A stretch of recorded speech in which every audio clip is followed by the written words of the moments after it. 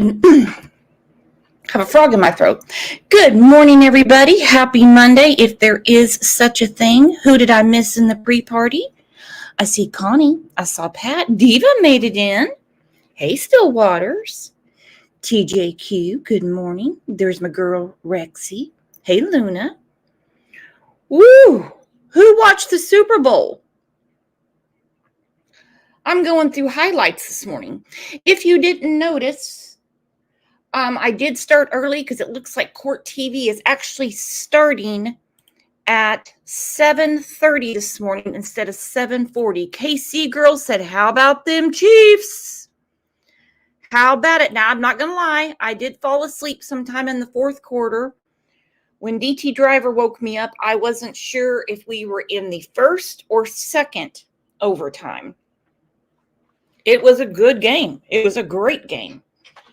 Woo-wee. Real quick before I get back to the Chiefs and, of course, on to Harmony. On Friday, another channel was whining about me.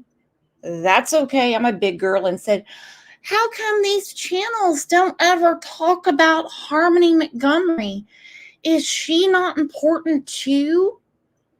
We have a whole playlist about Harmony. We didn't just start streaming the trial last week to be cool. We have followed since the beginning.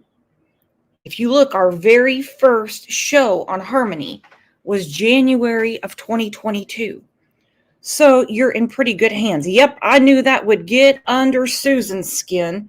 She said, oh, FFS, really? Some people really need to think about getting a hobby. They really do. It's crazy. It is absolutely crazy. Let's take a second. Digital Missionist said, do you think you're cute with that duffel bag in your graphics? How dare you exploit this child's death? Sick. This is not to exploit Harmony. This is part of the evidence. He put her in a duffel bag. If you have read any of it, Digital Missionist, and continued to eat his breakfast at Burger King. It is a reminder to how sickening this man and his wife, Kayla, truly are. This is how uncaring, how depraved, how horrific they are, and how sad Harmony's life truly was.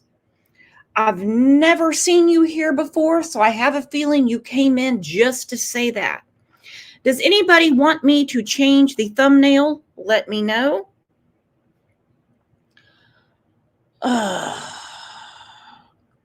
And she fed the babies right next to Harmony. Exactly. Lana said, watching Kayla's testimony was gut-wrenching. Yeah, it was, and I'm not quite sure what to make out of the sudden migraine she got at the end of the day. Now, I know some people will say, they say, I suffer from migraines. They can come on at any time. It's a little hard for me to sympathize with step meth, knowing what they put Harmony through, because as innocent as she wants to act, she was part of it.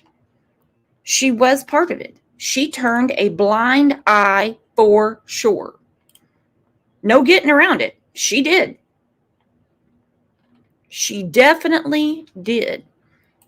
Let's take a second and tell all of our friends happy Monday. Go Chiefs. Sorry about your 49ers. However you want to do it, welcome your neighbor.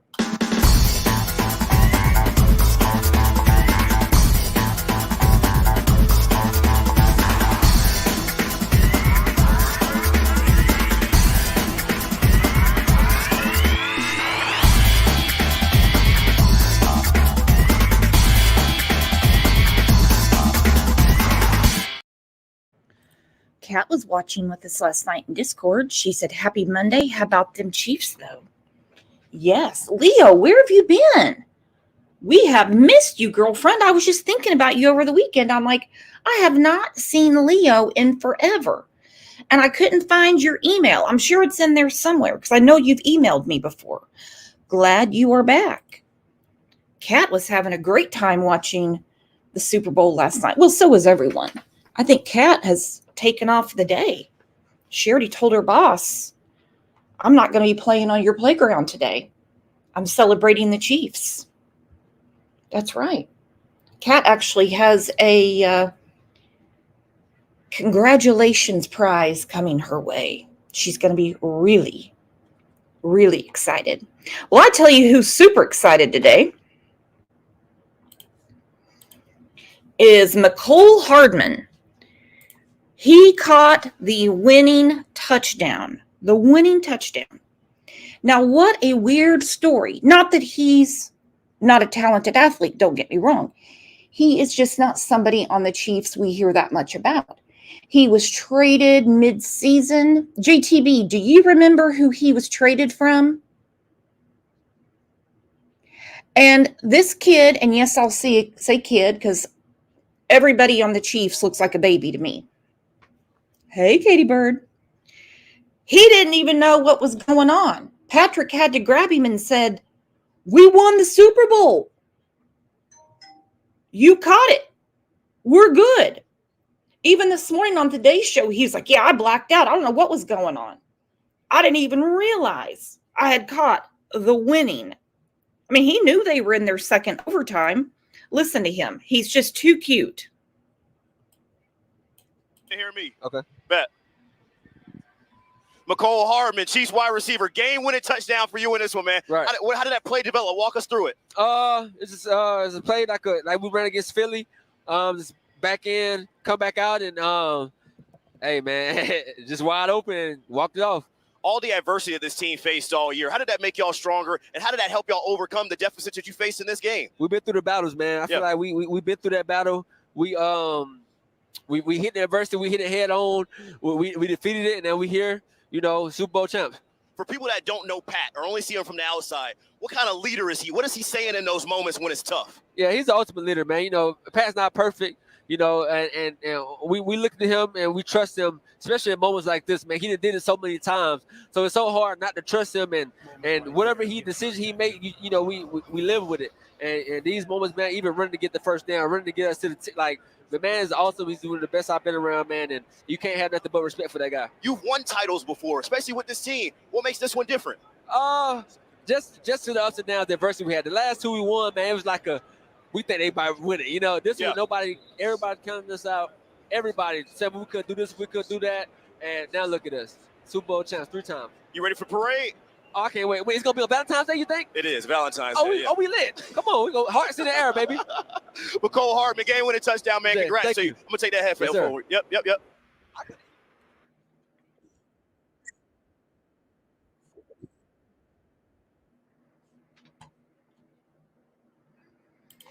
Okay, which one of my KC friends is going to the parade on Valentine's Day? Because I must have pictures. KC girl, are you going? JTB, are you going? Who else is in KC? OJ doesn't do good in crowds, so I don't believe we are going to drive up for that. So humble, too. Yes, just me. Said video if possible. Woo! KC girl said, I am going. Girlfriend, here is my email, or you can find me with the same name on Facebook. Let me know. We have got to see this. This is one of my favorite pictures from yesterday. That's Patrick after the game. I think he deserved that because we could admit that the first half didn't look like things were going our way. My understanding is Andy Reid didn't even address the team at halftime. It was Travis Kelce. And that KC girl said, I got you. I got you. Yay. Thank you. And that heated exchange we saw between Travis and Andy Reid on the sidelines, He was upset about not getting the ball or something. Some people are taking up for him, going, look, this is a Super Bowl. This is heat of the moment. These guys get mad at each other. These guys yell at each other. Some people are saying he should have been benched. Now, come on. Do you really think the biggest game of the year, Andy Reid, is going to get his feelings hurt and bench?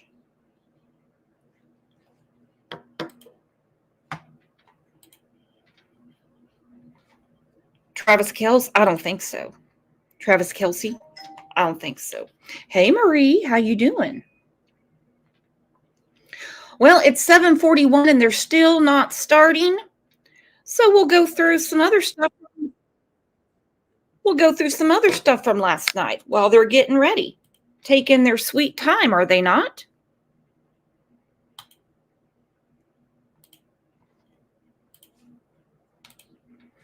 Here again is the man of the hour, Mecole Hardman. I just love how humble he is. Oh my God.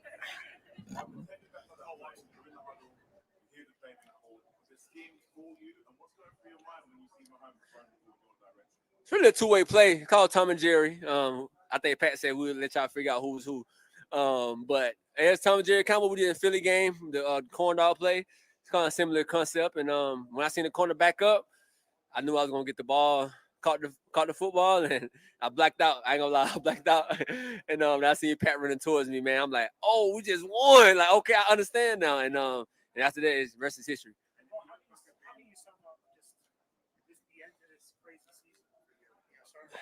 Man, roller coaster, man. I mean, it's a lot of ups and downs. Going through a lot, especially with an injury. Trying to start over with a new team and didn't really play. And KC welcomed me back with open arms, and now to get here to the Super Bowl and the end how it ended, I don't think I want to know other way.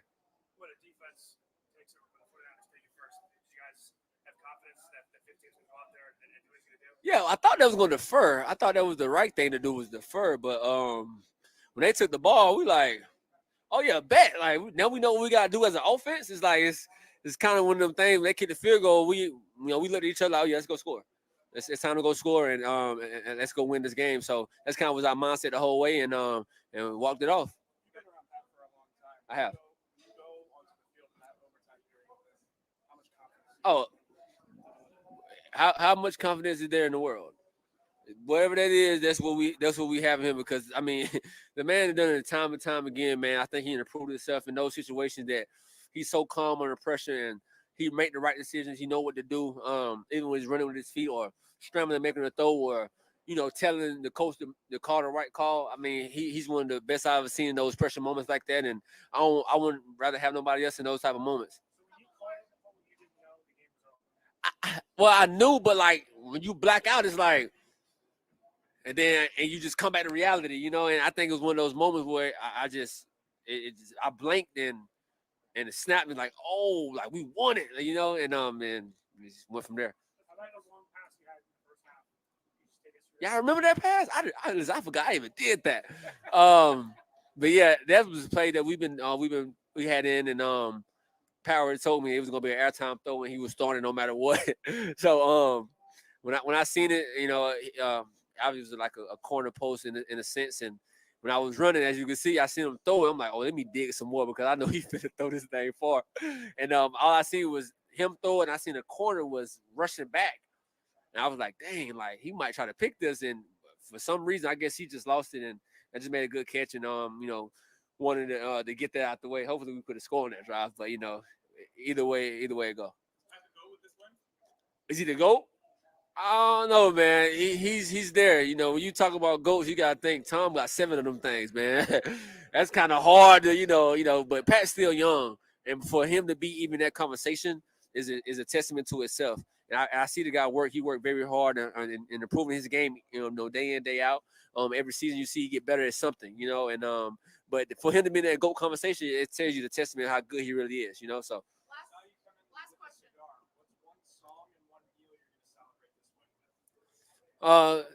Meal, my girl might cook, I don't know what she gonna cook. I'll make her cook something though. Maybe lasagna or something like that.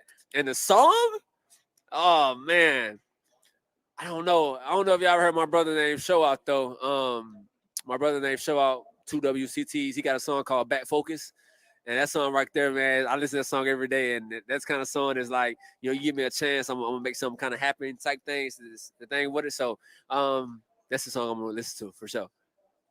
Appreciate it. Thank y'all. Can I take this Gatorade?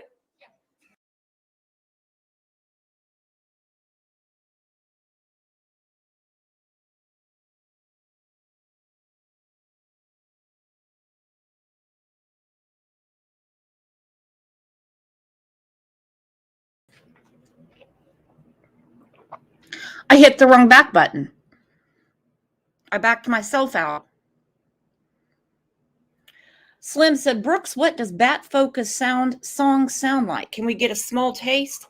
Well, that shouldn't be too hard to find since he used a national audience to talk about his brother. Now, I'm getting a little nervous about today's court proceedings.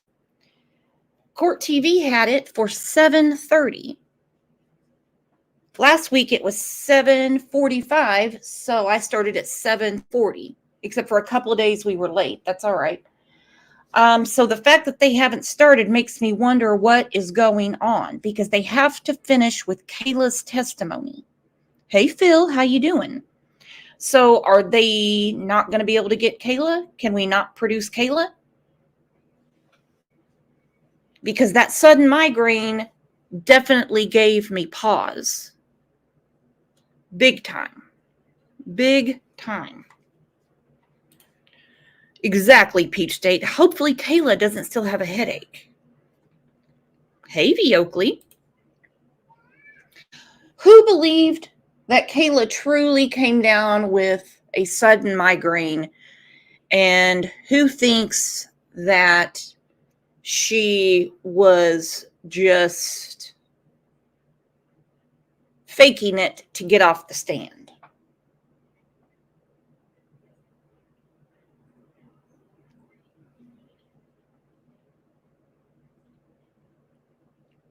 I've never had a true migraine, so I couldn't tell you. But it seemed a little too convenient for me.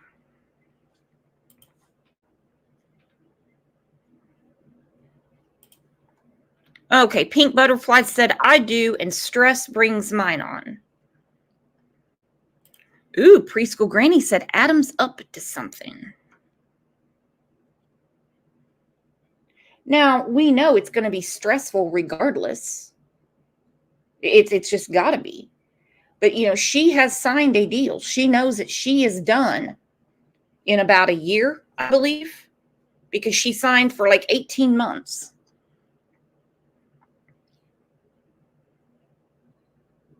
So what made her nervous? Was it the defense attorney saying to her, your deal can go away? Mrs. Pete said, maybe Adam wants to show up today. Wouldn't that be a special thing?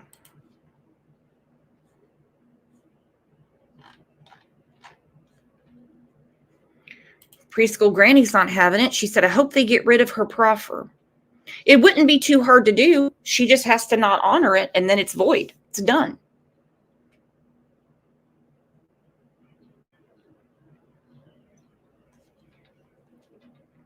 Then they're going to charge her for other things.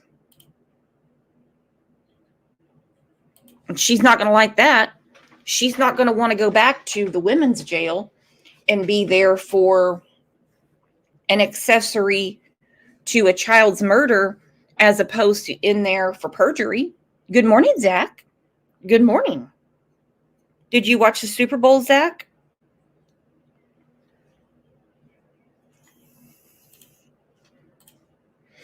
Beth said, to be honest, the defense attorney gave me a headache too. I had it all weekend.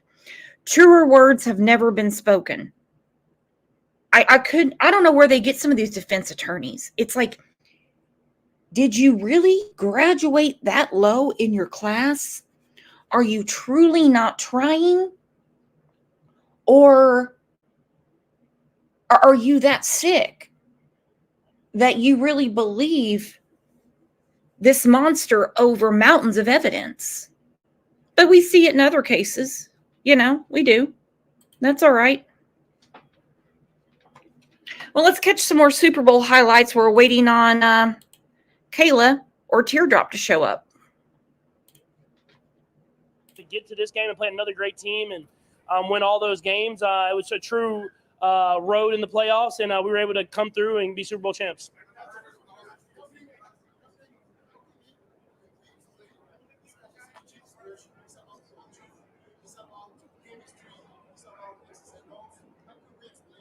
Yeah, so it's culture, man. I got brought into this culture. Alex Smith was leading this team. They had the pieces in place, and Coach Reed was the ultimate leader. And I got brought in, and I just kind of try to exemplify that and keep pushing to be even better. And that's why in moments like this, guys come through, and it truly is special. It really is special just to be able to say we're back-to-back champs.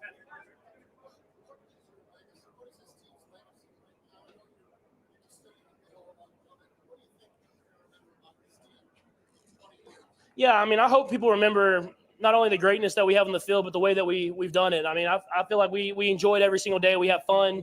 We play hard. And it's not always pretty, but we just continue to fight to the very end. And I know you get fatigue of the team sometimes, of one team winning, but we try to enjoy it and just enjoy the moment that we have together and enjoy just kind of what we can do every single day to bring the best out of each other.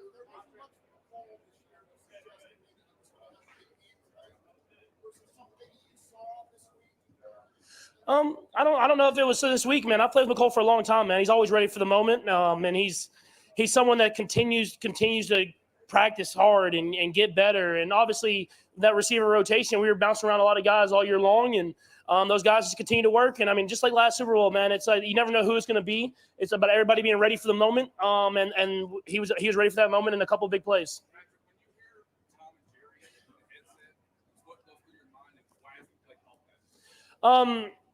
Yeah, the play call, I think it started because Clyde was the first one to run it, and Trav was the other guy, part of it. So it was like Tom and Jerry, that whole thing. It was that's the concept of the play, and then the motion was the exact same motion that we ran in the Super Bowl last year, and they actually covered it pretty well at first, and then I kind of looked back and looked back to them, and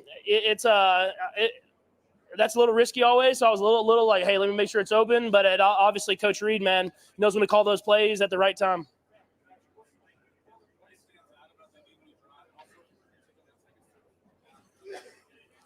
Yeah, that was the play. I mean, we calling the timeout I thought was important for us to go over there, discuss what we wanted in that moment. And we all agreed on that play. I knew before the play, it's more of a man design play where Kels kind of comes from behind the line of scrimmage. And I talked to Rasheed about maybe if you can't set the little rub, if you can kind of set up open. And with them being so focused on that, it opened right open for me to run. And I knew I was going to get a yard. So I actually got down on that one, and we were able to get that first down and keep the drive going.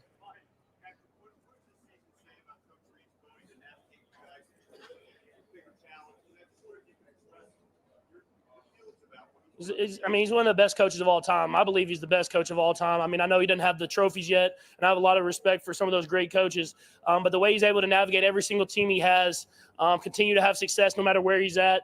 And for me, he brings out the best in me because he lets me be me. I think that's important. Is he doesn't try to make me anyone else. I don't think I'd be the quarterback that I am if I didn't have Coach Reed being my head coach.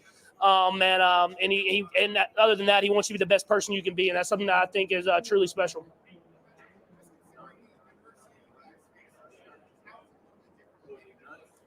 Yeah, I think it means more, man. I mean, to be able to battle through that adversity and come out better on the other side, and I think it prepared us for the playoffs. Obviously, we've had a lot of great playoff runs, but this is going to be up there because just the way that we kind of continue to battle whenever times weren't great.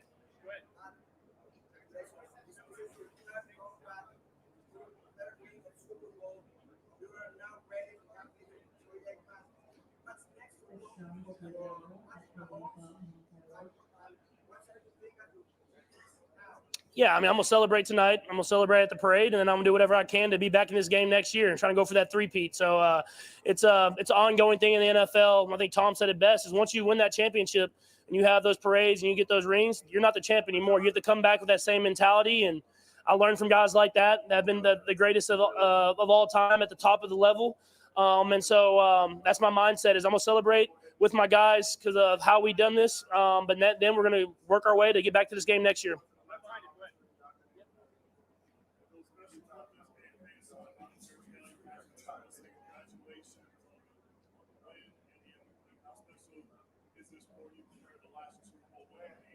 Yeah, I think the biggest thing for me is the way we did it. The battle throughout the middle of the season, to continue to have that mindset of we're going to continue to believe.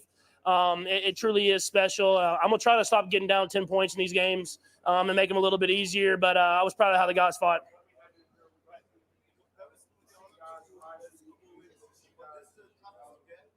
I mean, they're all tough. I'm not gonna like one's tougher than the other. It takes your best. And I think for me personally, it was just battling through adversity throughout the season.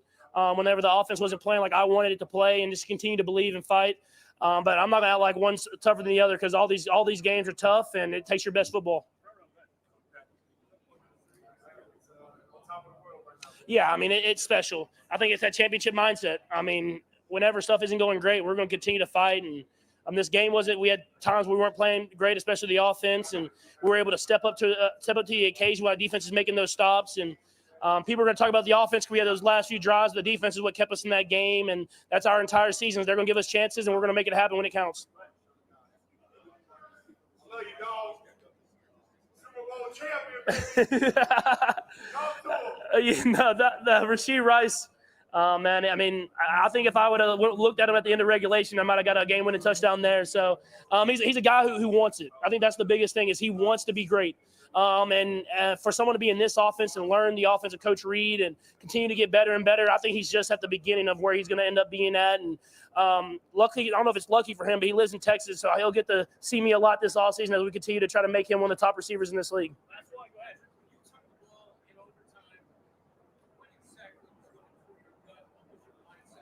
I mean, that's a great football team, but once they stopped and held them to a field goal, our mindset was go win the game right here. Once we got that ball, we fell short in regulation. We're not going to let it do it again. We're going to go out there and win the game. Defense got the stop, and we were able to do that.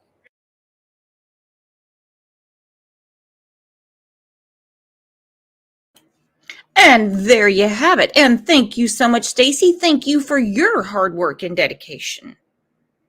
You are such a wonderful friend and such a wonderful supporter of all these victims in this channel. Thank you so, so much for that. It looks like they are filing into court now. Let's look at what some legal experts said over the weekend about Kayla. At this point, we know the defense is doing everything they can to paint Kayla Montgomery as a dishonest person, as a liar. On Friday, we watched them bring up the perjury charges she's currently in jail for several times, with legal experts saying what happens tomorrow depends on how the state chooses to move forward with the evidence they have. Kayla Montgomery spent more than 6 hours being questioned by prosecutors and being cross-examined by the defense. Kayla says Harmony's death was the result of violence over bathroom accidents she was having, telling the courtroom Adam repeatedly punched Harmony in the head on the day she allegedly died in 2019. Adam Montgomery is accused of killing Harmony and hiding her body. Legal expert Patricia LaFrance tells us next the state will get to redirect. They'll ask Kayla questions about some of the statements she made on Friday.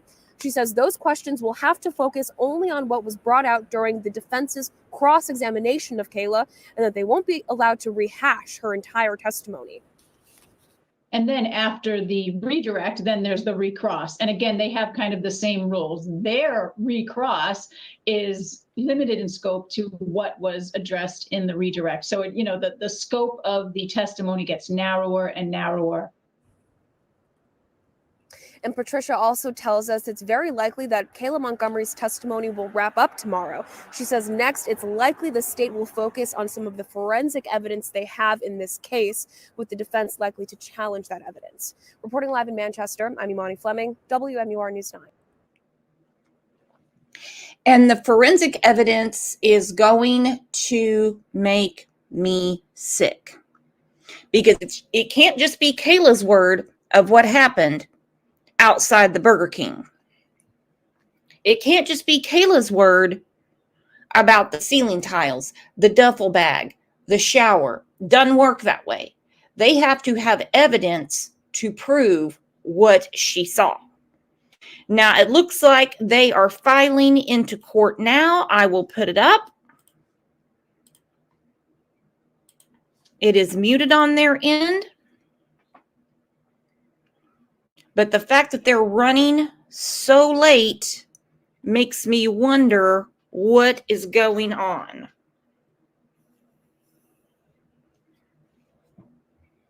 I mean, this is a huge case, not just for Manchester, the state of New Hampshire, the state of Massachusetts, but nationwide. People have been keeping up with this case. Just all of the, how could this happen to this little girl? How could so many people fail one child? It's not the first time we've seen all the adults fail a child, and sadly, it's not going to be the last. This has a totally different scope to it, though, as you know. Totally different scope. I can't really say how I want to describe it because, well, just not in the mood to get dogpiled this week. Just really not. Good morning, Mama Kay. Good morning. All right, we should have sound in a second, so I am going to mute myself unless our friend Susan wants to come up or anyone else and give me your thoughts on what we have seen thus far from not just Kayla, but all the witnesses. Good morning, baby Harley. Now, hold on, Christina. She won a lottery thing for the football, $200, and she didn't even watch. It was for a prom thing for a local high school. Well, my goodness, Christina, you lucky duck. I never win anything. Let me think. Have I ever won anything? No. Well, you guys would be the first to know. I wouldn't care if it was a free can of corn. I'd be like, look what I won. Oh my gosh. This never happens to me. That's amazing. Good morning, Connie S. How are you? We missed you last night. We were watching the game in Discord. Well, good morning, Madam Secretary, you lucky duck. I just thought I'd start the day off with like a positive thing. So, I'm a special ed teacher. So it was a kid that I started working with when he was in kindergarten, and he actually could have turned out like Stacy Wondra in terms of his behavior disorders, but he didn't. He turned out to be a really good kid, got into sports and just kind of a regulated life. Anyway, so he graduates this year, and he came to me and asked me if I would just buy 2 spaces on this ticket. I had absolutely no idea. I've never done one of those before, but it's like a, I don't know, 10 by 10, and then they put different numbers at the top. And I'm not a gambler. But anyway, so yeah, I said, okay, I gave him $40. And, I didn't expect to win. I just wanted to support because it's for post-prom. And seniors are in charge of post-prom. So I never expected to see it again, or, it was just a donation. And then I won. So I don't know. I'm glad the Chiefs won. Go Chiefs. I'm sorry for the 49er fans, but my husband says it was a good game. I didn't watch. So I just had to share a happy moment. And the $200 I'm just donating back to the post-prom so they can do something maybe a little extra special. But that is so sweet. And you know what? He probably turned out the way he did because of your tireless work and efforts with him. I don't know. I worked with him for 8 years. So by the time he made it to 8th grade, he was in pretty good shape. But anyway, I hope you all have a good day. This is going to be really, really tough, but I'm going to be there. And now, since you're in the hot seat, I am going to get your opinion on a couple things. And remember, she has never interviewed any of these people. She's watching it from the same vantage point. She just has a little different education and experience in her back pocket than yours truly does. What on earth do you think is wrong with Teardrop? The drugs. I really do. I think the drugs have kind of fried his mind because they caused him to be really paranoid and really, it's possible he has, I don't want to diagnose, but I would say maybe there's some schizophrenia in there, but there's definitely paranoia. He thought little baby Harmony was evil. So there's definitely some delusions in there and imaginations. But man, heroin and cocaine, which I believe is what she said they were using, can do just an absolute number on you. So, because he has been evil for years and Mhm. years and years. Sparrow put me in my place. Thank you. It's more like, what isn't wrong with you? yeah, true. Because we have come across some evil critters over the years. We Mhm. have come across, and usually it seems like even with children, and there is no excuse, none. Don't even read into this in any way, shape, or form, that there's always a selfish motivation. There is a boyfriend, or mom wants to go to the club. There's something like that. This guy is just pure evil. Agreed. And for some reason, Kayla was obsessed with him, and that's how she's where she's at and how Harmony is. Do you get the feeling that she might still be attracted to him, in love with him? Yes. Yeah. Okay. Absolutely. Now, do you think her migraine on Friday was real? I do. Okay. No, I do, only because that's how quick they come on for me. It can be anything that triggers it. Stress, definitely. Sound, sight, smell. I don't, she could have had a different lunch than she usually did with additives. I mean, there's just so much. But yeah, mine come on pretty quick and they get pretty bad quick. So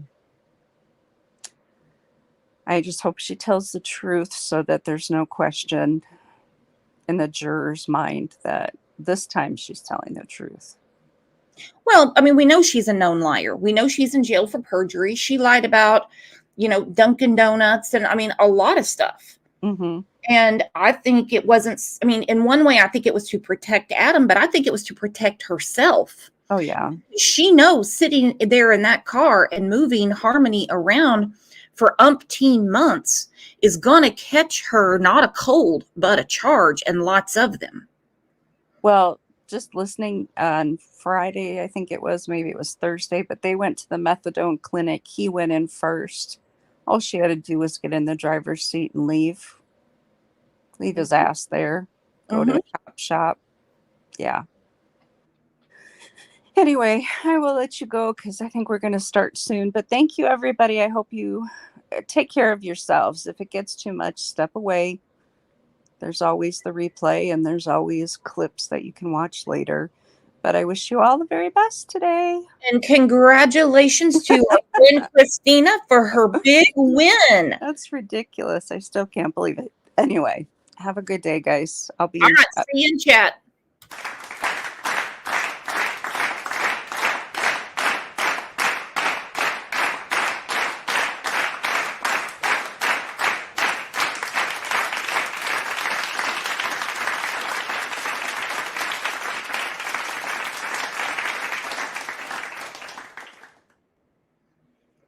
Yeah, again, if I ever win anything, you guys would be the first to know.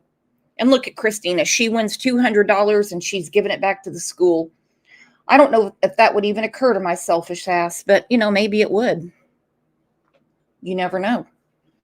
Well, they have the camera panned out the door. So who will be walking through it? Rumor has it that Teardrop is in court today. I just heard that from two Boston moms. I haven't heard it anywhere else. Where did you hear that, two Boston moms? Was it on Court TV or one of the local stations? In a way, I don't want him there because it would be intimidating for Kayla and she might clam up. But in another way, I want him there every day, especially when they're going through the forensics this week. Slim's always a big winner at bingo. Slim said, I didn't give my 110 bingo winning back to the bingo people. I'm selfish.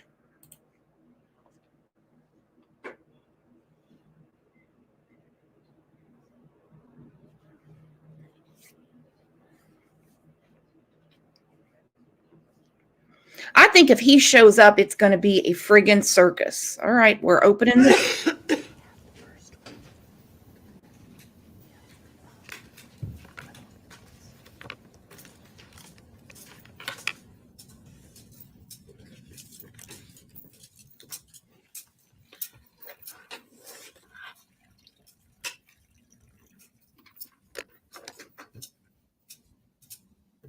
Be careful the wires there. Right, if everyone's ready, please rise for the jurors.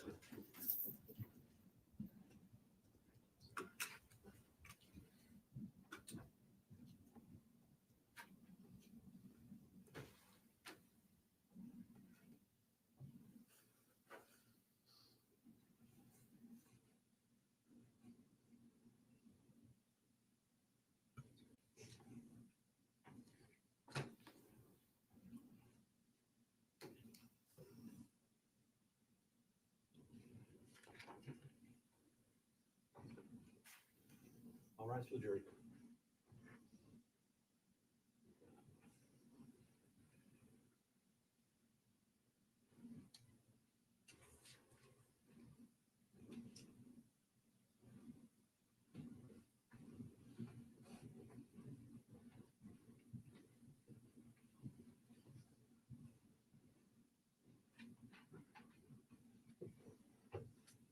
You may be seated. Ms. Montgomery, I remind you, you are still under oath. Yes.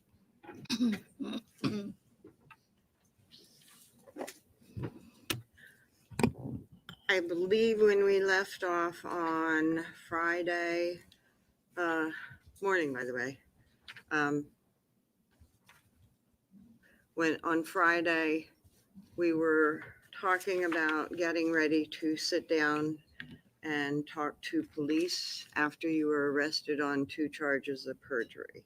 Yes.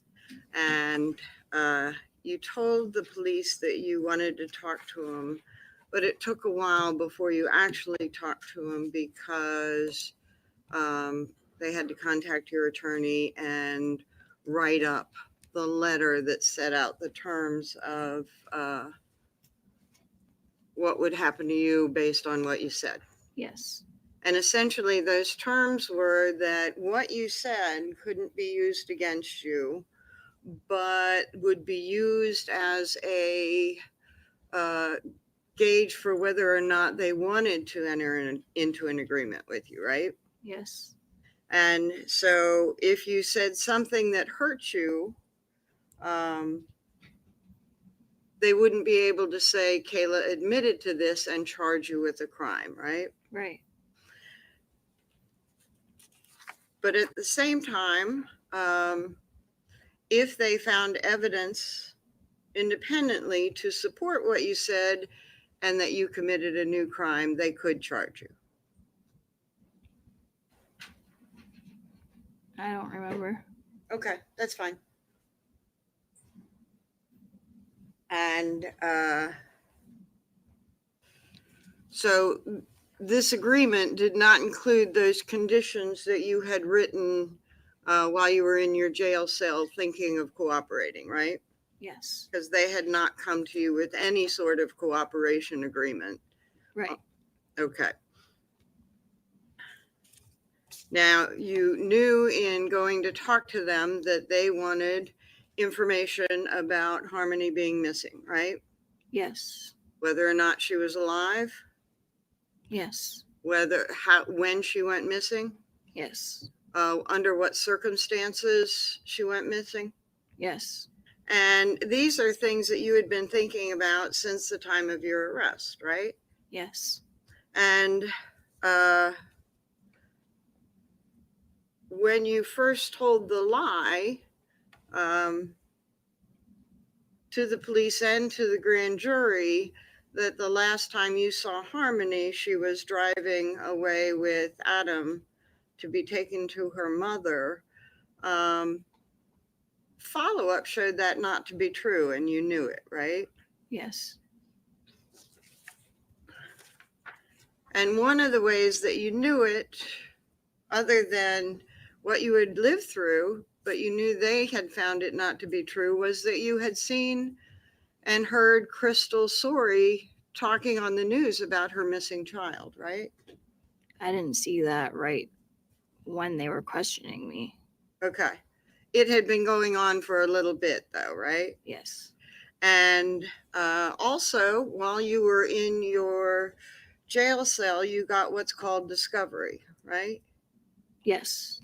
And that is police reports and searches and the results of all that stuff that is sent to you as a part of you being charged for a crime, right? Yes. And that discovery included the investigation into Harmony being missing. Yes. And it included the charge of the reports and stuff on the charge of second-degree assault against Adam. Yes. And so you knew what people had said to the police and stuff about that second-degree assault charge. Yes. And you also knew that the charge was for Adam striking Harmony in the face. Yes. And you knew that there was a claim of black eyes from that, right? Yes. And when you told the police your story of what happened to Harmony, the allegation that you had was striking her in the face, right? Yes. And you included a story of black eyes. Yes. All right. So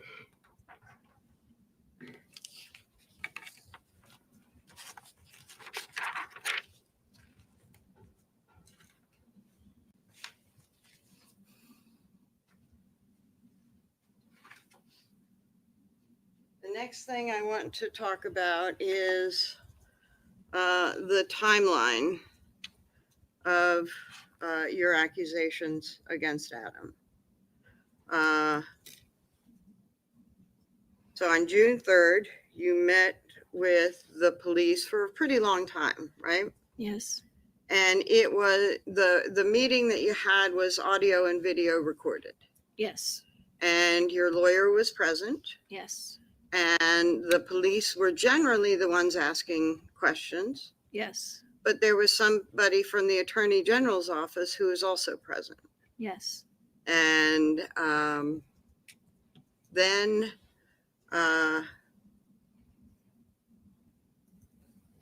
after that interview, and it was fairly long, right? Yes. There was a break in between, but between the two of them, it was really long. Yes. And then you got booked for the perjury charges. Yes. And during booking, you said something to Detective Dunleavy about Portland pie. Yes. And that Adam had taken the body to Portland pie from the freezer and then returned it to Union Street later. Yes.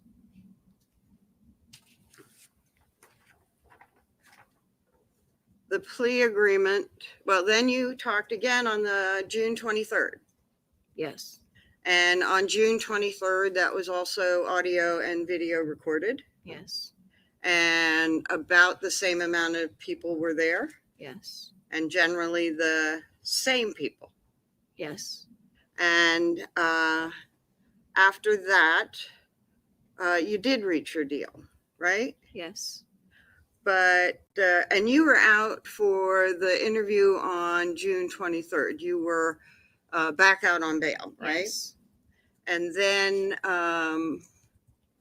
as we talked about, sometime in September, you got arrested and reincarcerated. Yes. And then sometime after that, you and your attorney you got an agreement with the state. Yes. And under that agreement, you could serve a minimum of 2 years.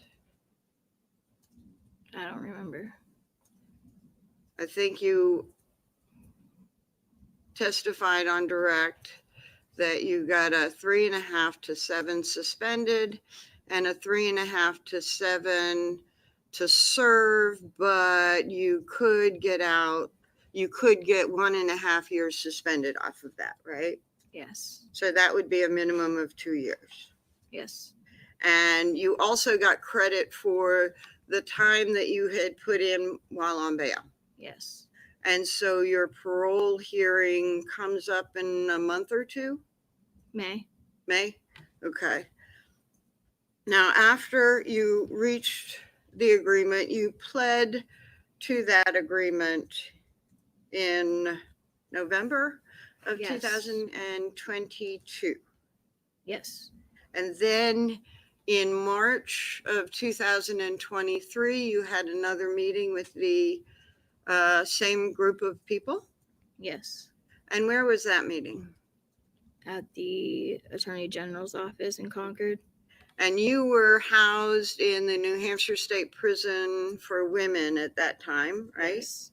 And you were transported from the prison to the Attorney General's office to talk to him. Yes. And that interview was also recorded and video recorded. Yes. And generally the police were asking the questions, Yes. and the prosecutor from the state might ask a few, Yes.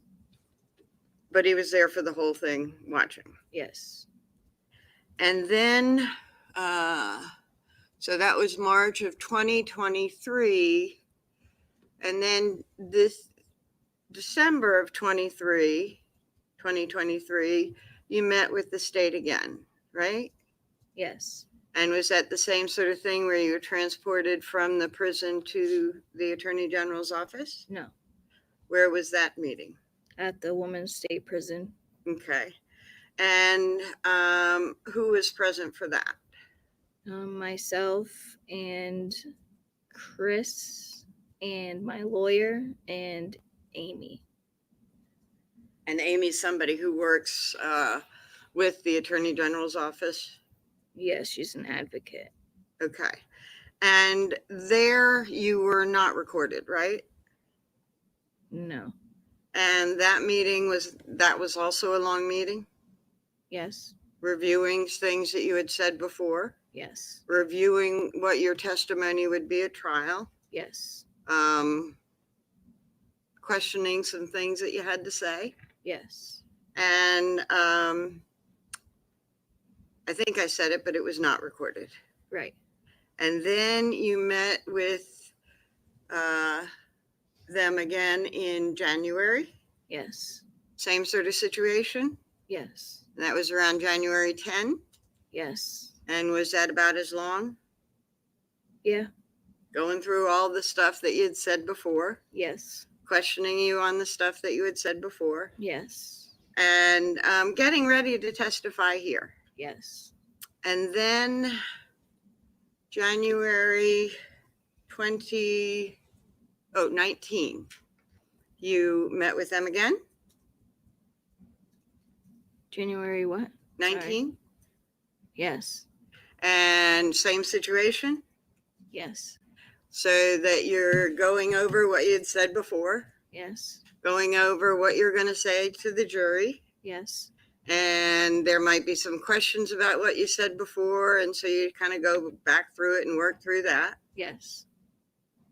And that was that it as far as meetings? Yes. Okay. And during all that time, you had plenty of time to review in your mind your memories and talk about things that you had said. Yes.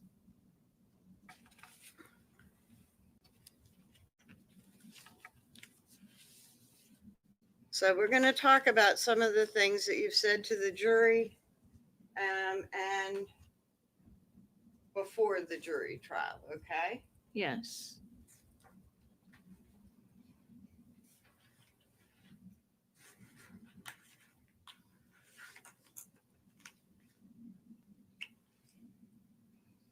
So you talked about after your eviction, which was November 27, Yes. you lived in your car for about 2 weeks. Yes, a few weeks.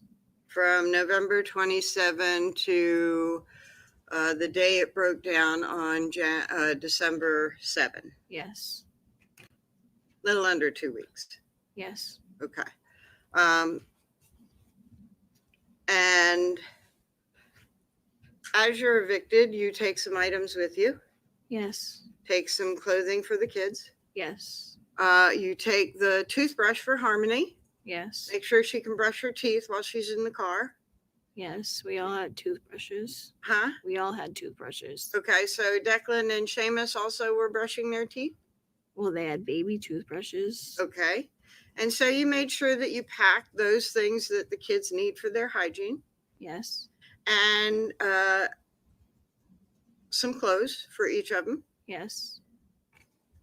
in addition to what they were wearing. Yes. And then you probably got some extra bibs and stuff for when you're feeding Declan, Yes. and diapers, Yes. and food. Yes. Okay. And extra underpants for Harmony. I don't remember. Okay. You had outerwear for the kids, Yes. coats and shoes, Yes. and socks. Yes. And the next day was Thanksgiving.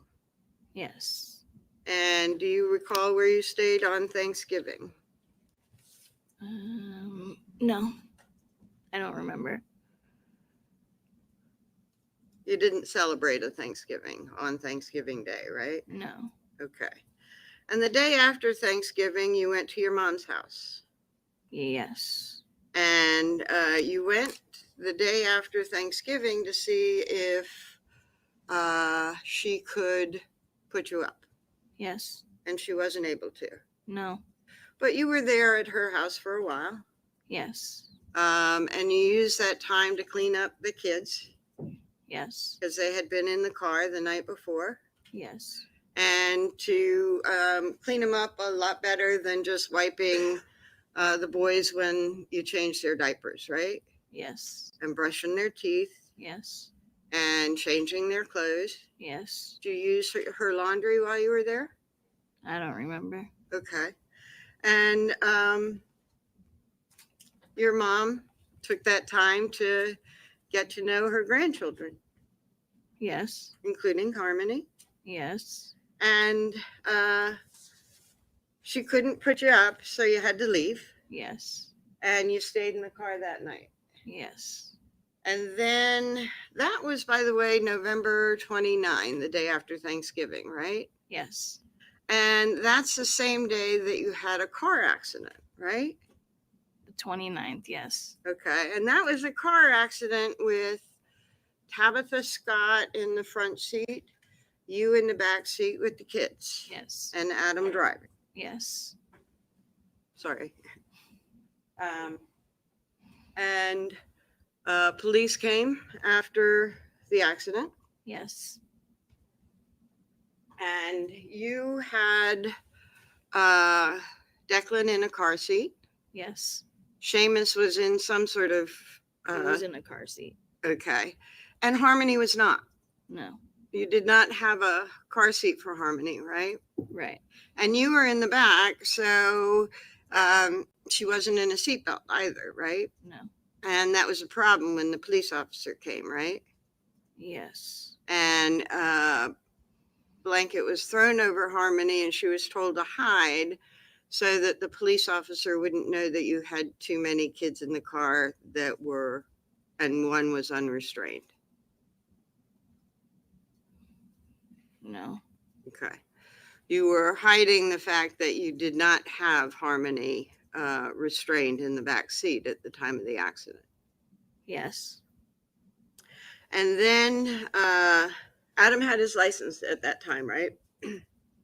I don't remember if he lost it then or not. Okay. Well, he was able to drive away from there after the police officer talked to you all, right? Yes. So he probably had his license, right? Probably, yes. Okay. And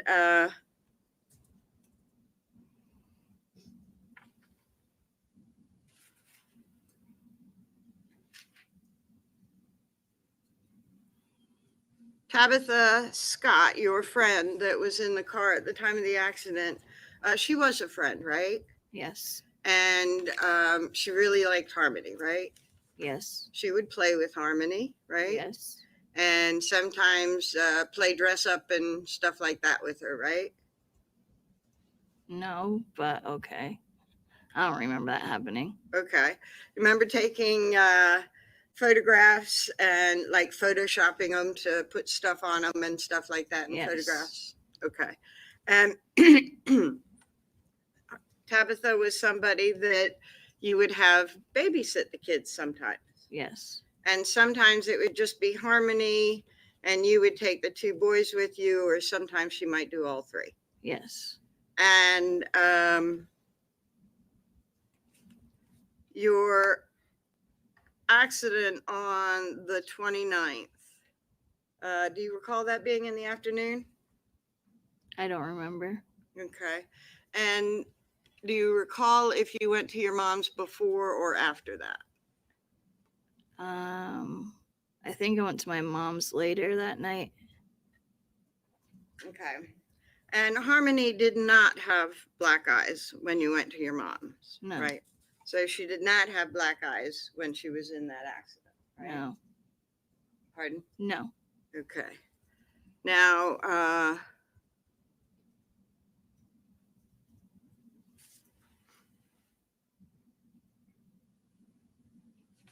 December 1st. Well, that was an accident on the 29th. And you made up a lie about November 30th. What did you actually do on November 30th? I don't remember. Okay. How about December 1? Do you know what you did that day? No. Do you know where you stayed? In the car? Do you know where the car was? No. Was it at Colonial Village? I remember that's where we would normally park and sleep in the car. Okay.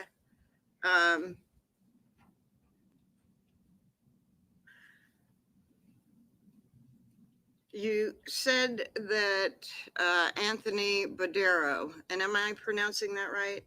Badero? Yes. Okay. That he would come down to the car while you were in the parking lot. Yes. And I think that you said that he would give you drugs. Yes. And that he would see Harmony during that less than 2 week period that you were in the car. Yes. And that he would come down, she would wave to him. Yes. And he would wave back. Yes. And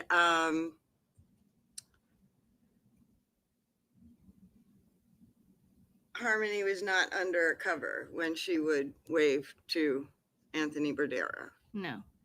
And she was not hidden from public view or Anthony Badero's view when he would come down in the morning. No.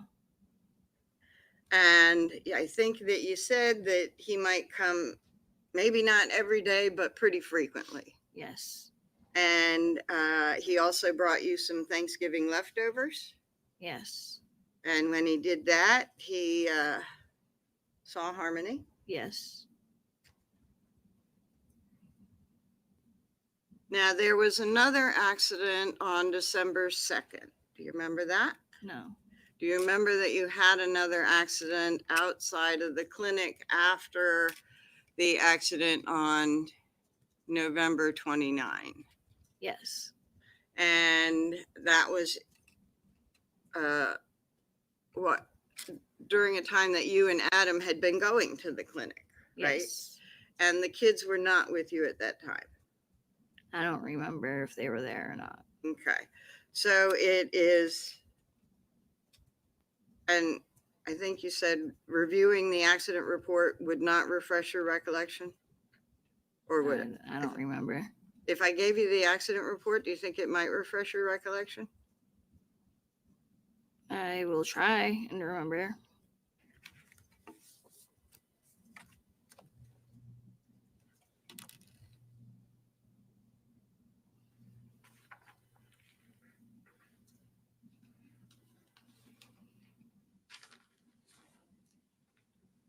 I've got a 1, 2, 3, 4-page document, and I've actually highlighted the date on the first page just because there's so much information. But do you think if you review the accident report, it might refresh your recollection that your kids were not in the car? I remember the accident, but I don't remember if the kids were in the car or not. Okay. Even looking at this, I don't remember. I just remember we were in an accident outside the clinic. Okay.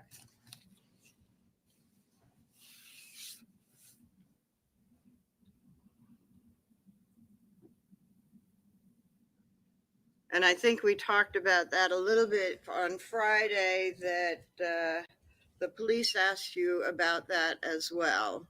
Yes. During your interview, right? Yes. And that you said that maybe Tabitha or maybe your mom was babysitting the kids. Yes. So if you were in the accident and the kids were not with you, they would have been with somebody that you trusted to babysit them. Yes. Harmony would not have been hidden from whoever that babysitter was. No. Harmony would not have been hidden from public view. No. Harmony would not have been hidden under a blanket. No. Now, do you recall it snowing at all while you were staying at the Colonial Village parking lot? I know that there was snow on and off. Okay. There was actually a bit of a storm. Do you remember that? Yes. Okay. And that was when you were parked at Colonial Village. Yes. And did you go inside to the Badero's residence during that storm? I don't remember going in there. Okay.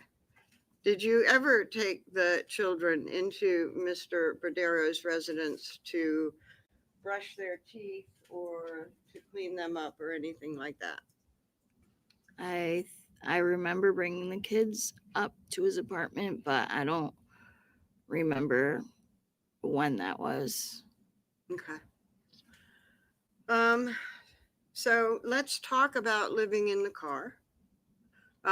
You got a couple of boys that are quite young. Yes. One is about 11 months. Yes. And your other son was 2.5-ish. Yes. And they can only stay in the same position one time for a certain amount of time, right? Right. And then they start getting pretty rambunctious, right? Yes. And fussy. Yes. And Declan, if he gets fussy, will cry. Yes. And that'll make Seamus cry. I don't remember that. Okay. And Harmony also, maybe not as rambunctious, but would get pretty fussy about being in the car for a long time, right? Yes. And so you would try and find ways to entertain them. Yes. And one of the ways that you entertained them was to go to a public place like maybe the mall, just to get them walking around inside for a while. Yeah, I don't remember that. You remember losing your phone at the mall while you were walking, you and Adam were walking around with the kids? No. Okay. One of the ways that you would entertain them was to take them to places like Walmart when you were shopping for more food. I don't remember going there. Okay. What were the ways that you entertained them? I don't remember what we did with them. I just remember living in the car. Okay. But you didn't have the children in the car 24/7, right? I don't remember. Okay. Did you play or take them to walk on those balance beams and stuff on that little play center at the back of the parking lot at Colonial? I don't remember. Okay. Let's talk about the food that you had. You would eat things like tortilla wraps, Yeah, we had tortilla wraps. bananas, Yes. peanut butter, Yes. apples, I don't remember apples. baby food, Yes. cereal, Yes. formula. Yes. And if you had cereal, you had milk. I don't remember keeping milk in the car like that, but Okay. possibly. So if you had baby cereal, Seamus would just eat it dry. Yes. And what was Seamus eating at that time? He was doing a mix of baby food and real food. Yes. Okay. And sometimes you'd feed him your food, Yes. little bits, right? Yes. And you'd have to make sure that he took it and put it in his mouth, right? Yes. Instead of dropping it on the car floor. Yes. And Declan had formula. Did he also Baby food. baby food? Yes. How about the cereal? No. So you would have to turn around and feed Declan in the back seat, or would you put him on your lap and feed him in the front seat? I'd turn his car seat around so that he'd be facing that direction so I could feed him. Okay. And diapers? Yes. So when Declan or Seamus would go to the bathroom in the car, they would be going Yes. to the bathroom in diapers, right? Yes. And Declan, his diapers didn't smell too much, right? Because he was still just a baby. I don't remember. Okay. But Seamus's diapers would smell, right? Yes.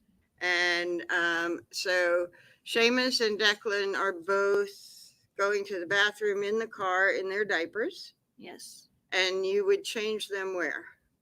In the car. And all the time? If we were just living in our car, yes. And then you would throw the diapers in the dumpster? Yes. And certainly in Colonial Village, you had a dumpster nearby. Yes. And then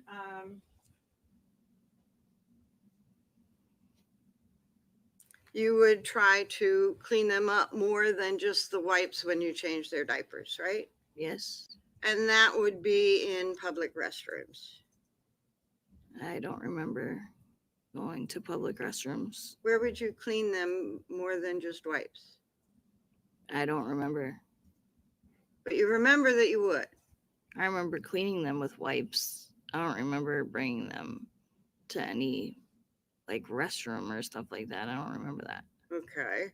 So you talked about going to your mother's on the 29th of November. Is that the last time that they got a thorough cleaning? I don't remember. Okay. Well, you wouldn't do that to your kids, right?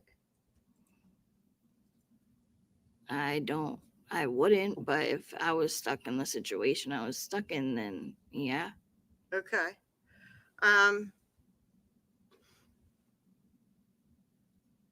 You had your own hygiene to worry about in the car, right? Yes.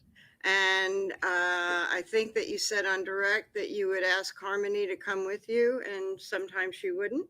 Right? Sometimes she would. Yes. And where would you go for your hygiene? If we ended up going to a gas station that had a bathroom. Okay. So one of the places that you used to clean yourself and Harmony up was public restroom in a gas station. Yes. Perhaps convenience store? Yes. Perhaps Walmart? I don't remember going to Walmart. Okay. So sometimes she would come out of the car with you and go into the convenience store and you would clean her up, right? Yes. and she would not be under a blanket. No. Right.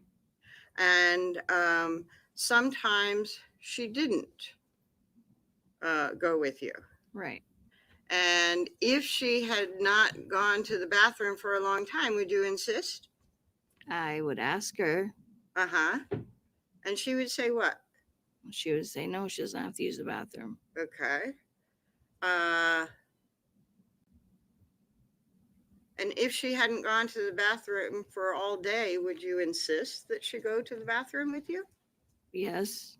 And when you insisted, did she go with you? No. Okay. Okay. Now,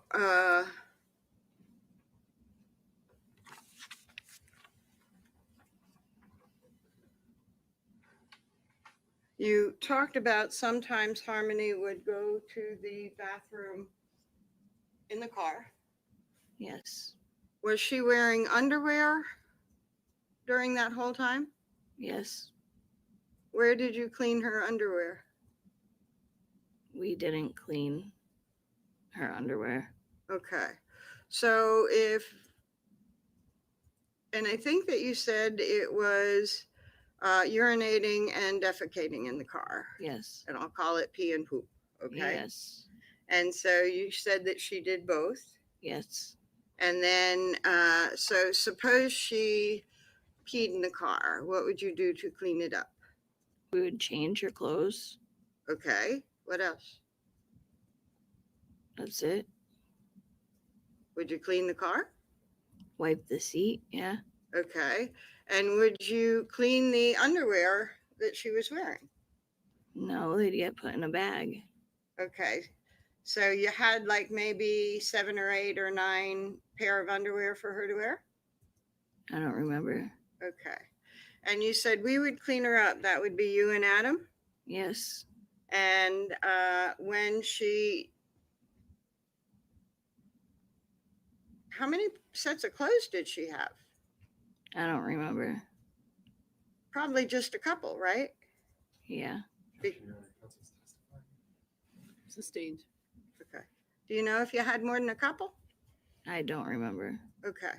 But if she urinated in her pants, you would have to not only change her underpants, but also her leggings, right? Yes. And do you know if you had a bunch of leggings as well as a bunch of underpants to replace them? I don't remember. Okay. And then when she pooped,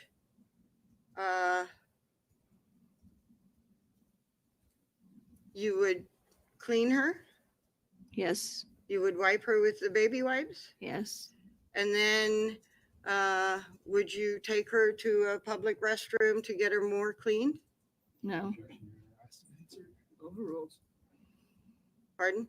I don't remember. I'm sorry. No, I don't remember. Okay. So,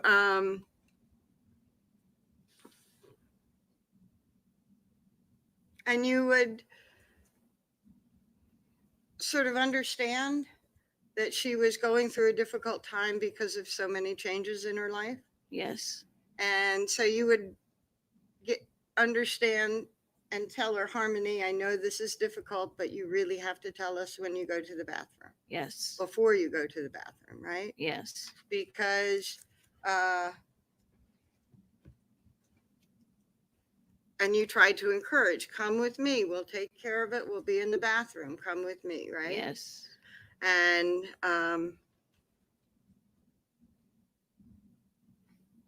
did you ever buy pull-ups for her when it became more than a one-time thing? I don't remember. Okay. Something you might have thought of, right? I don't remember. Okay. And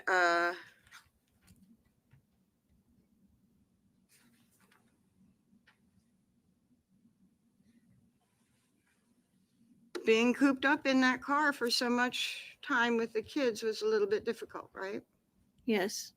And it was difficult for the kids too, right? Yes. So sometimes chaos would just erupt, right?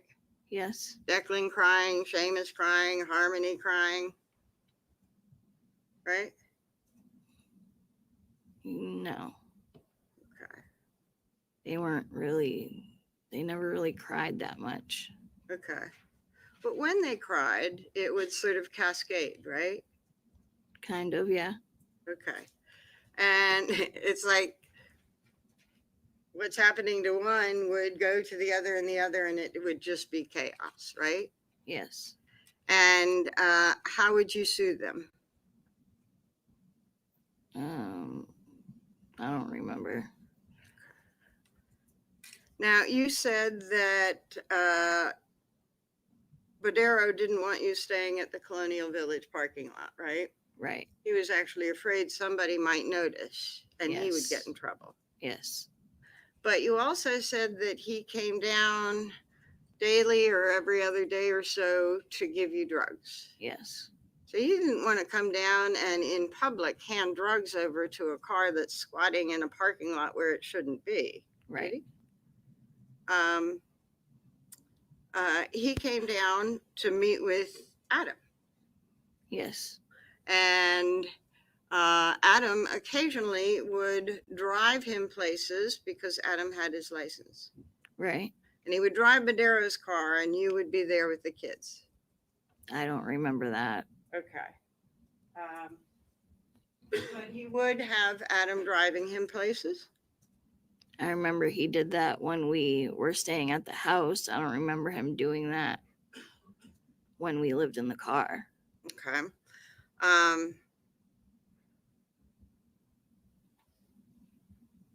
Well, Badero wasn't. Did you have money while you were in the car? Not really. Okay. So you pretty much had to count your pennies when you bought more food and stuff like that. Yes. And you couldn't splurge in anything because it was pretty tight, right? Yes. But when Adam would meet up with Mr. Badero, he would be able to get some drugs. Yes. And Anthony Badero was not giving him drugs for free. No. Right? Adam was doing Anthony some favors. I don't remember that. Hold on. Approach.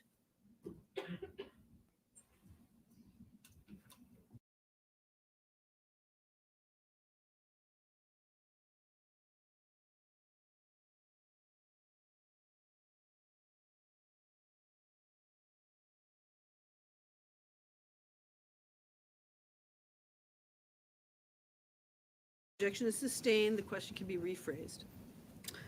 So when Adam and Anthony got together,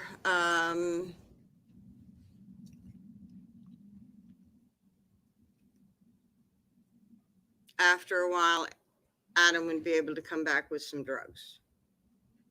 Not when we were living in the car. Anthony Badero was not giving out drugs for free, right? Overruled. Right? Sometimes he would, sometimes he wouldn't. Okay.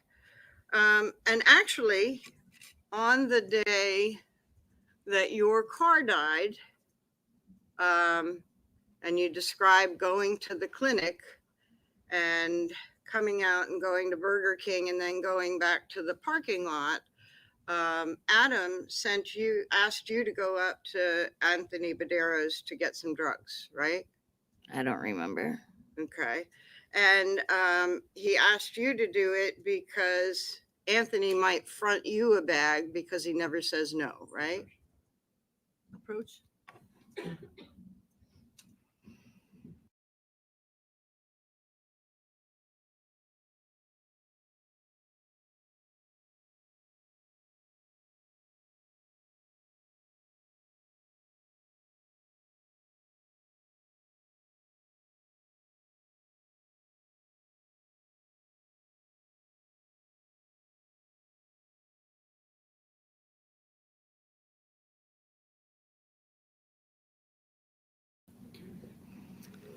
And that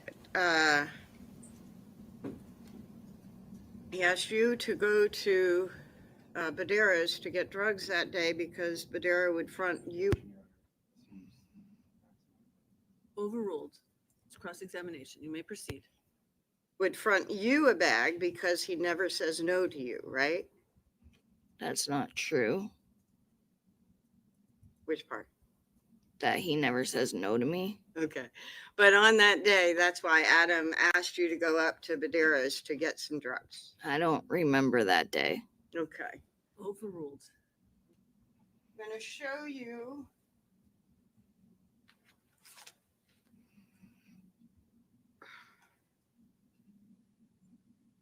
a copy of the transcript of the interview that you did with the police on the 23rd.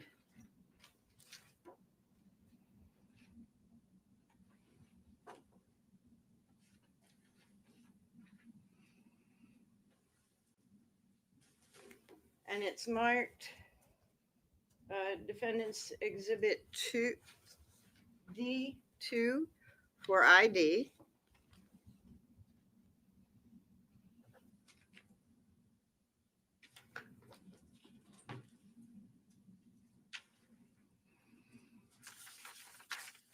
Could you say that? Could you just repeat the ID? Exhibit number D2 for ID. D2. Okay, D2. Thank you. So may I approach, Your Honor? Yes, you may. Okay. Now, we talked about your interview on June 23rd with police. I'll come up in a second, right? Yes. And that interview was recorded, right? Yes. And Detective Jack Dunleavy was there, Yes. and Detective Max Rahill, Yes. and a U.S. Marshal was there, Yes. and an Assistant Attorney General was there, Yes. and your attorney was there, Yes. and you were there. Yes. And that was June 23rd. I'm going to show you a copy of this transcript and point out some stuff so you'll know that's what I'm talking about, okay? Mhm. See the date Yes. and the people that were present. Yes. And so I'm going to point you to page,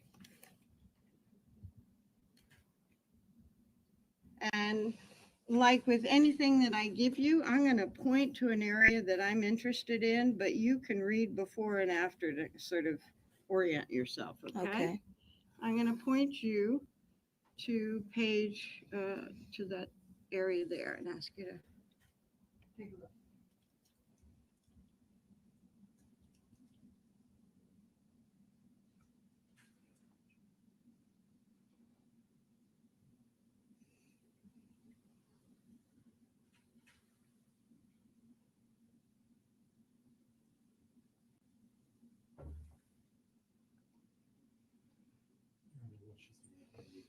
Yes?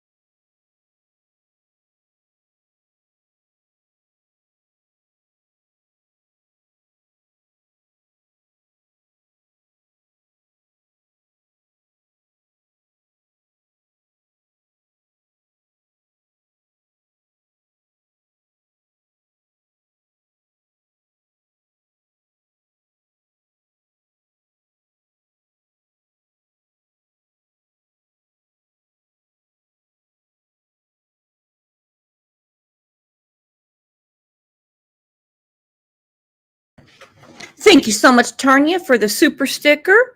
Me love you long time. Now, there is no way they could keep those babies strapped in car seats all day long. Harmony just sitting, looking out the window. They had to have gone places. You know, the park, the mall, the grocery store. They had food stamps on all the kids. Your recollection about what you did that day? Oh, they're back. I remember saying that, but I still don't remember that happen. I don't know. I don't remember that day. I don't remember that happening that specific day. I'm going to unpack that a little bit, okay? And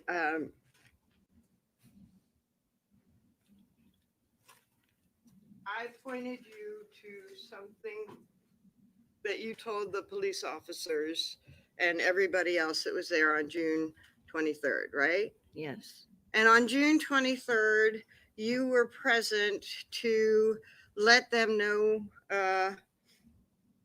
maybe to correct some stuff from June 3rd and talk more about what happened back in December of 2019. Yes. And they wanted you knew they wanted you to talk about your memory, right? Yes. They didn't want you to make something up, right? Right. And you had had plenty of time to think about it, right? Yes. And to remember what happened, right?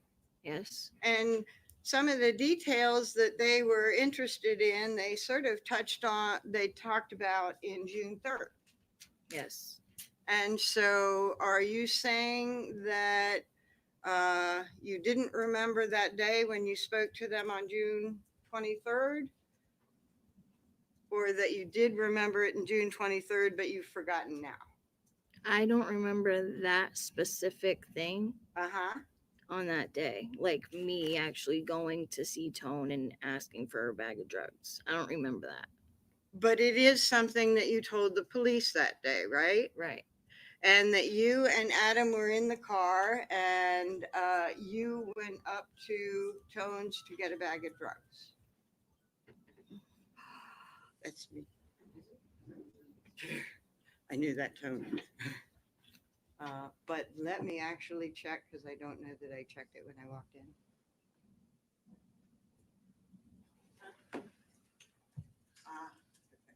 So it was not me, but if I could make sure mine's off.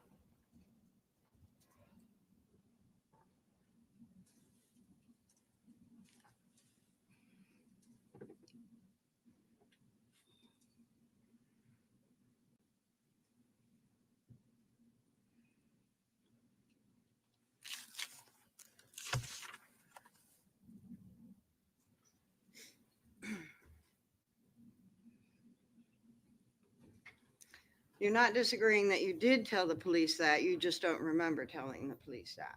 Right. And if you did tell the police that back in June of 2023, you would have been telling them, this is what I remember. Right.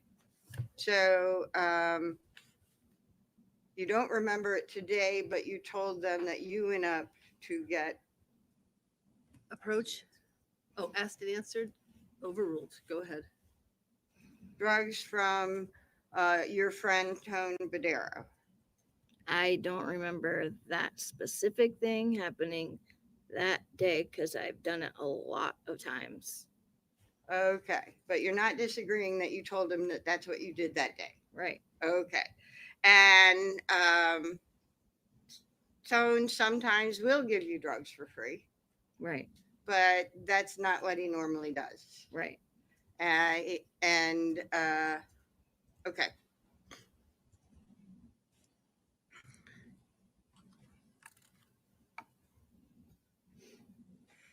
And throughout the time that you were in the car, Adam would do things to find ways to get money to buy drugs from Mr. Badero. Yes. And one of the ways that he did that was to do things for Mr. Badero. Not while we were living in the car. Okay.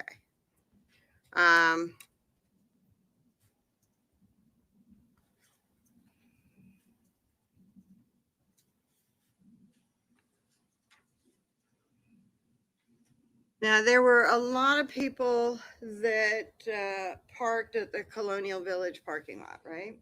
Yes. And it might not have a whole lot of people during the day, but in the morning before work and in the afternoon after work, it was pretty full. Yes. and you did not want to be noticed in the parking lot Right. because somebody might tell on you and you'd have to leave. Right. And you wanted to be there close to Mr. Badero's apartment. Yes.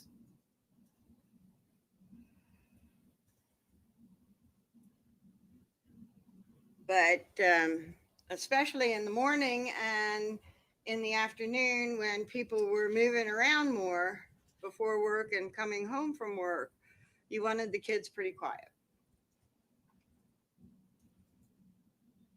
If they were quiet, I don't remember. Well, you didn't want your children screaming in the car, right? Right. You wouldn't want that cascade of chaos where Declan might cry and then everybody starts crying. That's not a normal thing that would happen. And you wouldn't want it to happen, right? Right. You would want them, especially during that time period, to be pretty quiet so nobody notices. I don't remember that.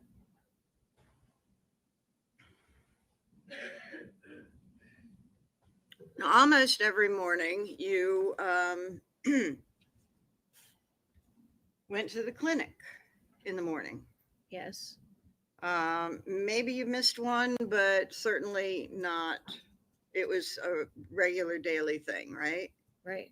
You would get up and you would leave the parking lot, go to the clinic, get your dosage, and then go off somewhere else. Right. Might go to Burger King. Yes. Might go to a gas station.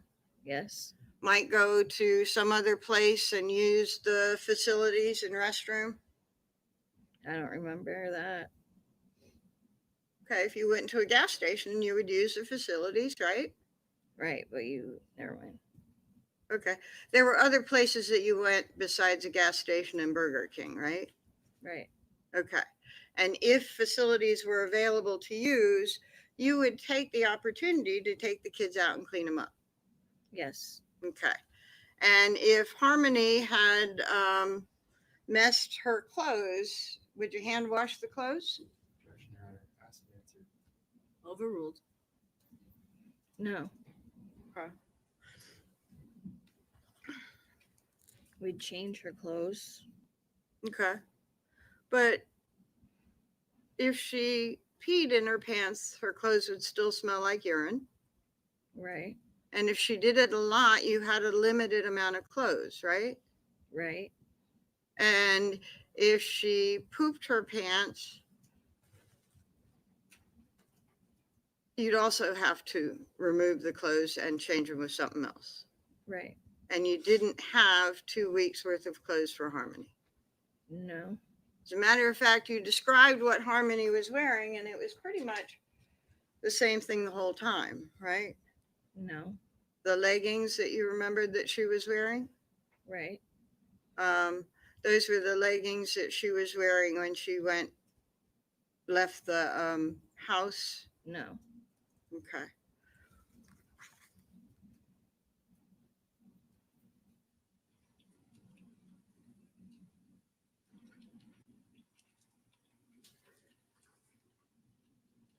And I was talking about money, that Adam would find ways to get some money. You were not working, right? Right. And you were not pulling in any money, right? Right. You were watching the kids. We were staying in our car. And you were watching the kids, right? Yeah. And you were not working. No.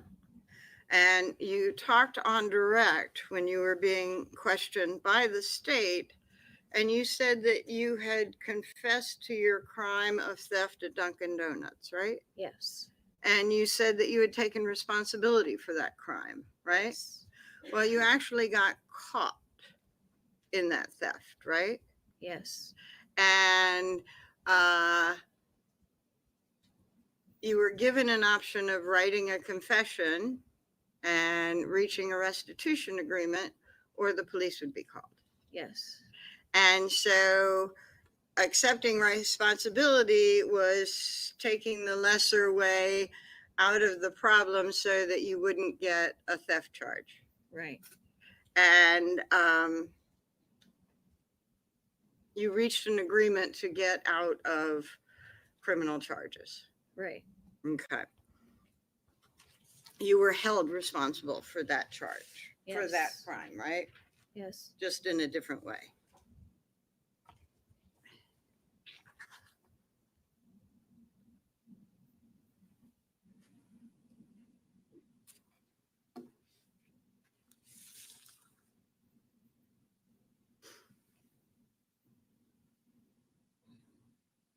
By the way, when you used drugs in the car, you wouldn't use them all. You would sort of spread out the usage as much as you could. Yes. And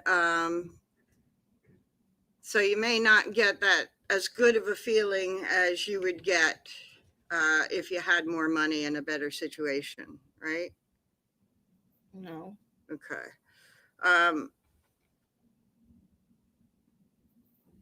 Doing the drugs sort of eased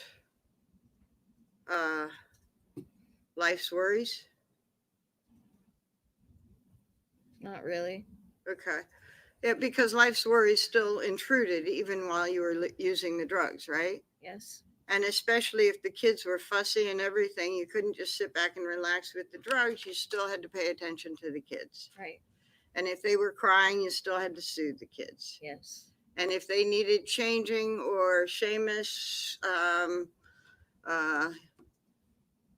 Peter pooped in the car, or Harmony, Peter pooped in the car, you couldn't just sit back and relax. You had to do something. Yes. Okay.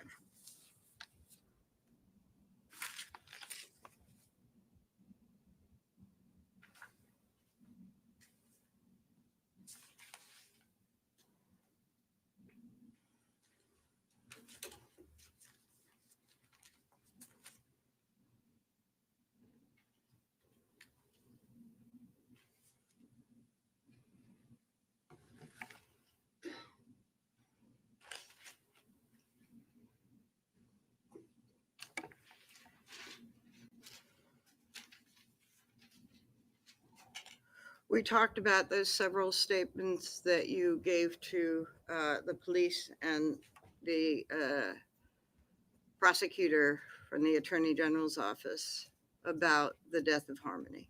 Yes. And those stories changed a bit over time. Yes. And when you first told the story, you said that Harmony was peeing and pooping in the car, and Adam punched her 10 to 15 times in the parking lot of the Colonial. Yes. And that it was like at 2 or 3 in the morning. Yes. And when the officer asked, you mean in the overnight hours? You said, yes, it was in the overnight hours that this happened. Yes. Because something did happen at 2 or 3 in the morning on the day that Harmony died. Yes. And that was that Adam got in the car and Harmony did not wake up. No, that's not what happened. Okay. What happened at 2 or 3 in the morning on that day? Harmony had an accident and Adam kept punching her in the head. Okay. At 2 or 3 in the morning. Yeah, it was still like, it was the middle of the night. And so in the middle of the night at 2 or 3 in the morning, you're saying that Adam punched her 10 to 15 times. Yes. And Harmony was crying. Yes. Screaming. Yes. Declan would start screaming. I don't remember what Declan and Seamus were doing. Well, that cascade effect that when one of them is crying and there's chaos in the car, all of them were crying, right? Not really. Okay. And then what did you do? What did I do? Yeah. I tried telling him to stop, but he doesn't listen. Okay. What did you do about the mess? I didn't do anything about the mess. Did you clean the car? No, Did you clean Harmony? no, Was it a pee or a poop? I don't remember. Smells are considerably different, right? Right. But Both the of them, car already stunk. it stunk from all the kids living in the car, eating in the car, peeing and pooping in the car, and food being left around the car, right? Yes. And body odor. Yes. And so if Harmony peed in her seat at 2 or 3 o'clock in the morning, are you saying that you left her sitting in a puddle of pee? Yes. And if she pooped at 2 or 3 o'clock in the morning, you're saying you left her sitting in her own defecation? Yes. Why? Because I was scared of Adam. Did he tell you don't clean her up? No, but when I told him to stop, he gave me the crazy eyes that he has. And I just didn't want to do anything because I was scared of him. Okay. And then things calmed down and everybody went to sleep? No, Everybody stayed up? I don't remember if everybody stayed up, but I know I didn't go back to bed. Okay. So you were up till 2 or 3 in the morning until you woke up, until it was time to go to the clinic. Yes. And I think the clinic was 7 or 8 in the morning? 7. Okay. So you sat in the car and did nothing until 7 in the morning. Right. And you don't remember kids crying and screaming? No.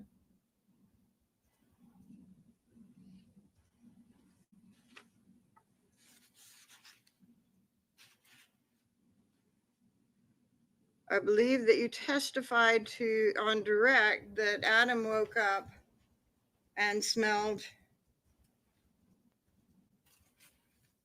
pee or poop. Yes. Do you know which that was?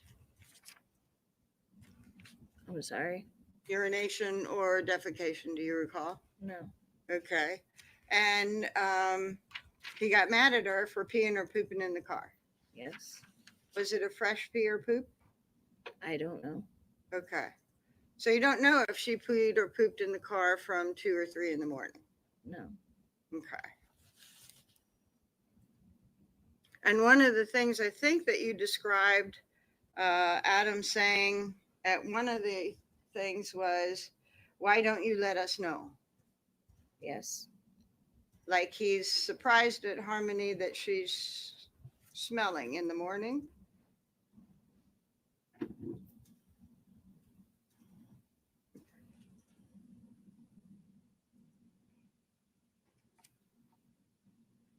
So you're saying he struck her in the morning before the clinic because I think that you said before to the police because she peed herself while still in the parking lot. Yes. And that made him mad, you said? Yes. And so she peed before you went to the clinic? It just smelled like urination all the Okay. time. Okay. And she didn't have any injuries that you saw that morning, right? No. And you go to the clinic, right? Yes. And at the clinic, the two of you have to go in one at a time, right? Yes. And the reason that you have to go in one at a time is because somebody had tattled on you at some time earlier for leaving the kids in the car while the two of you went together. Yes. And so you were parked in the clinic right out front, Yes. and other people are also getting their dosage. Yes. And at least at some point, people were paying attention about, well, I'll take that back. So you're right out front of the clinic. I think you, looking at that paperwork, saw that you went in first, Yes. and then Adam went in. Yes. And did you take that time to clean the car? No, Why? because I didn't. Okay. I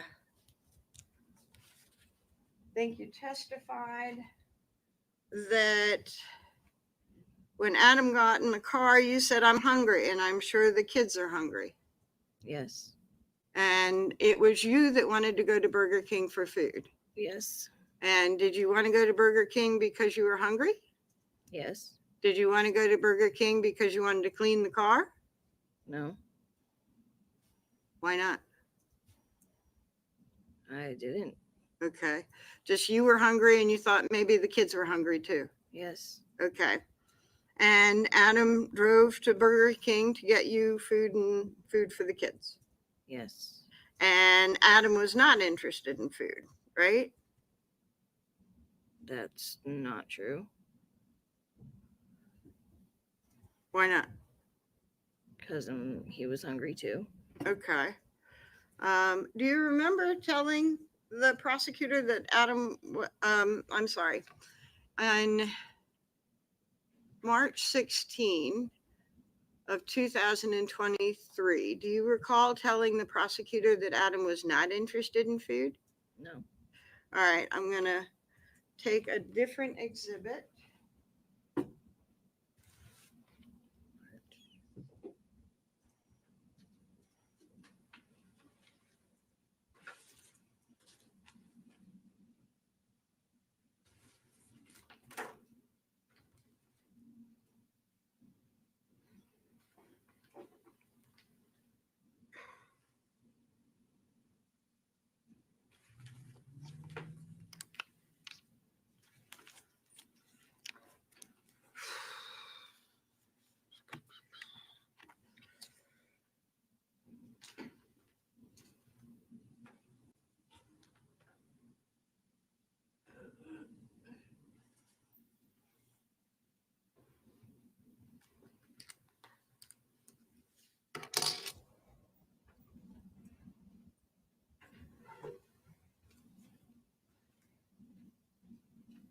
Actually, I'm going to use a different copy.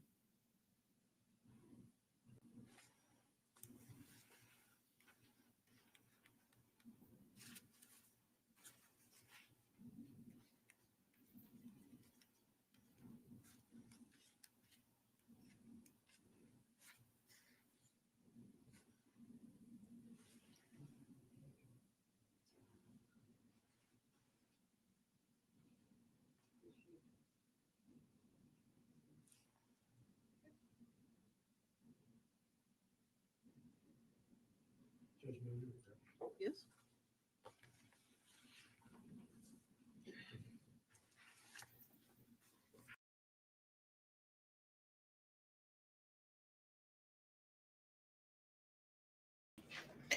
Okay, while they're muted, questions I have that I have a feeling are not going to be answered.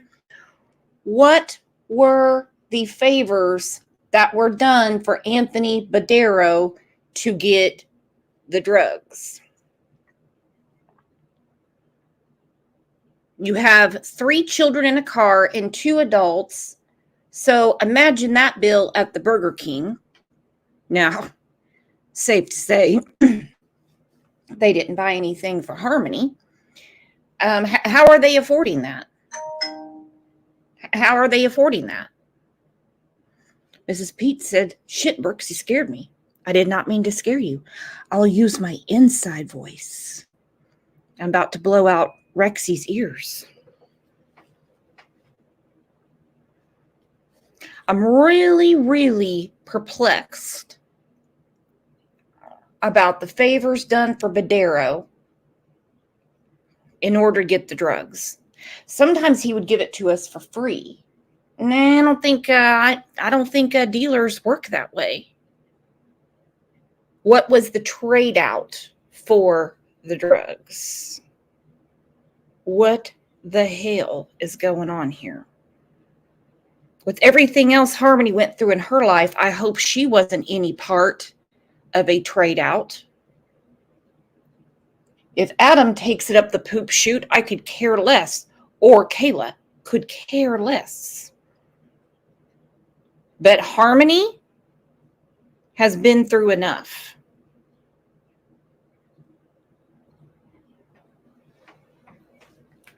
And no way, oh, you're back. I'm going to show you a copy of a transcript of the interview of March 16, 2023. And like before, I'm going to ask you to read a portion of it, and then I'm going to ask you a question, okay? Okay.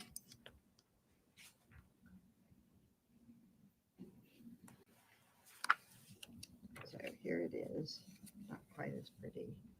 I'm going to be asking you about this, but you could read before or after. Okay. Okay?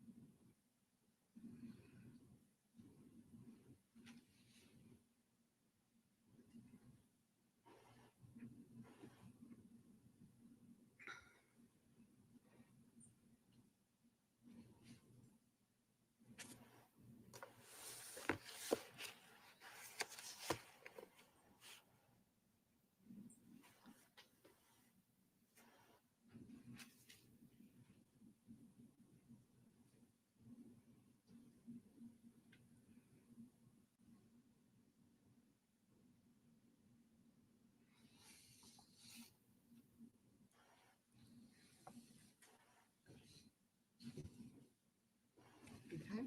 Yeah.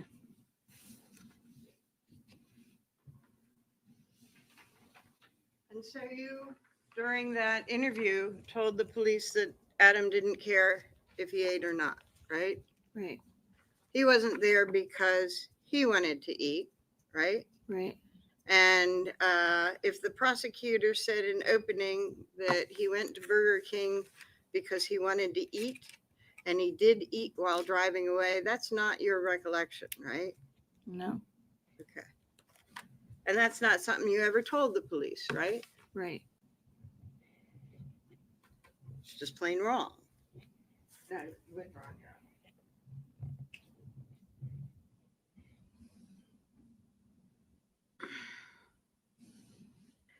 And one of your claims is that on the way to Burger King, and I think that you said that he gets in the car at the clinic and smells Urine. And says, "Harmony, why do you keep doing that? Why don't you tell us when you have to go?" Yes. And he got angry outside the clinic, Yes. and he struck her in the head Yes. in front of the clinic, In the car. Yes. in the car, right? Yes. Where people are going in and out of the clinic. Yes. And where at one point somebody had noticed that you left your kids alone in the car and told on you, right? Yes. Okay. You said that he was also yelling at her. Yes. And you told the jury that she was making weird noises on the way to Burger King. Yes. Okay. And you said that there were 3 different events on the way to Burger King, 3 different times that he was maybe at a stoplight or something and would strike her again. Yes. And yelling at her. Yes. And striking her 3 to 4 times each event. Yes. And Harmony's crying. Yes. And Declan's crying. Yes. And Seamus is crying. No. Why not? Not just because somebody's crying doesn't mean the other one cries. Adam yelling in the car did Yeah. not cause Seamus to cry. No. And Adam striking Seamus's sister right next to him didn't cause Seamus to cry. No, he didn't. And know what was Harmony going crying on. in pain didn't cause Seamus to cry. No. Okay. Okay. You said the final time that Adam hit Harmony in the head, he said he felt something. Yes. That, and I think you claim that Adam said, I think I heard her this time. I did something. Yes. And was that in a scared voice? Yes. Okay, so Adam thought perhaps he went overboard? Yes. And this was pulling into the parking lot at Burger King? Yes. And so, being scared, he drives up to the drive-in window. Yes. He orders the food that you want. Yes. He pays cash. I don't remember. Okay.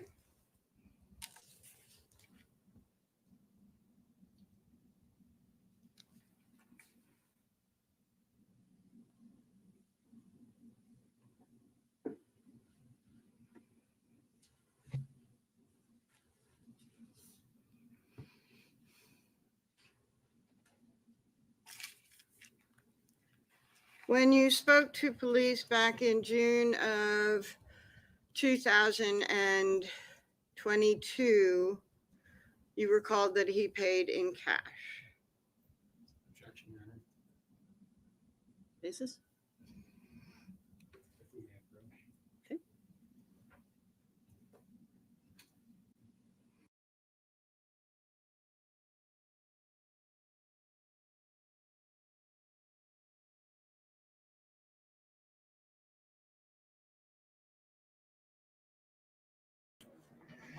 Okay, John Davis said something when he came in. Welcome, John.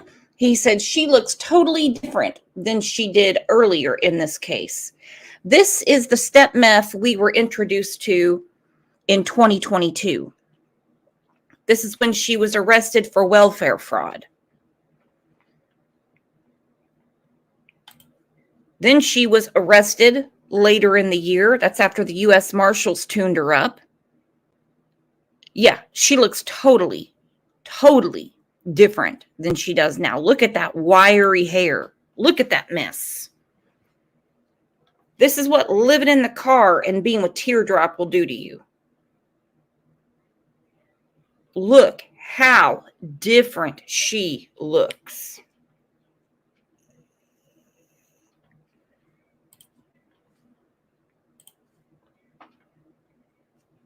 I almost didn't recognize her when she testified in the gun trial against Adam. I was like, who is that? And I was like, damn, that's step meth? Now, I do not know why Adam's defense attorney is really honing in on what child was crying, what child wasn't. The activities throughout the day, I get.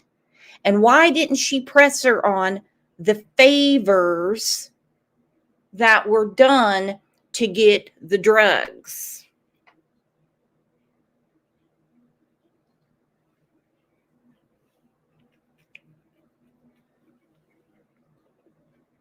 She's not having a good day, and I see another migraine coming on. This might be another short day. This is a good time for a break. I'm going to ask the witness to stay there. We'll take 15 minutes, and then we will resume the testimony. All rise for the jurors, please. Same reminders, ladies and gentlemen, don't talk about the testimony, please.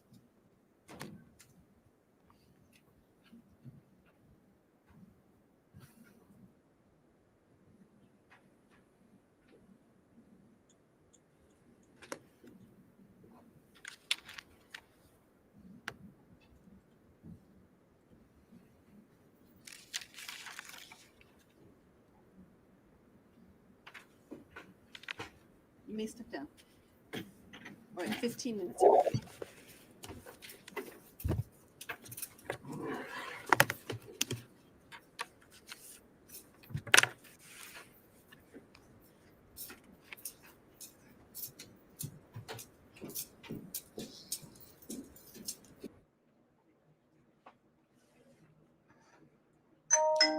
Yeah, those are prison carbs. That is beefaroni and white bread. That's the reason she's packed on the pounds. I don't know about the medication that she was taking, currently taking to help her with her withdrawals. I don't know if that causes weight gain.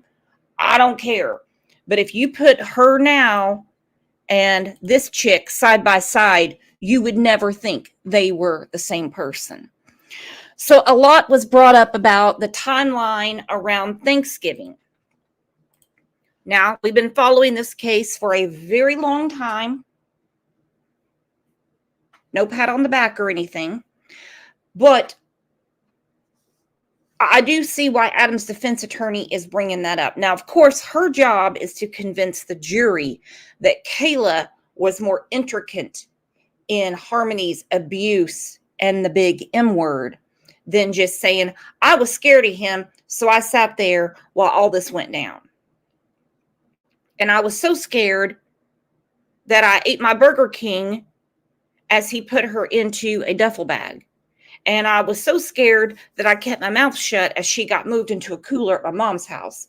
And I was so scared of Adam that I continued being with him as he put her in the shelter in the ceiling tiles. And there was liquid dripping on us. I was so scared that I didn't say anything when she was in our refrigerator on Union Street. I was so scared of Adam still when I knew that she was at the freezer at the pie company. I was still scared, too scared to say anything for 4 to 6 hours while the water was running in our bathroom and he had just bought lime and a drill. Or not a drill, what is it? What's it called? I'm getting all tongue-tied. Something that you cut things with. So they're trying to explain to his defense wants him off for murder. I don't think it's going to work. I don't think it's going to work. The contracts are about as useless. Well, they're worth the paper they're written on. That's the reason there's a damn attorney on every corner of every city in America. They get broken all the time. If contracts were ironclad, nobody would be allowed to get divorced. Nobody would be allowed to file bankruptcy. So this proffer agreement that Kayla has can easily be undone and the proper charges can be put on her. So either this is a plan as they're letting all this go on, I don't know. But I'm beyond sicked out and intrigued. But if we look at the timeline in 2019 from Thanksgiving to Harmony's death, murder, it wasn't passing on, she was murdered, which was December 7th. They say on or about December 7th, that's the Burger King day. Soon after that, they went to stay with Kayla's mom.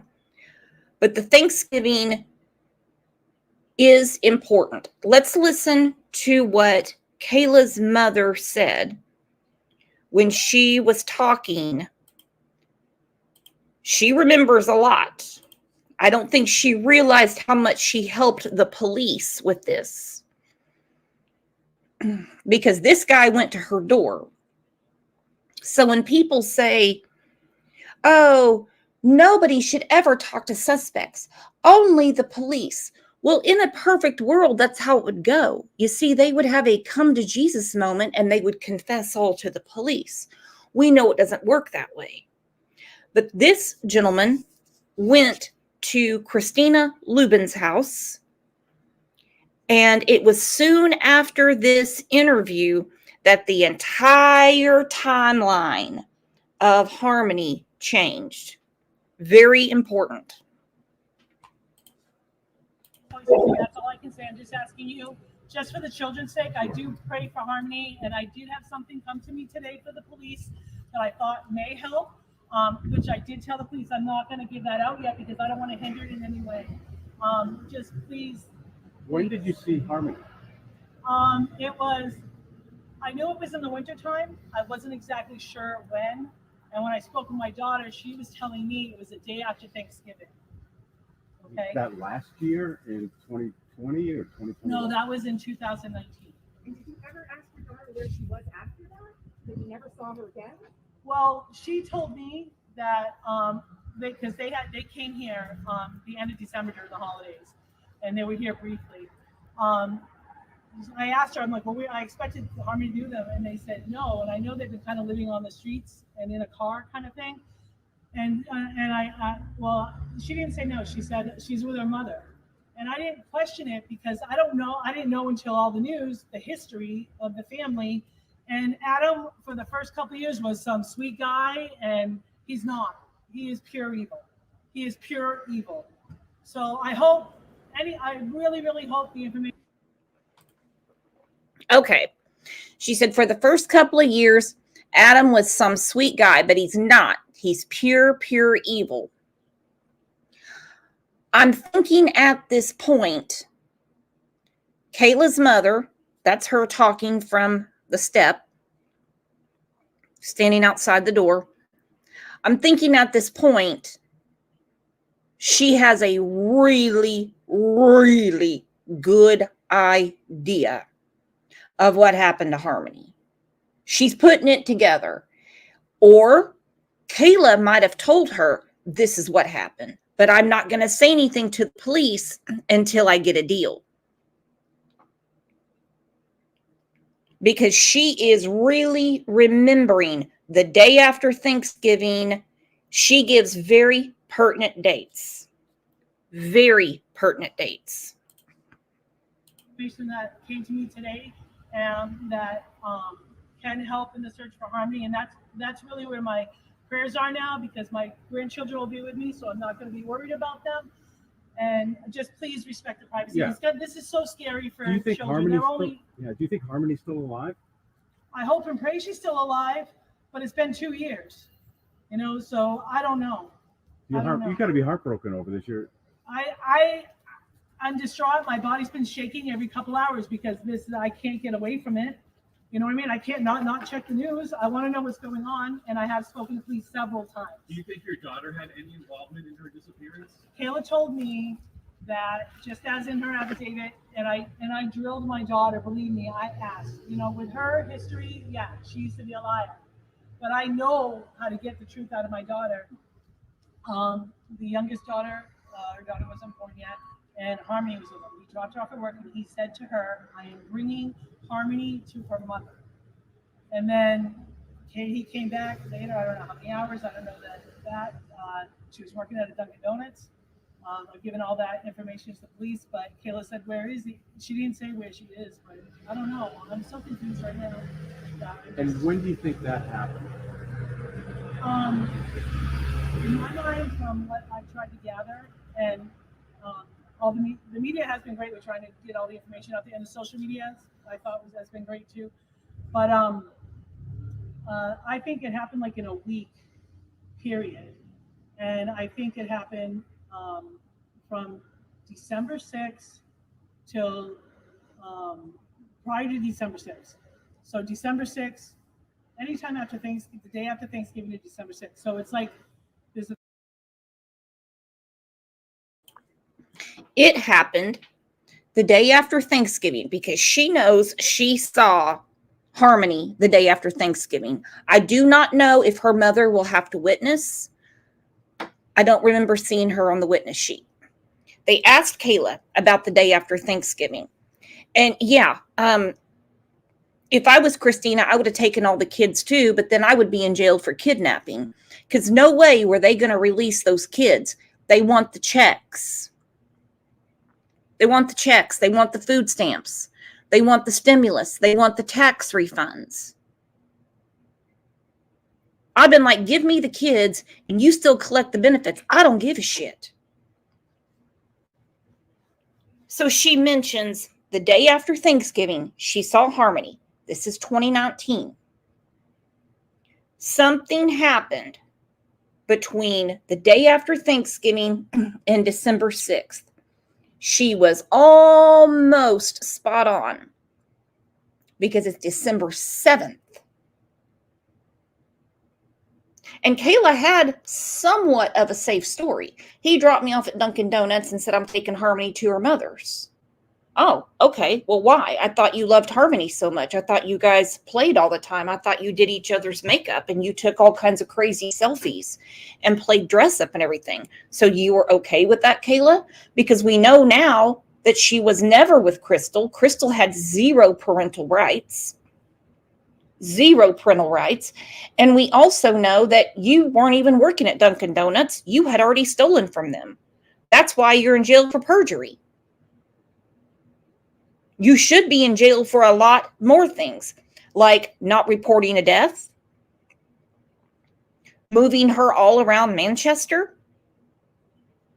Being scared of Adam holds zero water with me. Zero.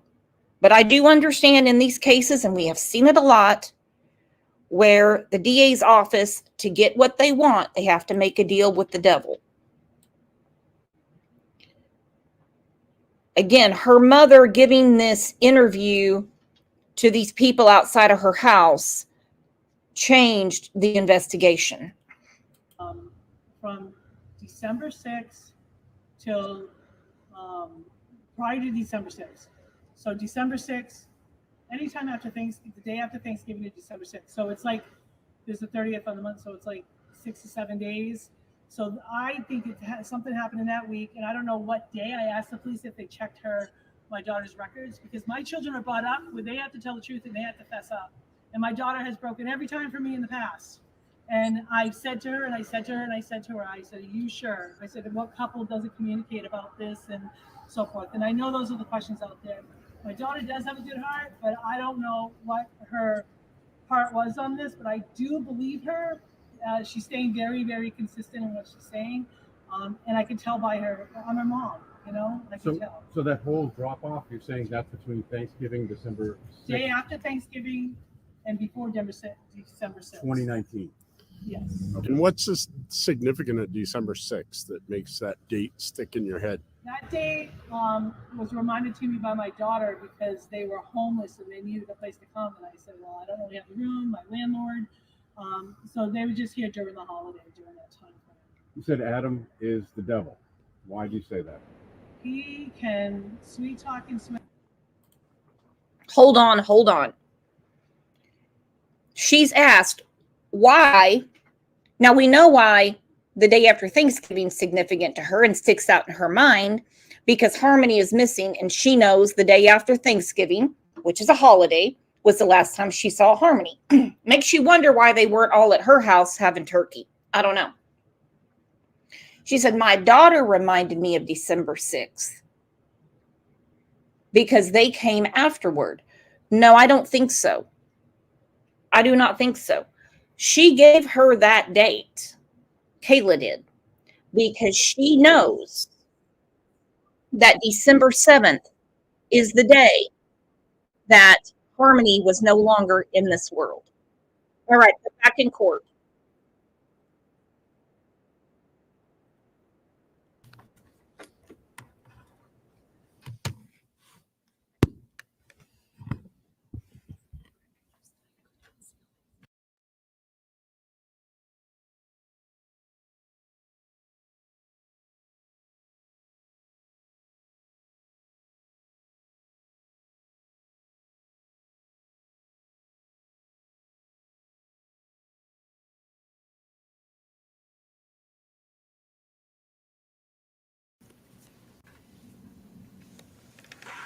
may not.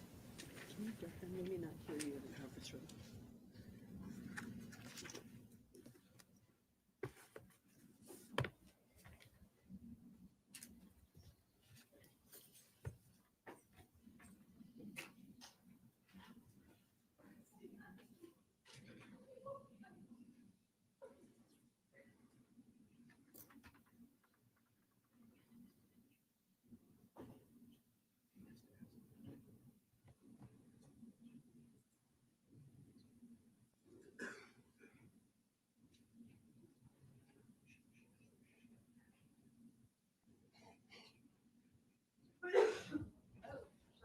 It's the correspondence from the refusals from the.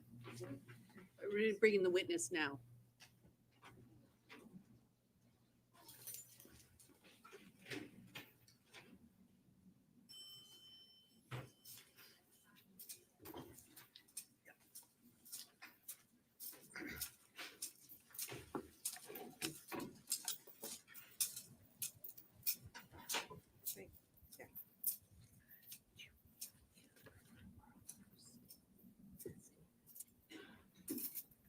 If everyone's ready, we'll bring in the jurors. Please rise for the jurors, please.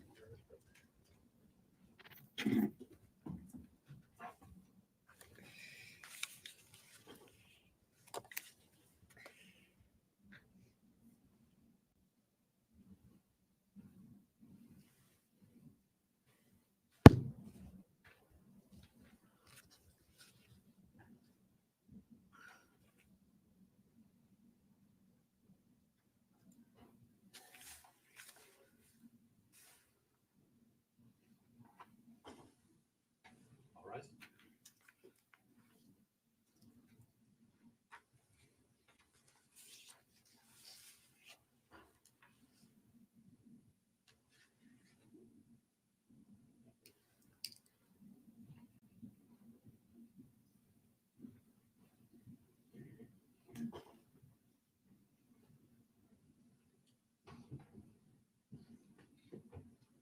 Please be seated.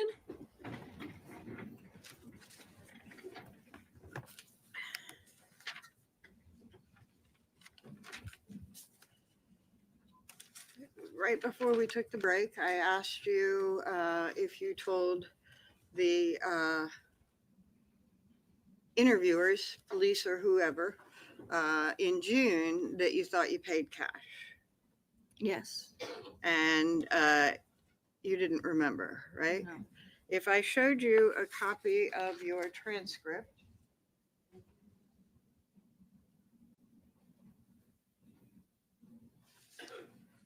I'm going to ask you again to read what you need to, but this will be what I'm asking you about.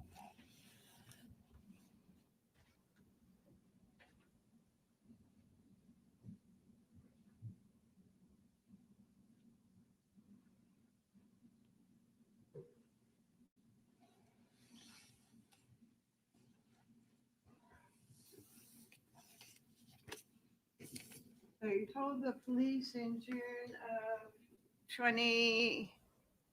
23rd of 2022 that you thought you paid cash. Yes. And that would make sense because Adam was doing little things to try and collect cash, right? Yes. And you certainly had no money in the bank on your card, right? No. Right. So after this panic that you say that Adam feels, goes up to the drive-through, right? Yes. And the jury was at the Burger King, and you sort of make a roundabout way into the drive-through, right? Yes. And it's wide open there, right? Yes. And people are coming in and out of Burger King, right? Yes. And you stop at one place to make the order, Yes. and you ordered croissants and hash browns, Yes. and this was for you and the kids. Yes. And then you pull around, turn, and go to where you actually have communication with the live person. Yes. And the first thing that you do before you get your food or anything like that is turn over, but Adam is doing it because he's in the driver's seat, right? Right. Turning over the cash. Yes. Might have been card, but probably not, right? Right. You know, do you have a specific recollection now of whether it was cash? No. Okay. So assuming cash, but card would be the same, you turn it over to the clerk, right? Yes. And then the clerk does what the clerk does with money. Yes. And then opens the window again and maybe counts out the change. Yes. And Adam would be there with his hand out and change being counted out into his hand, right? Yes. And then maybe that change is handed to you so that he can then reach in again for the food. Yes. And when the food comes in, he probably takes the bag and gives it to you. Yes. And you said that just before that, the Adam was scared because he had been striking Harmony and something different happened. Yes. And while he's striking Harmony, the children are screaming. Yes. Going in through the Burger King parking lot.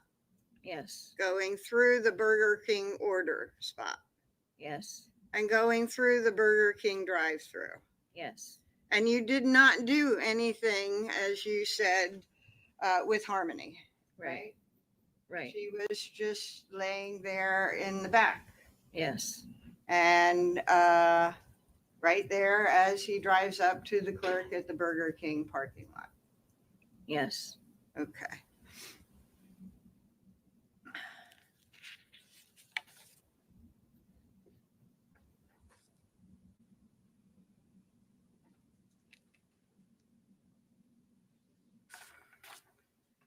And you said Harmony is moaning in the back seat? Yes. And I don't think you said it, but was it a moan that you understood to be a dying child? No. Okay. What was the moan? I don't know. She was making a noise. Okay. And you didn't check on her, right? No. Didn't throw a cover on her? No. Didn't have to turn around and soothe the boys in the back seat to make them quiet? No. They weren't always crying just because one other kid was crying. They weren't always crying. But violence, chaos, yelling, and screaming would make them cry. They never really cried that much. Okay. Okay. Did you ask to run in and maybe get some extra napkins to clean up the urine on the seat? No. With that smell lingering so bad, did you think maybe to ask if Harmony could go in and clean up? No. Did you do anything to deal with the smell of urine? No, because Adam said she could just lay in it. Okay. All right. And he was upset with the smell? Yes. Okay. All right. And I think actually you say that the kids may not have been crying. I think did you tell the police that you thought the kids were sleeping? Yeah, they didn't really make any noise. Okay.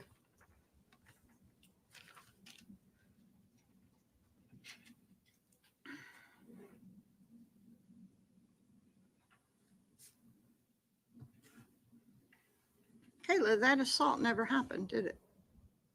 Yes, it did. Okay.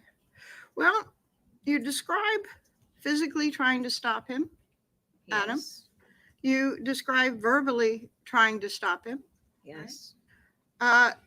Nobody wants a person to strike and hurt a child. Right. Especially a 5-year-old child under your care. Right. And you cannot allow that to happen. You can't sit by and allow that to happen, right? Right. Okay. But you said that you stopped trying to do anything because he looked at you with the face of pure evil. Yes. So you just got scared and shut up, right? Yes. Because his face was pure evil, right? Yes. And pure evil, a person with pure evil is not someone you want to protect. No. And a person who is pure evil is not someone that you love. Well, that's hard to say. Okay. A person of pure evil is not someone you want raising your children. Right. Okay. And you would do anything to get your kids away from pure evil. Yes. And even though Harmony was your child, you felt the same about her. Yes.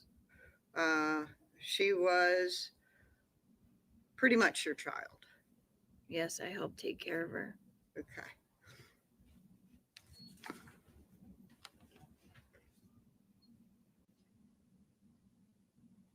And when you and Adam split up years later, or March of 2021, you wanted him back. We were both trying to fix our family and get back. You wanted him back with the family and raising the children. Right. And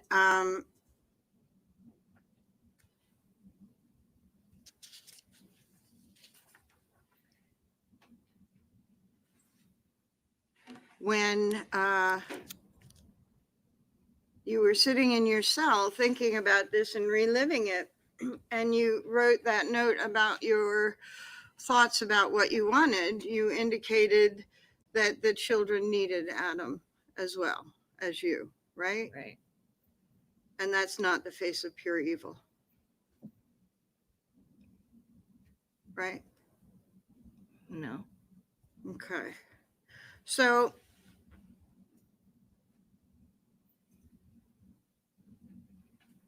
you said to the jury Friday, I believe, that you fed the children at the Burger King parking lot? Yes. Okay. We were leaving the parking lot. As you were leaving the parking lot, you were feeding them? Yeah, I handed them food. Okay. Who'd you hand food? I handed Seamus some food. Uh-huh. I handed Declan some food. Uh-huh. And I reached behind my seat and was giving Harmony the food, but I just put it down, thinking that she was going to be grabbing it. Okay. So, do you remember telling the police that you fed the children at the Colonial parking lot? No. Okay. Did you feed the children at the Colonial parking lot? I don't know. Okay.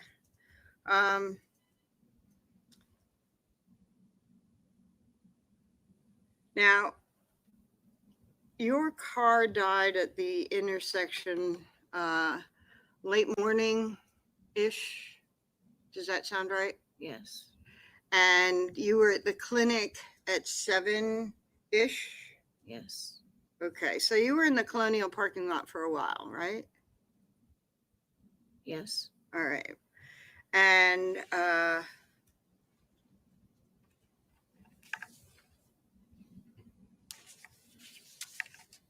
you don't recall talking to the police about feeding your children in the back seat at the Colonial? No. All right.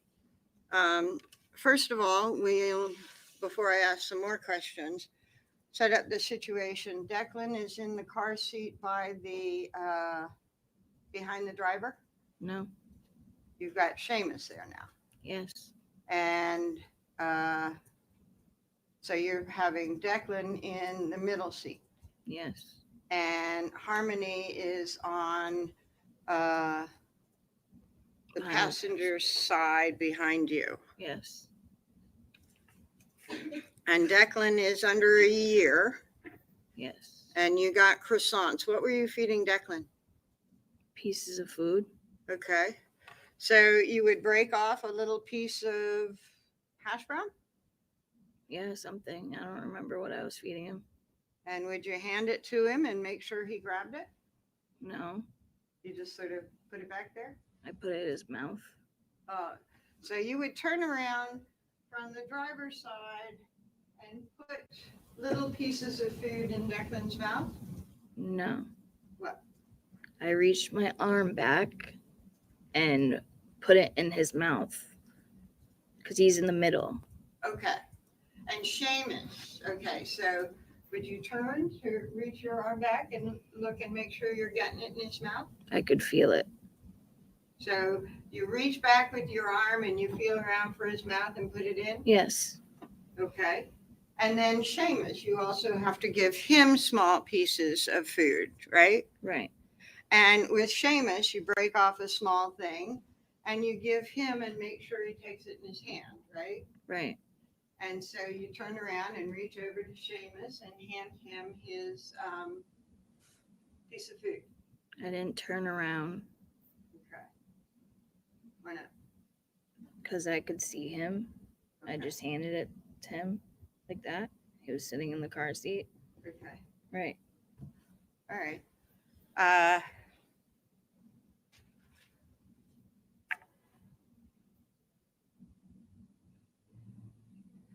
Do you remember describing to the police?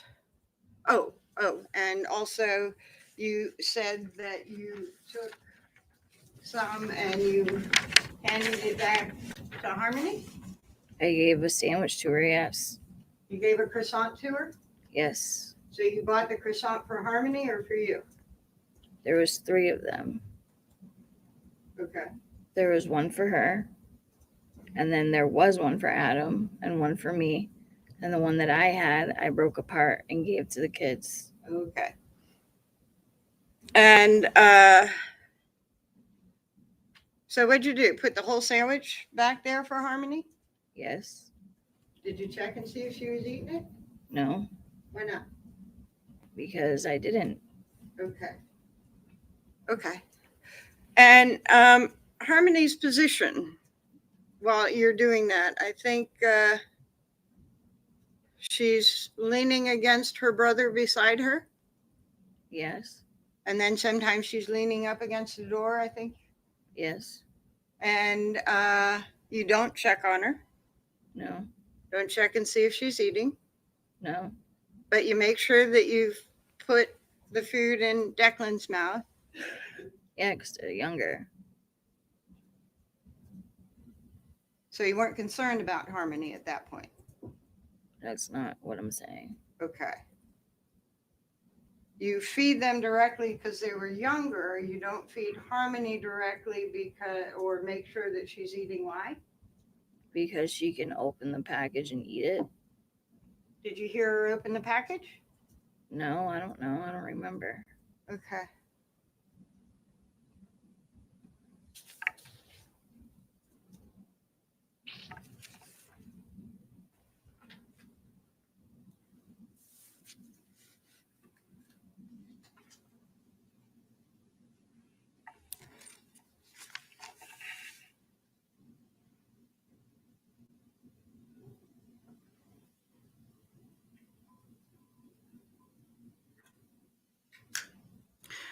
And so after that, you went up to Badero's to get some drugs.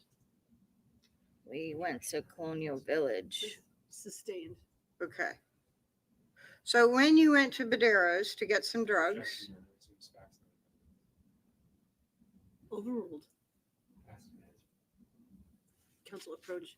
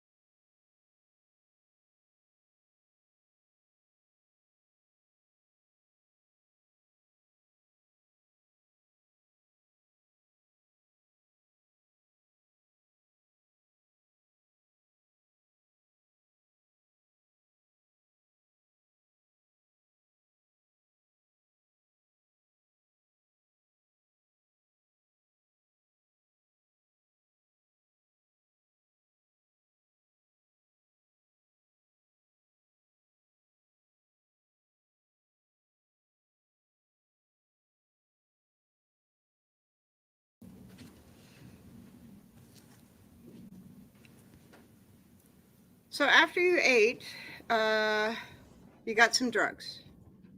I don't remember doing that. You remember approach, having council approach?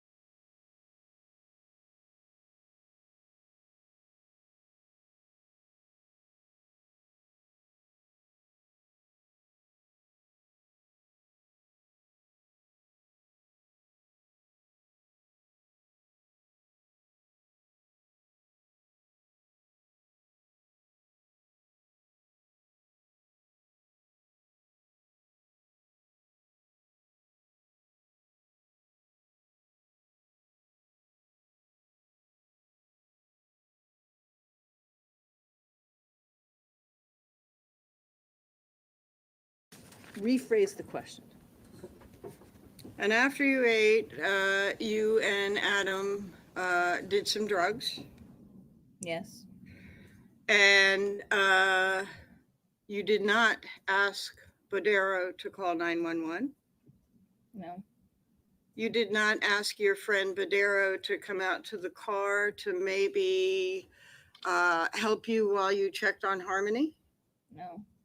You did not ask to take Harmony up to Badero's apartment to maybe clean her up and make sure she was okay. No. Okay. And fair to say today you don't know where you got those drugs from? We were always at Colonial Village where he lived, and he's the one that we got drugs off of. Okay. And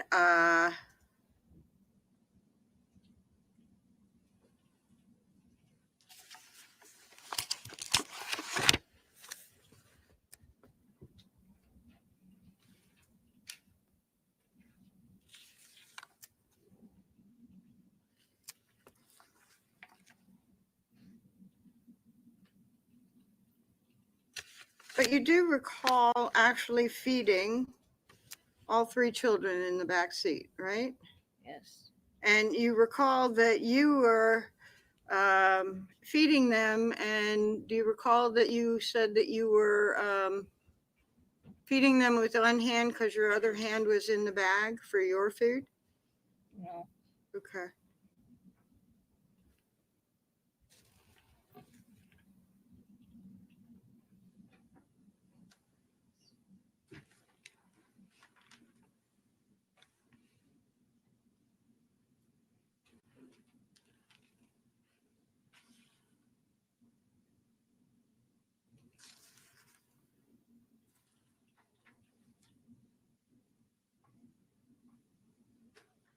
So let's talk about why you left the Colonial. At that point where eventually the car broke down. Okay.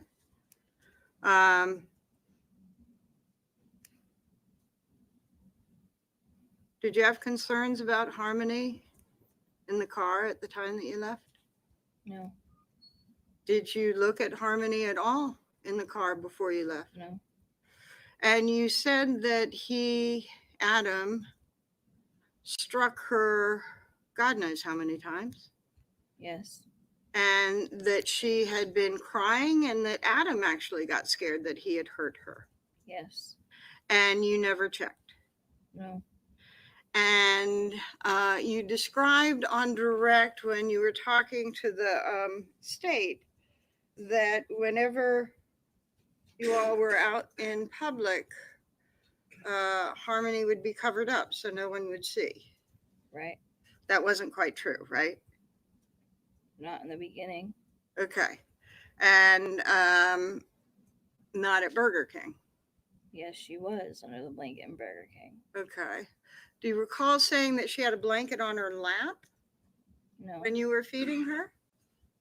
I just knew the blanket was there. And that you put little pieces of food on her blanket that was on her lap to feed her? No.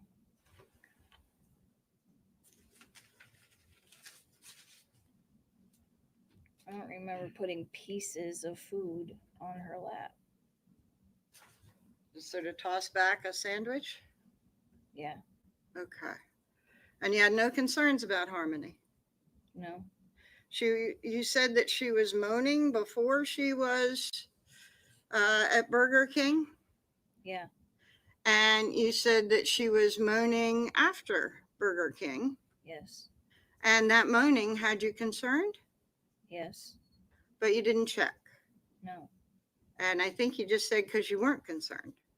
No, I am concerned. I was concerned. Okay. And you didn't check on her? No.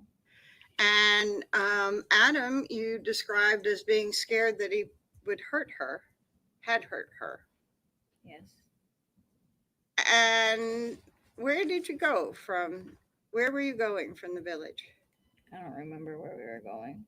I don't remember if we were going to figure out how to get money to get more drugs. I don't remember what we were doing. Okay. I don't remember why we left. Okay. So that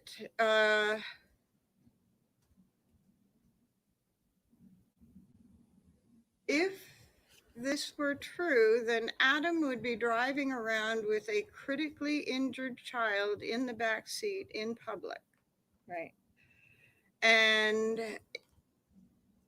it would have been a pretty important place to have to go for him to take that sort of risk of driving around with a critically injured child in the back seat. He didn't care. Okay. And you did or did not? I felt like I had no say. Okay. Anytime I said something, I'd get yelled at. Okay. And then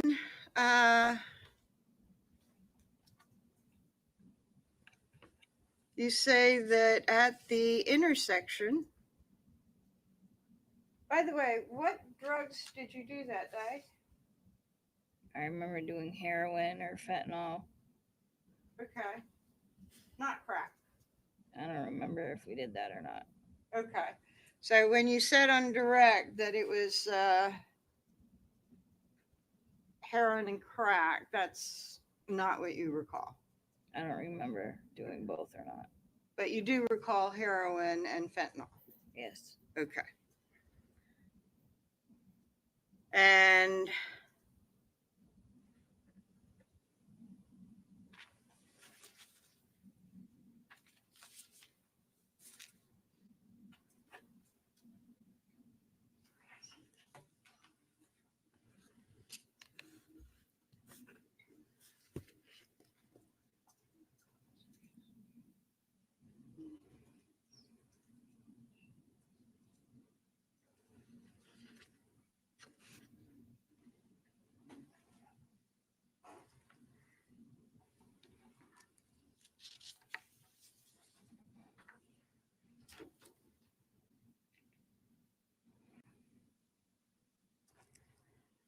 so we discussed timing with the Colonial at 7 and then the breakdown late morning, right? Yes. So you were at the Colonial for a few hours. We were at the clinic at 7. And then Burger King and then the Colonial. Yes. And so you were at the Colonial parking lot for a few hours or a couple of hours before you left for wherever it was you were going. I don't think we were there that long. Do you recall the tow truck driver, do you recall going back to the intersection and the tow truck driver was there? You're talking about after the car broke down? Uh-huh. Yes, I remember when we got brought back. Okay.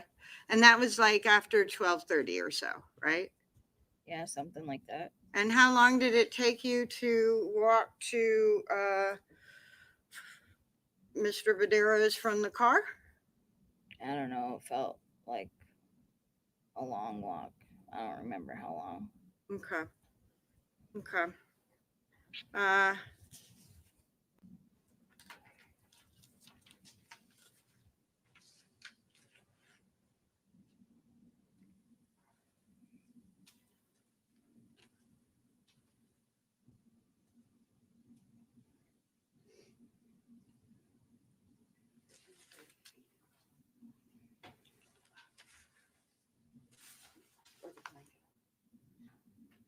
So let's see.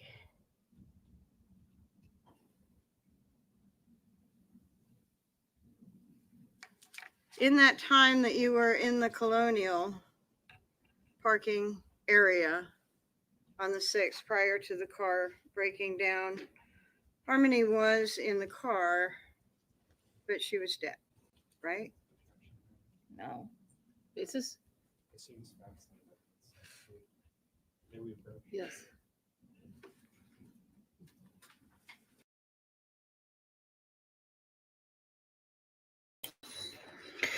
The most uninterested person in the courtroom right now. You know, the jurors are on the edge of their seat. The judge is probably getting sick. The prosecuting attorney is getting irritated. Harmony was on the 7th, between your 7 o'clock session at the clinic, dosage at the clinic, to Burger King, to the parking lot, to using drugs, to late morning driving away. Yes. Harmony was dead in the car, right? Not throughout that whole time. Pardon? Not throughout the whole time. She was actually in the trunk of the car, right? What? Were you and Adam planning or trying to figure out what you could do with Harmony because she had died? No, that didn't happen yet. Okay. Okay. So, somewhere important, you had to go with Harmony in the car, and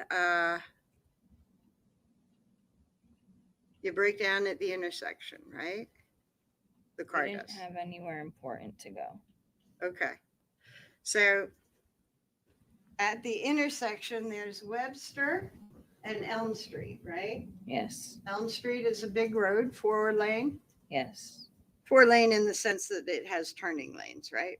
Yes. And Webster is smaller, 2-lane. Well, it was still 2 lanes where we were. Yeah. Yeah. And then it changes. And so you were on Webster getting ready to get onto Elm Street. I don't remember which way we were going. But I knew we were at the light. First car at the light. So you don't know if you were in the 4-lane part or the 2-lane part of Elm Street or the 2-lane part of Webster? We were right on Webster at the light. Okay. And the light turns green and the car doesn't go. Right. And there are cars around you. Yes. Honking. Yes. Looking at you. No, they were just figuring out why the car was there. We had to keep telling them to drive around. Okay. So you and Adam are sort of waving them around? Yes. Or you're waving them around? I was waving them around to go around the car. Okay. And Adam, I think you said, got the duffel bag out of the trunk? Yes. Because the duffel bag was in the trunk, right? Yes. And Harmony's body was in that duffel bag already. No. Overruled. You tell Adam, well, I think Adam asked you what to do, right? Yes. This is a pretty bad situation, right? Right. With Harmony in the car like she was. Yes. And Adam asked you what to do. Right. And you tell him that you should. Yes.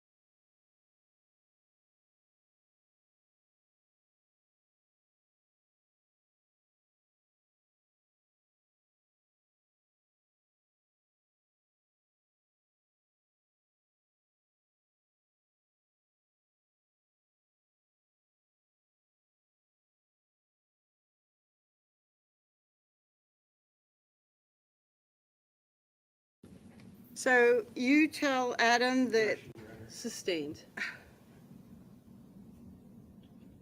We'll approach if you want to approach.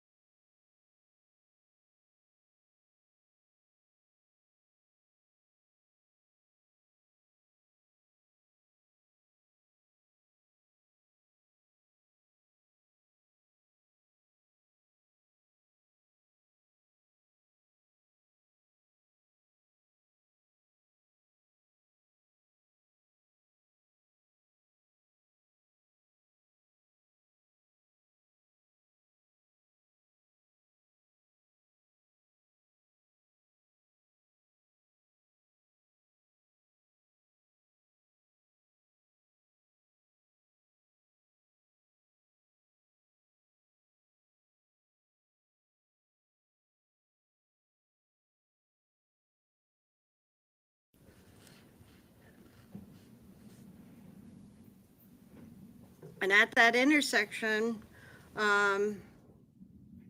you all pack up and go to Badero's, right? Right. And that was your idea. No. It wasn't? No. I'm going to refer you to, I'm going to approach first, Your Honor.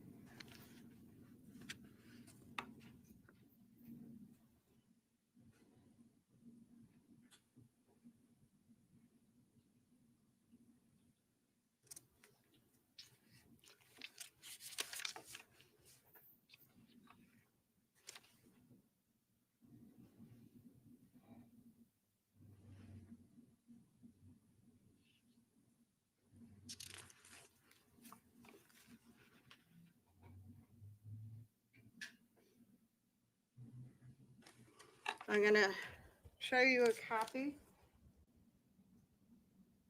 of the transcript of your June 3rd interview.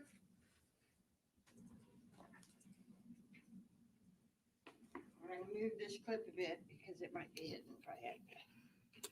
And ask you again to review a portion of it, and I'm going to ask you a question, and that is the area. Page 50 for the record.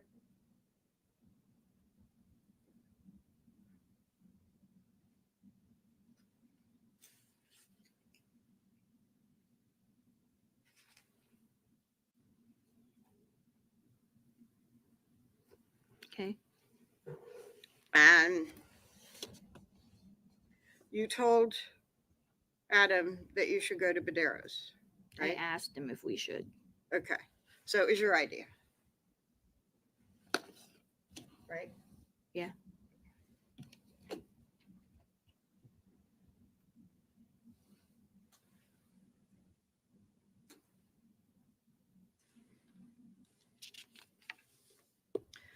And you gathered, Adam grabbed a duffel bag from the trunk. Yes. You got your purse and stuff from the trunk. No, my purse was not in the trunk. Okay. So you got your purse and you got some stuff from the trunk.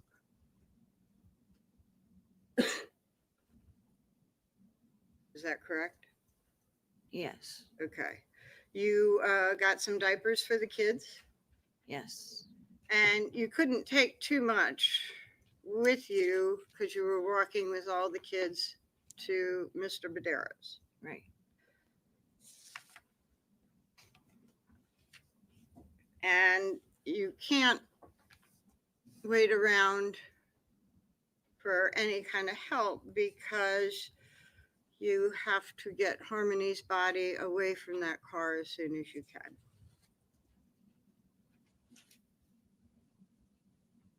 Yeah. Okay. Now, I want to talk to you about discovering that Harmony was dead. I think on direct, you said that Adam opened the door and said something like, baby girl, wake up, or wake up, baby girl. Yes. And she wasn't moving. Right. And that's when he popped open the trunk, you said. The trunk wouldn't open. It did eventually, though, right? We moved the car seat out of the car so that he could move the seat to get into the trunk. Okay. And Adam checked her breathing. He was just trying to wake her and she wouldn't wake up. Okay. Do you remember Adam saying that Adam put his hand over her heart? No. And so that didn't happen? You don't have a recollection of Adam putting his hand over her heart? No, I don't. Okay. But you did tell the police that in June of 23rd that he put his hand over her heart to check her. He was checking her, but she wasn't waking up. Okay. So he did put his hand over her heart to check her. He tried waking her up. I don't remember the hand on the heart. Okay.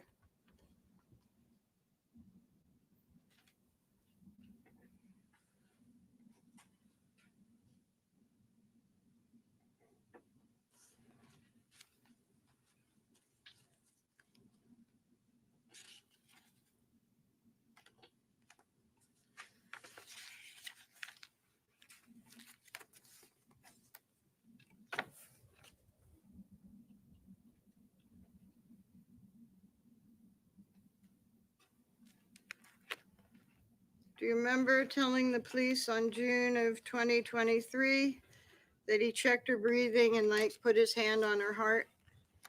No. Okay, I'm going to show you.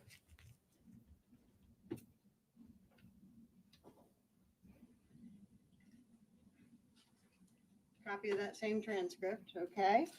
And ask you to review that paragraph there, okay?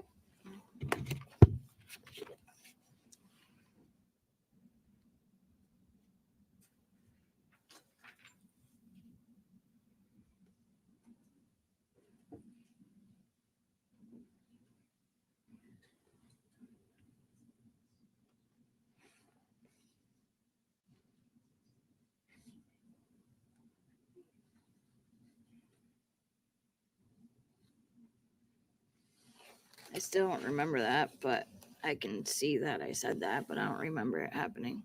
Okay. But what you told the police back in June of 2023, you were telling them as if it was a memory, right? Right. So either it wasn't a memory or that memory is gone. I don't remember.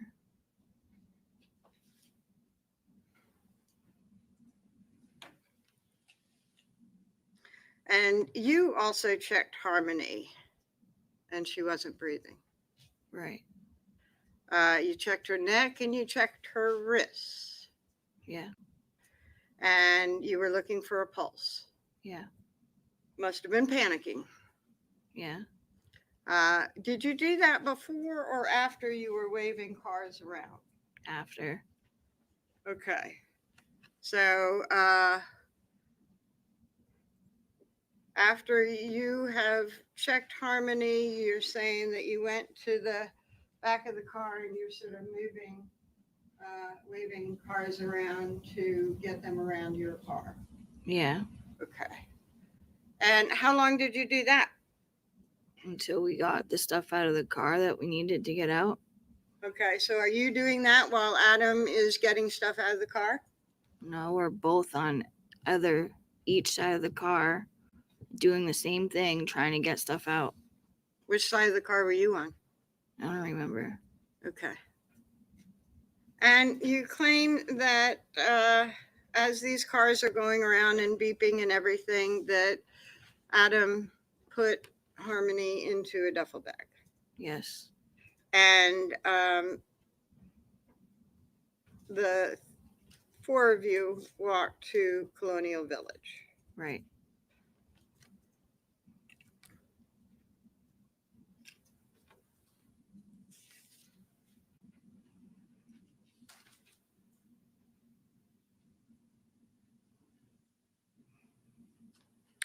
Now, on direct, you said that you never saw Harmony bleed.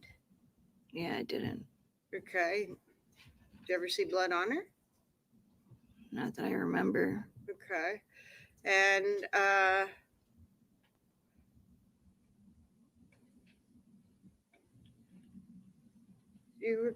you told the police that while Adam was throwing stuff in the back and cleaning the car, that well, you told the police that Adam was putting stuff in the bag and cleaning the car, right?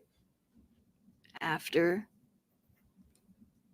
What? After we got to Anthony's and he brought us back to the car to get stuff out. Uh-huh. And he cleaned it. Okay.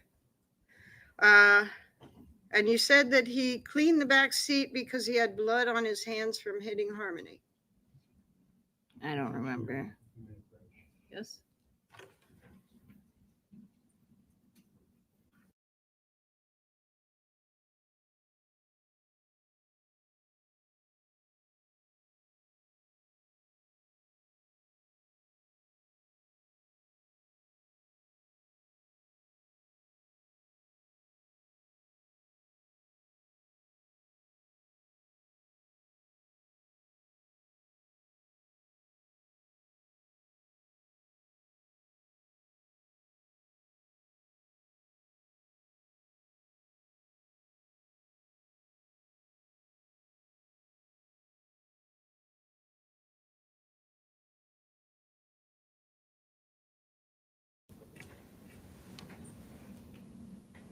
You were asked what Adam was cleaning, and you said that the back seat because he had blood on his hands from hitting Harmony, right? I don't remember that day of him doing that. I just remember cleaning the car after. Okay. I'm going to ask you the questions, and then we'll do some more. You said that Harmony had a bloody nose, and he had blood on his hands from hitting her, and he was wiping the seat with a napkin, right? Overruled. I don't remember it that day that she passed away that was happening. Okay. And you were asked if Badero said anything about Adam's bloody hand, right? Not that day. Okay, I'll go through. And you said no, he had already cleaned up his hands because that event, the bloody nose thing, happened days before, right? Right. And you were asked more about whether Harmony had blood on her on her that day. Right. And you said you saw dried blood on her face, right? Right. And you said that that was the day the car broke down, that you saw dried blood on her face. Right. Okay. So I'm going to go through the transcript and ask about some of those other things that you didn't remember and see if it refreshes your recollection.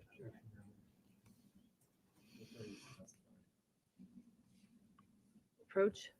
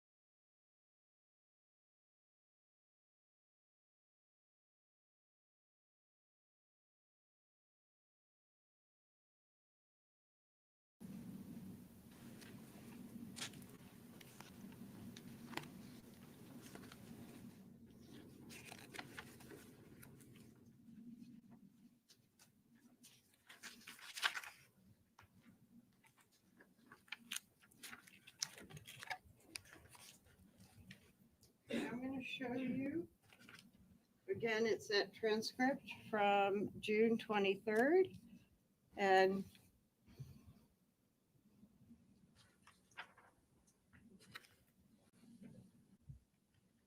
ask you to review portions of that transcript. And I'm going to show you 229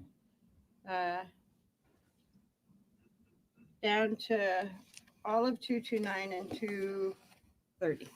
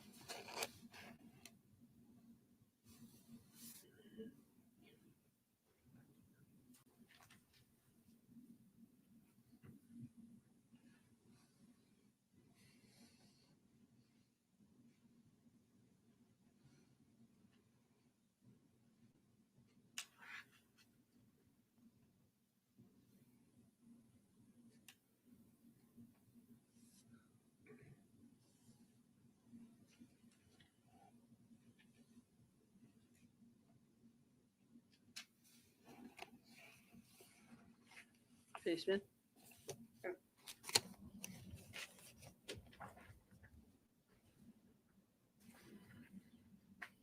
That help refresh your recollection? Yeah. And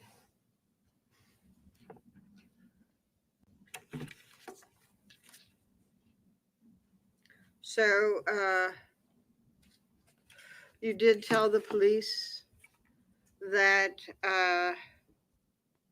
Harmony had a bloody nose and had blood on it. He had blood on his hands and was wiping the seat with a napkin. Yeah, but that happened days before. Happened before she died. Sure. But the wiping was on when the tow truck driver was there? Yeah, when we went back to the car, Okay. I remember cleaning. Okay. And it was for the blood that was on the car?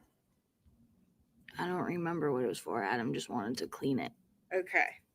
But you recalled that you did see blood, you said, on Harmony's face, Yeah. right?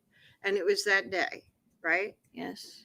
And where you saw Adam cleaning was around the area that Harmony was sitting, right? Right.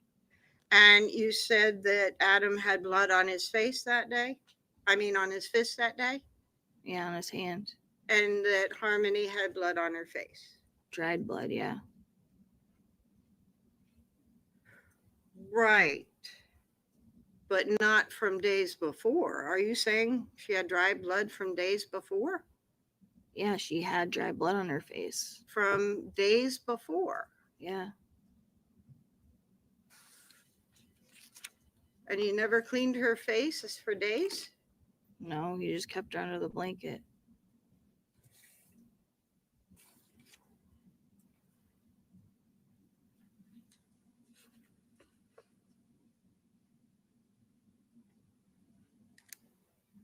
Okay.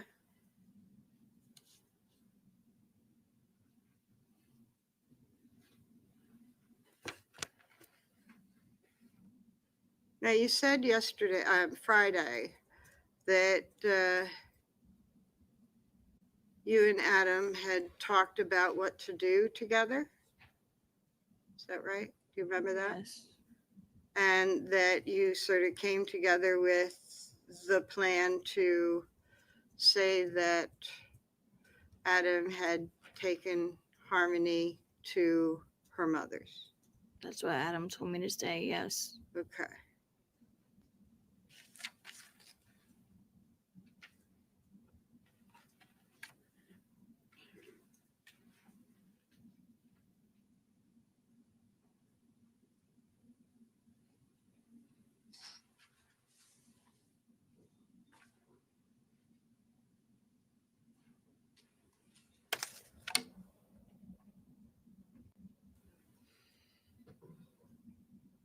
I am going to switch over now to when you go to fit. Okay? Which time? With Adam, Declan, and Seamus, Okay. and the body of Harmony. Okay. And so Adam no longer had a car after December 7th, right? Right. And he no longer had the freedom to drive wherever he wanted to, right? Right. And when he drove, there would be somebody else in the car, right? He would be driving someone else's car, right? And sometimes he drove Badero's car, right? That was way before. Okay. And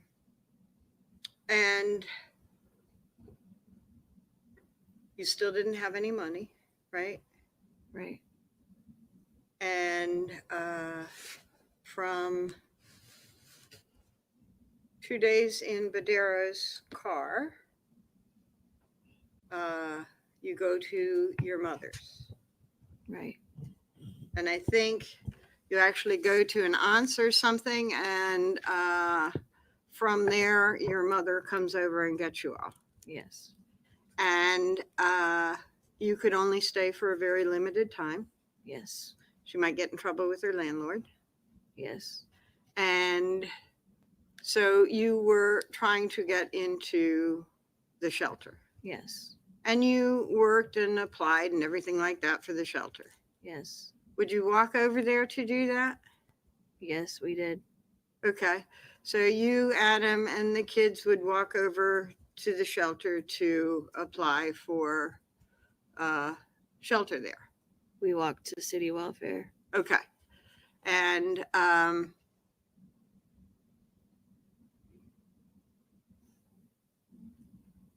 would you, Adam, and the kids be in the office all together making the application? When we filled out the application, yes. Okay. And then I saw the case manager. I don't remember if we were together or if it was just me. Okay. Now, when you you told the jury that it fit, you had taken the duffel bag from the ceiling. Overruled. Yes.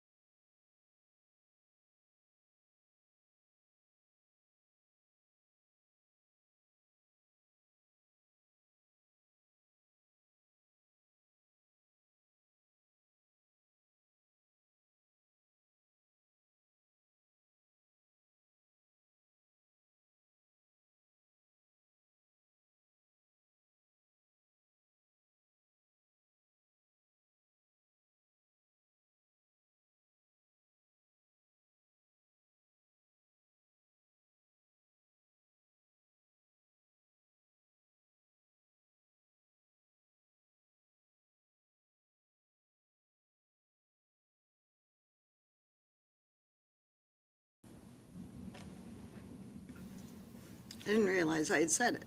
Adam took the duffel bag down from the ceiling, right? Yes. And Adam was the one that put the duffel bag in the ceiling in the first place, right? Yes. And you said that he took the duffel bag down from the ceiling and had it in the shower for hours. Had it in the bathroom, yes. Oh, was there a shower there? Yes. And did he have it in the shower for hours? I don't remember. Okay. Okay. And from the bathroom, where did it go? To the closet. In what? Trash bag. Okay. And then what? CMC bag. Okay. So it went from the bathroom into a trash bag, one of those big black things. Yes. And from there, it goes into the closet. For how long? I don't know, a day or two. Okay. And there, the trash bag and Harmony's body goes in the CMC bag? Yes. Okay. And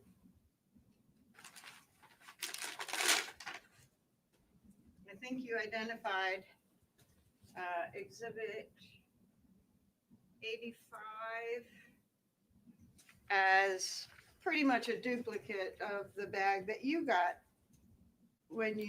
from CMC, right? Yes. And this is a bag that's given when you give birth at CMC, right?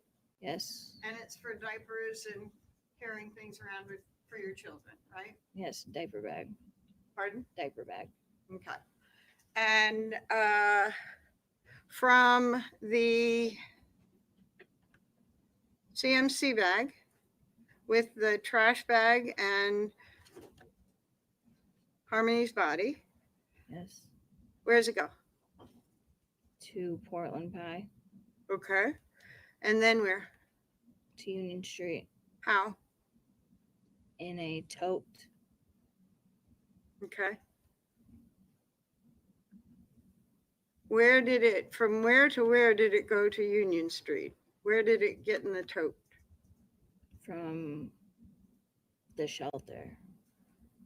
So how did the CMC bag get back to the shelter? It came back from Adam's work. Okay. To the shelter. Who brought it back? Adam. Okay. Who brought it to Portland Pie? I did. Okay. So are you saying that it's in the CMC? There's a body in a trash bag in the CMC bag in the tote? Not in the tote at the time. When you go to Union? When we go to Union, yes. Okay. And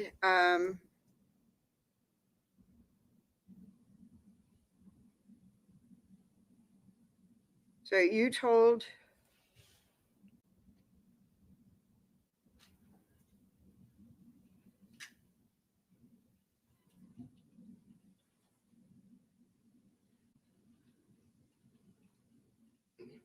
okay. So you take the tote, you take the CMC bag, but not the tote, to Portland Pie. Not the plastic, right? I'm confused. So am I. I'll back up. Sorry. To reorient ourselves, at some point, you say that Adam takes the body down from the ceiling tiles. Yes. And it's because there's a smell. Yes. And it's because other people in FIT are concerned about the smell. Yes. And you all are concerned that somebody might be checking the place to find out about the smell. Yes. Because you've heard the complaints. Yes. And you're scared. Yes. And I think you said Adam takes Harmony's body down into the bathroom. Yes. And takes her body out of the duffel bag. Yes. And puts her body in a trash bag. Yes. And puts the trash bag in the closet. In the CMC bag in the closet. Okay. So from the bathroom, is her body put in the CMC bag? In the trash bag. The trash bag's in the CMC bag. And that all happens in the bathroom. Yes. And then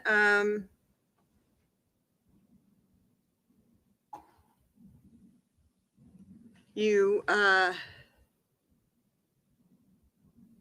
said, I believe on direct, that Adam tells you to take the CMC bag to Portland Pie. Yes. Tell me about that.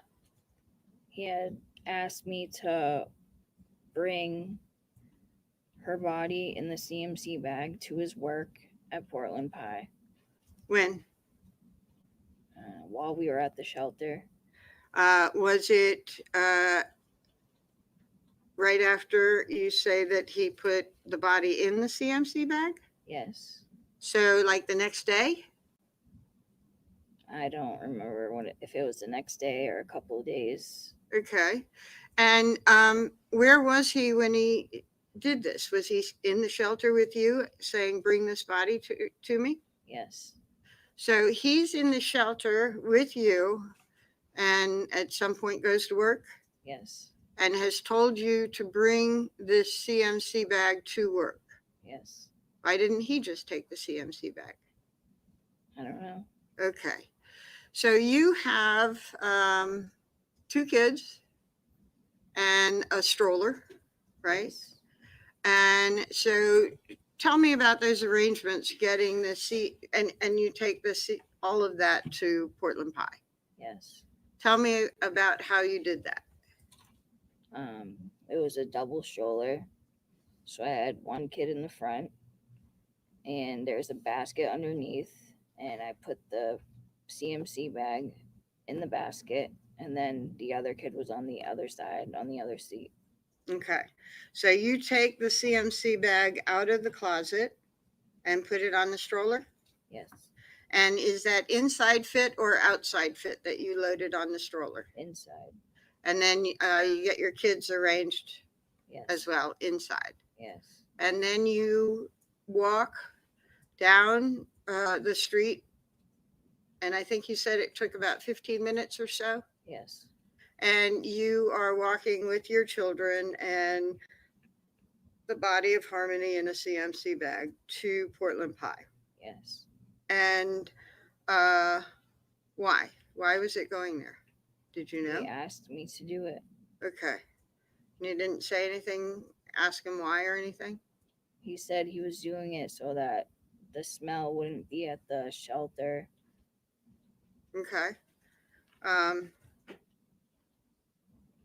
Did you tell him he should take it with him? No, he called me when he was at work and told me to bring it. Okay. So he didn't tell you to do that while he was at FIT. He was thinking about it, but I didn't think he was really going to do that. Okay. So he mentioned it at FIT, but then calls you from Portland Pie and says, come on down. Yes. Okay.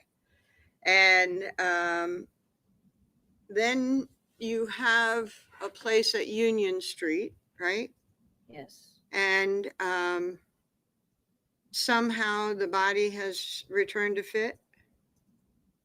Yes. Before you moved to Union Street? Yes. And you don't know how? Adam brought it back. Did you see him bring it back? I don't remember. Okay. I don't remember if it came back. Yeah, because we had to bring it to the apartment. Okay, and you brought it? The CMC bag in a plastic storage container, right? Yes. And you went to the Union Avenue apartment, and again, you have a stroller with your 2 sons. Yes. And now it is a plastic container that is on the stroller. Yes. Okay. And it wasn't a plastic container on the stroller when you went to Portland Pie? No. Okay.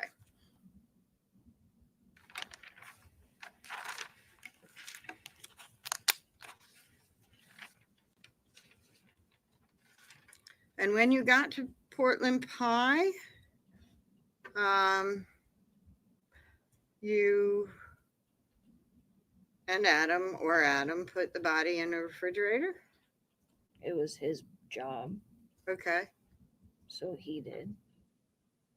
That was his job. It was His to job handle. was at Portland Pie. Okay. So he took the CMC bag inside and he said he put it in the freezer. I'm sorry. I meant to be asking about Union Street, and I know that I misstate sometimes. So at Union Street, you're on a second floor? Yes. And you sign the lease and everything like that. And Adam brings the body upstairs? Yes. And the CMC bag is put in the refrigerator? It's in the tote. Okay. When we were walking to the Union Street, the bag was in the tote. He brought the tote upstairs and put it in the closet. Okay. And from the closet, it went to the refrigerator? Yes. Okay.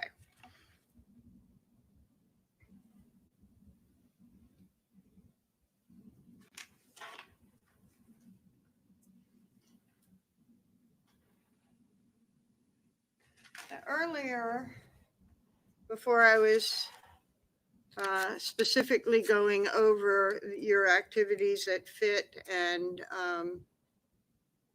Union and Portland Pie, I had talked to you about a conversation that you had with Detective Dunleavy after the June 3rd interview, right? Yes. And you said that you had gone up to him and said that you had forgotten to tell him during the June 3rd interview that you had taken the diaper bag from the freezer and walked with it in the stroller to meet Adam at the back of Portland Pie.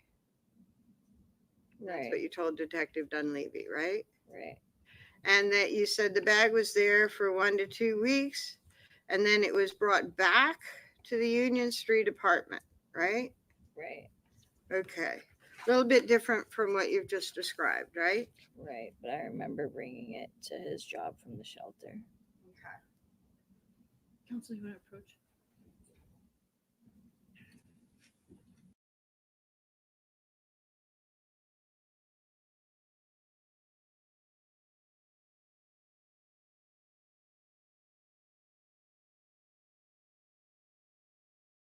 As I said, I look for what we consider to be natural breaking points. This sounds like one of them. So we're gonna break for lunch. So I'm gonna ask you to come back in an hour. So come back at 1 o'clock, please. We'll start at hopefully at about 5 after. I remind you, don't discuss the case with each other or with anybody else. Do not do any independent research. Make sure all your banners and notifications are turned off on your phones. No independent research. All right. Thank you very much. We'll see you about 1 o'clock. All rise for the jury.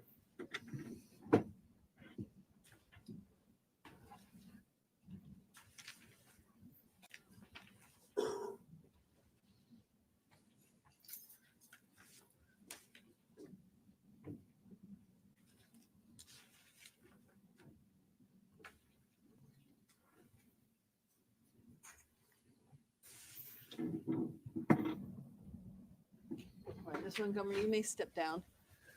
Counsel approach.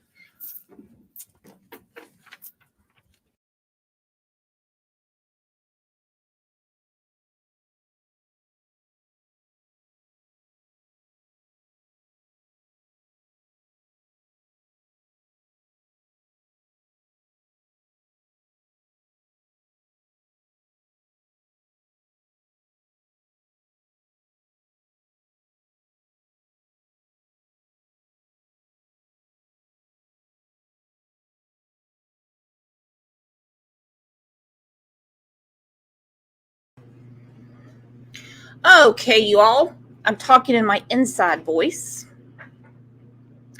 Now we have two options because I have some things that I have to do where I'm not going to be able to be around the computer. So I need the moderators to let me know who's going to be here because like for the next hour, I'm not going to be back here until about 2 o'clock.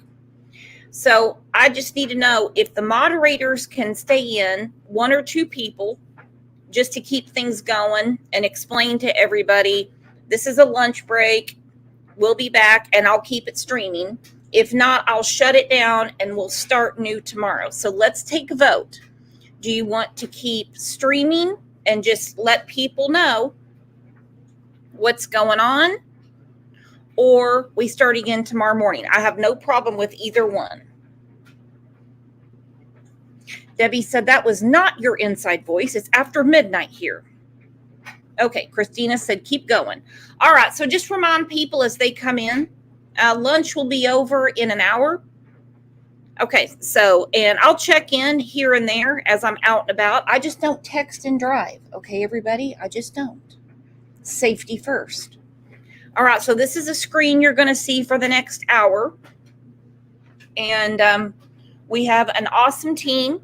And you know what? You don't even have to be a moderator to tell people when they come in that, hey, it's just lunch break right now. And, you know, Brooks is out running errands and she'll be back. So anyway, I'm going to keep it streaming then. You guys are the absolute best. That's why I say all the time, you're the channel. I'm not. But we're going to keep that between ourselves because OJ thinks he's the channel. So you guys have a great lunch. And if there's any issues, just text me and I'll figure it out. All right. Love you guys. I will be back in a couple hours.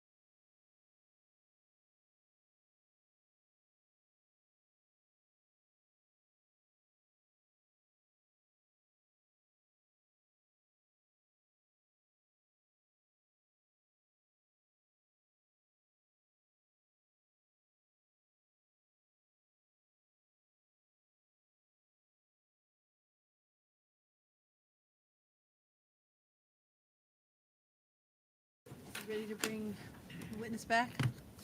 Honest.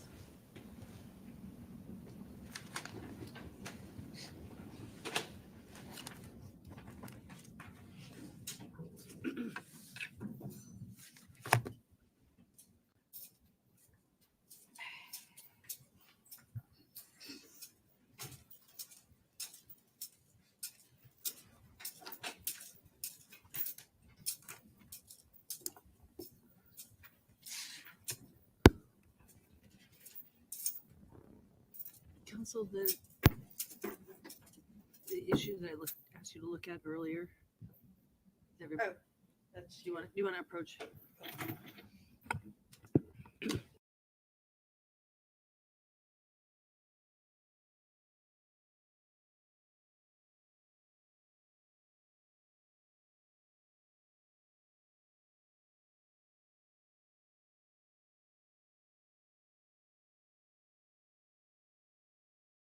Please ready? Please rise for the jurors.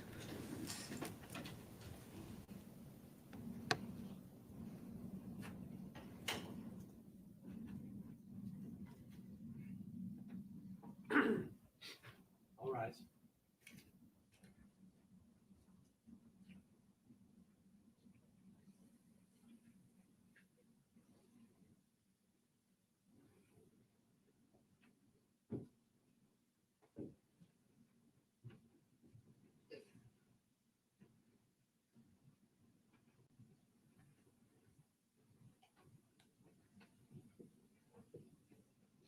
Please be seated.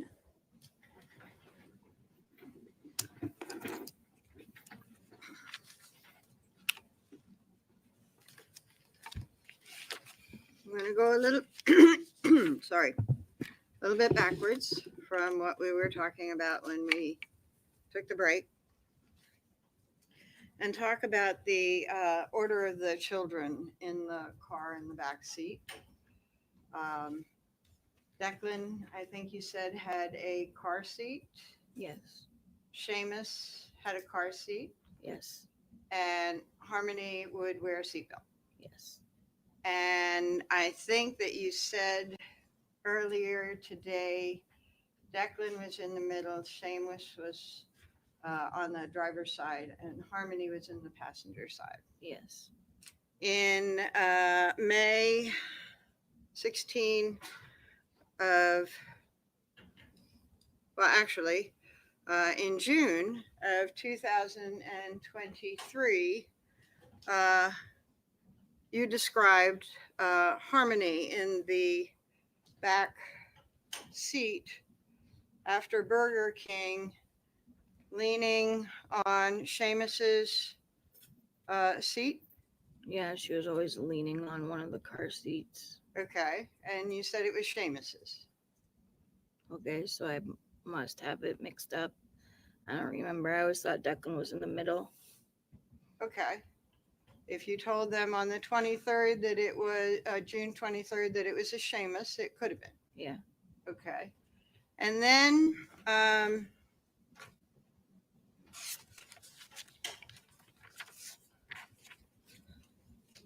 when you were on May 16, 2023,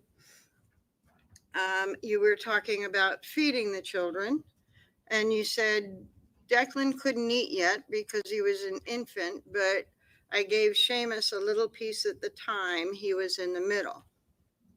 Is that right? Yes. And that was as if it was a memory, that you were speaking from memory. Yes. And do you recall, because you talked about feeding Declan and putting the pieces in his mouth, do you recall if you did that? I remember feeding one of them, both of them. I don't know. Okay. And you talked about putting a sandwich on Harmony's lap, but not looking at her, right? Right. But you saw that she had a blanket on her lap, right? Yeah, she always had a blanket on her. And it was on her lap, you described it, right? Yes. Not over her, it was on her lap. Right. And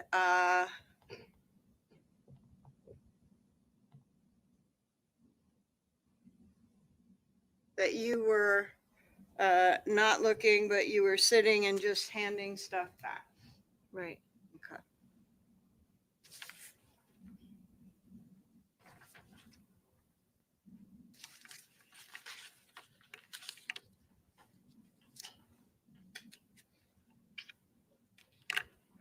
So a couple of things on Union Avenue and what you described at Union Avenue. I think that you described the tote was in the, not the tote, the plastic thing with the tote inside was in the closet, and then the tote was put in the refrigerator. The bag was in the tote in the closet. Then the bag ended up in the refrigerator.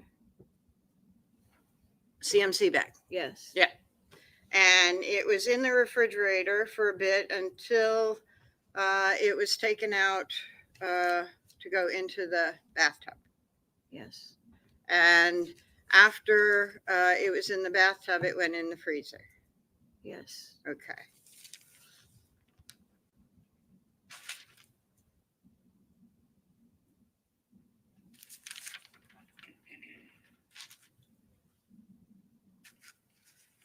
And you talked about events in the freezer. I mean, in the shower. And described for the jury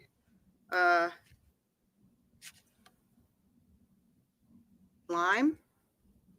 Yes. And that lime was used in the shower. No. Did you say that lime was put in a bag? Yes. So that was on the floor of the bathroom. Is that what you're Yes. saying? And why lime? Adam got the lime. I don't know where it came from. Okay. Did y'all research lime and what it might do? I did not. Okay.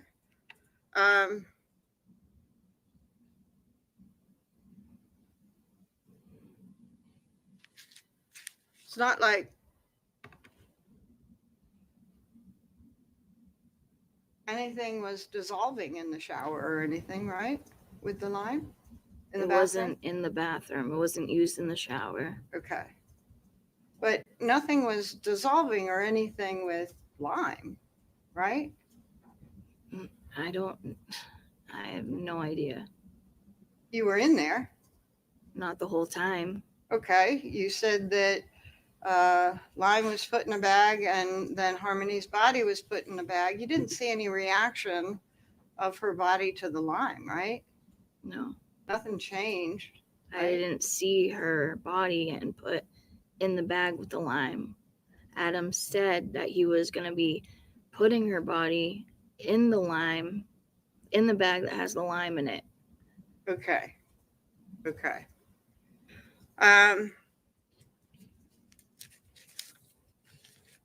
And you talked on direct about a tool. Do you remember that? Yes. And when you first spoke to the police, you told them that scissors were the only tool used in the shower, right? From what I remember, yes. Okay. And the scissors were used to cut clothes off of Harmony. Yes. And you used the scissors. Yes. And you cut off Harmony's hoodie. Yes. And you're saying Adam used the scissors. Yes. And cut off her leggings. Yes. And those were the only tools in the bathroom, right? That I saw, yes. How big's the bathroom? The bathroom wasn't that big. Okay. You saw the things that were in the bathroom, right? Yes. And you claim to have seen a bag of lime in the bathroom, right? Yes. You didn't see any tools, right? No, I saw a bag of lime and trash bags. Okay. And there weren't any tools sitting outside the bathroom, right? No. Okay. And you didn't hear any power saws? No, because it was really loud. What was really loud? Our neighbor next door was a drunk, and very loud, always blasting his music. Okay. And you think that the music could have overcome power tools if they were used?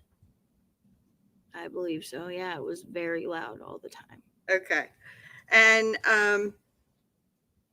when you first talked to the police, you actually denied that you helped Adam in the bathroom, right? Right. And you denied that you had anything to do with what he did in the bathroom. Right. You said that Adam didn't want you in the bathroom. Right. And then when you had to admit that you were in the bathroom,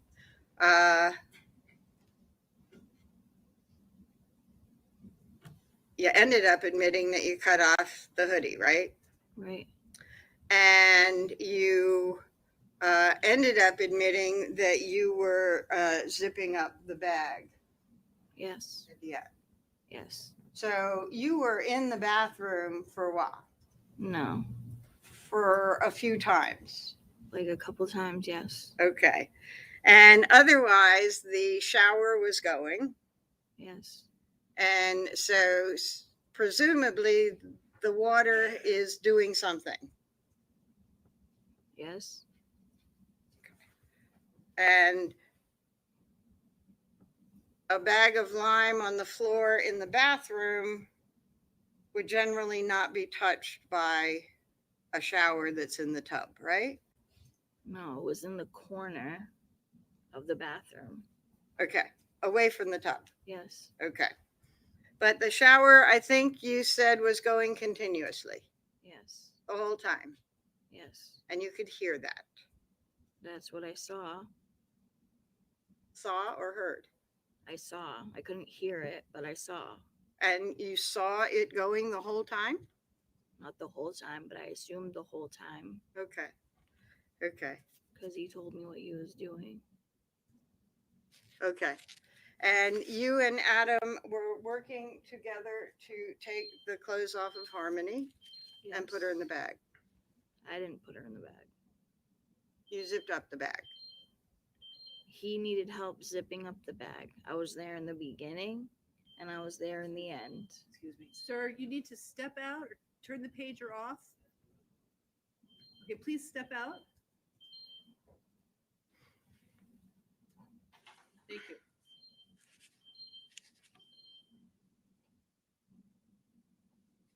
You would re-ask your question, Attorney Smith. I forgot what it was.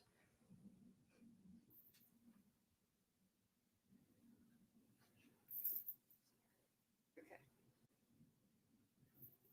So what you're saying now is you didn't know if the shower was going the whole time?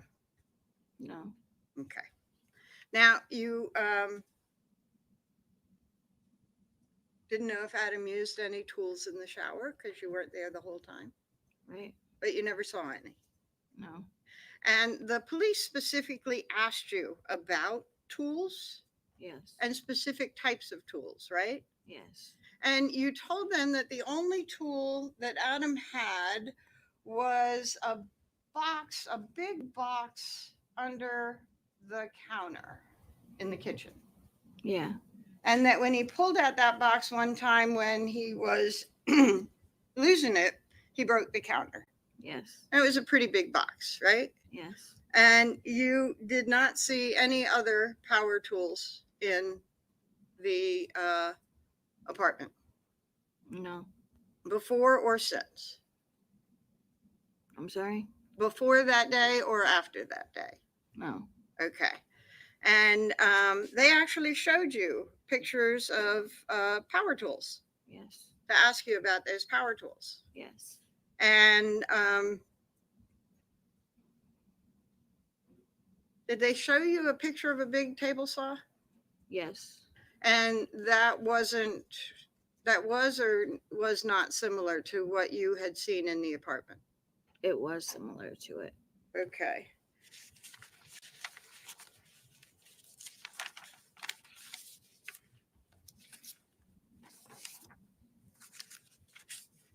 I'm going to show you a picture.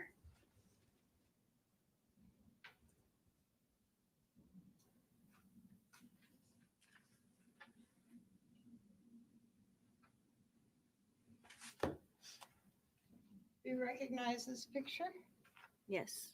And is that what you're saying? Well, how do you recognize this picture? It's a table saw. Uh-huh. And was that the type of tool that you had seen in the apartment? Yeah, there was a table saw in the box. Okay. And I'm gonna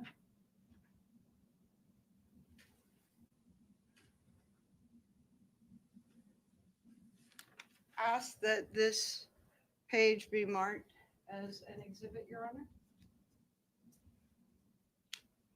It's not pre-marked.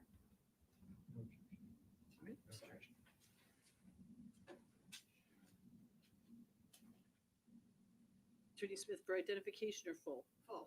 Any objection? No, yeah. All right, it can be marked as a full exhibit.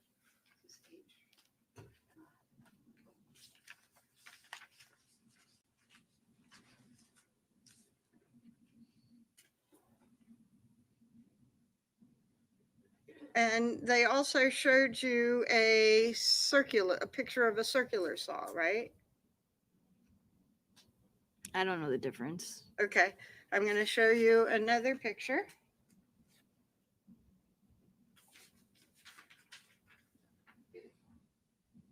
And ask you if you recognize that, what's in that picture. Yeah, that's what it looked. Pardon? It looked more like what it was than that one. Okay. Yeah. Okay. And you actually told the detective that it looked like the cordless compact circular saw. No, it wasn't cordless. Okay. You say it had a cord. Yes. Okay. And Your Honor, I'm sorry, I did not have this pre-marked. I would like this offered as a full exhibit. To be entered as a full exhibit. Thank you. And this is, thank you.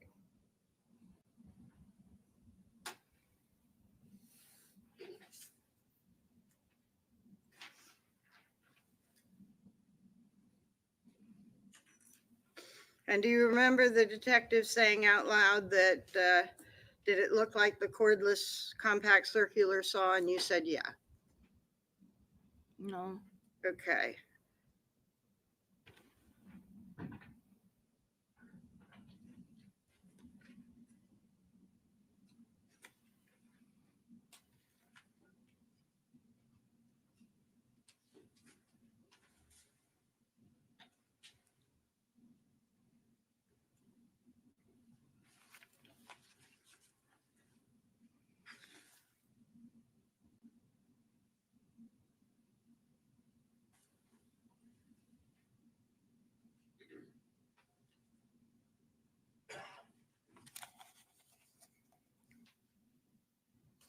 Got a copy of Defendant's Exhibit E for ID.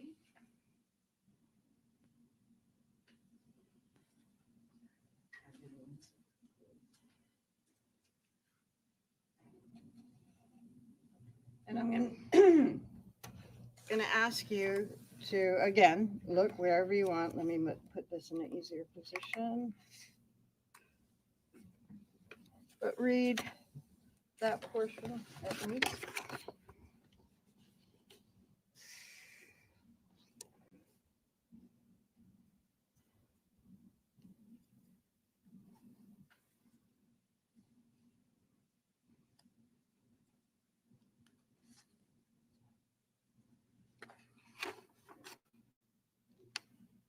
Yeah, it wasn't cordless. Okay, but the photograph that the detective had showed you was, as he said, of a cordless compact circular saw, right? Right.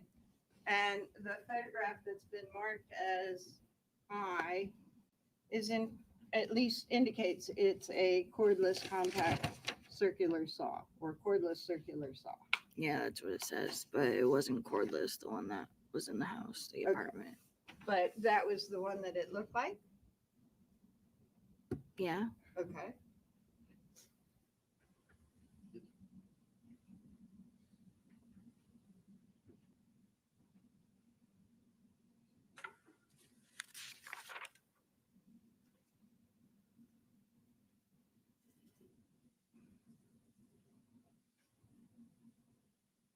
And then Detective Dunleavy showed you another photograph and asked if that perhaps looked like the tool under the sink. That one? No, a different one. I don't know. Do you recall him showing you a picture of a miter saw? I don't even know what that is. Okay. We'll get there. Okay. So earlier in direct, you were given a picture of a power tool, right? Yeah. And you had signed that photograph, right? Right. Or I'm sorry, initialed it, right? Yeah. Do you know when you initialed it? No. Pardon? No. Was it recent or a long time ago? I know I did some recent and I did some a long time ago, so I don't remember. You signed some photographs recently and signed some a long time ago? Yeah. Okay. I'm going to show you. And I keep saying sign and I'm misstating. You initialed, right? Yeah. Okay. I'm going to show you what's been marked as States Exhibit 63. For identification or full? It's been in as full. That was recent. This you Yes. signed recently Yes. in one of those prep sessions. Yes. And back in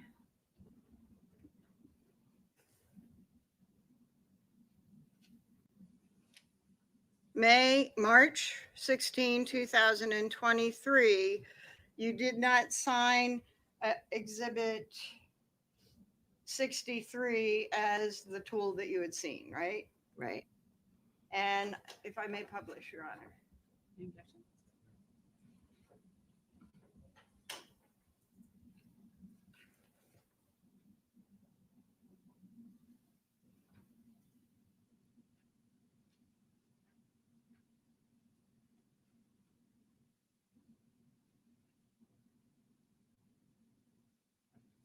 And the name of the type of saw on that photograph that you recently signed was M18 Fuel 18 volt lithium ion brushless cordless size grinder with paddle switch, tool only.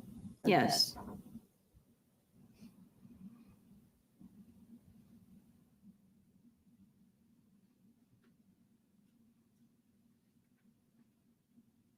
But back in March of 2023, when you were shown photographs, you identified the one that looked most like the tool as the cordless circular saw, right? I'll show you Defendant's Exhibit I. I don't get what you're trying to say. This cordless circular saw photograph was the one that you identified most like the tool that was under the counter. Yes. Okay. If I may, Your Honor? Yep.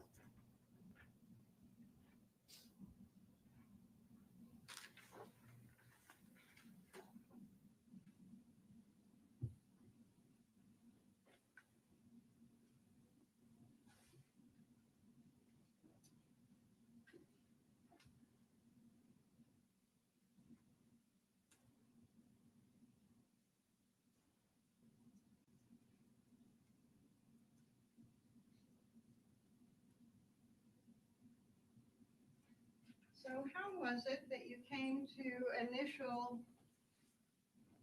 a grinder with paddle photograph? What happened? What was the exchange where you initialed it? Because my mom had a similar tool just like that one. Adam asked to take it, and I said, no, you're not taking it. It's my mother's. Okay. And he wanted to take it, and I don't remember if he took it or not because he would have did it behind my back. Okay. And there were never any new tools in the apartment, right? Not that I knew of.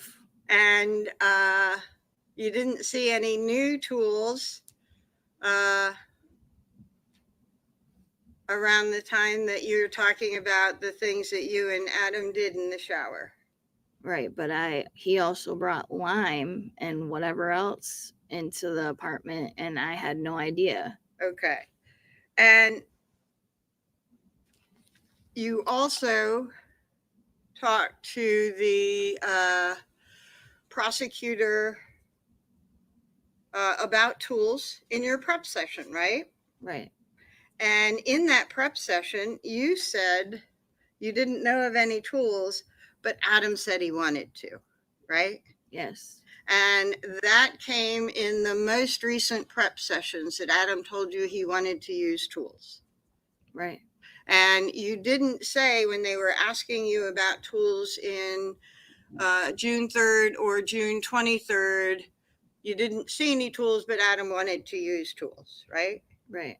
And you didn't say in March 16 of 2023 that you didn't see tools. There was an old thing that looked kind of like the circular saw, but Adam said he wanted to use tools, right? And when you're prepping for your testimony here, I think that you said your parole hearing was coming up in May. I don't know about my hearing. I know my minimum is in May. Okay, and so you are hoping for a parole hearing and to get out in May, right? Yeah. But it's not guaranteed, right? No. Okay. And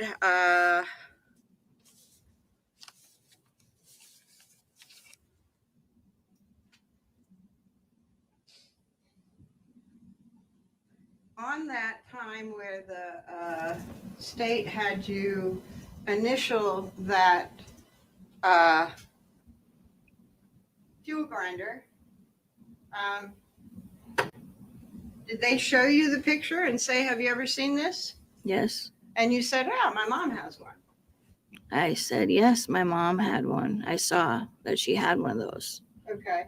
And when they showed you this picture, that you thought it might be important to the case, right?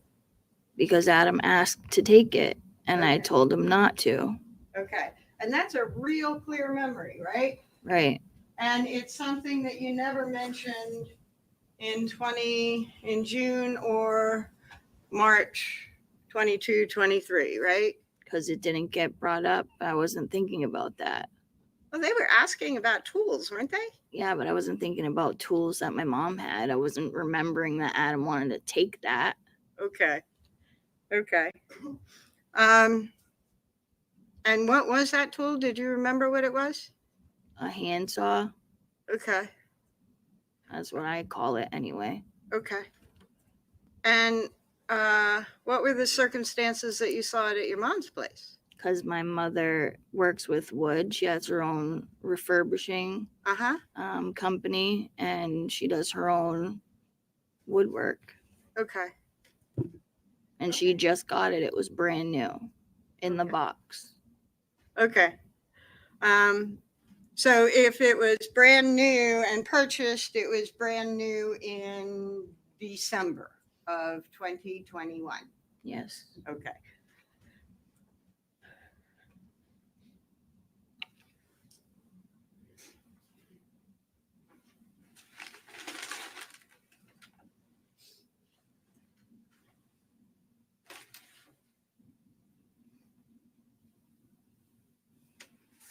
The police showed you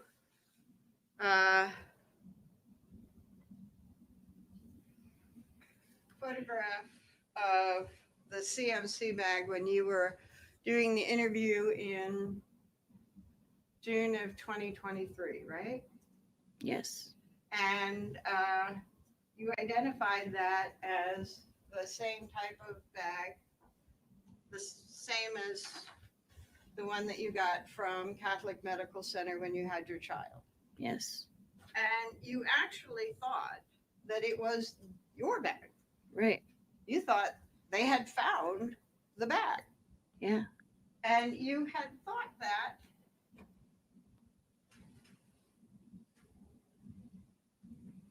because you recognized this little spot Yeah. in the photograph. I may publish, Your Honor.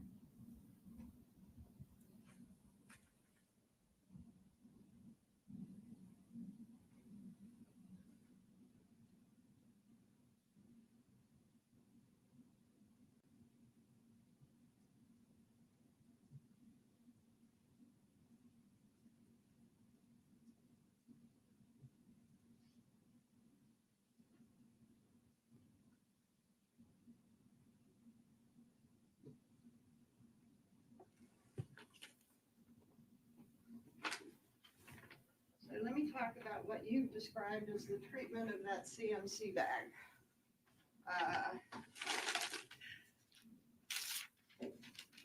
You say that Harmony's body was taken down from the ceiling at Fit and put into the shower at Fit.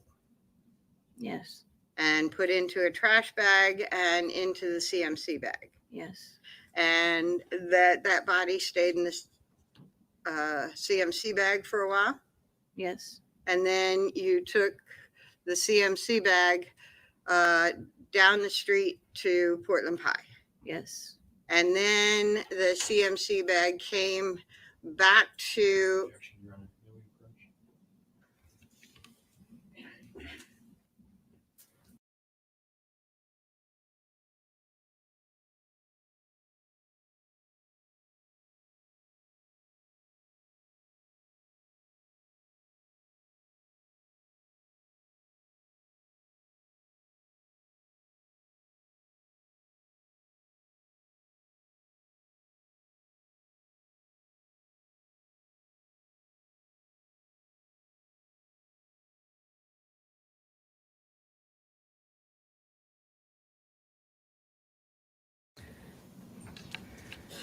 and that Harmony's body was in the closet in that bag at Union, right?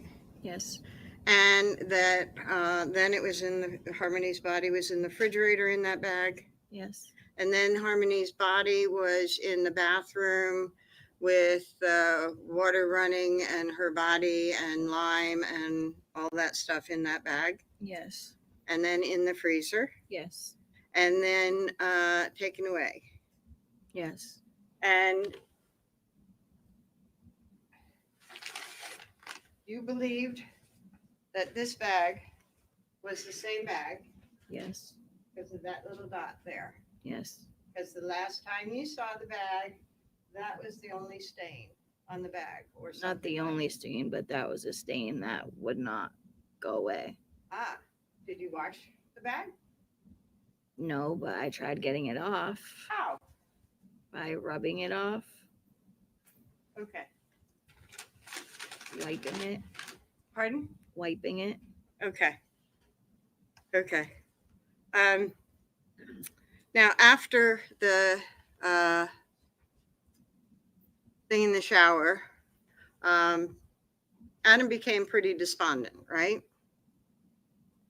What does that mean? Hurt inside. Yeah. And you said that he tried to kill himself. Yeah. And you told him that he had to live and be there for the kids. Right.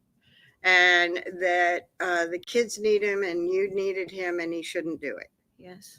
And Basis?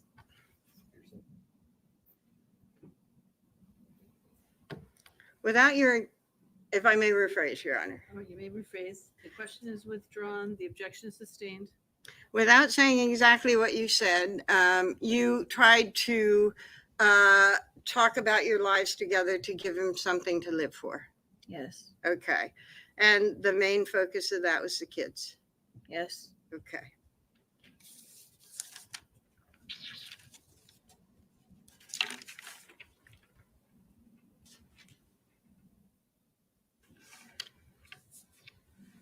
The completely changing the subject, I want to take you back to the summer of 2019. And you testified about Kevin and Adam having an argument and you overhearing it. Yes. And the argument was about Kevin Montgomery's failure to pay bills that he had promised to pay, right? Part of it, yeah. Okay.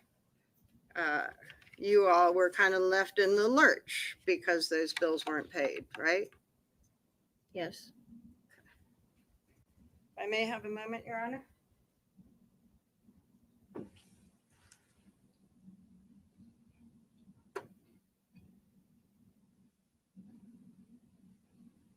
Thank you, Your Honor. Your nose. When you're ready. If I may just have a moment.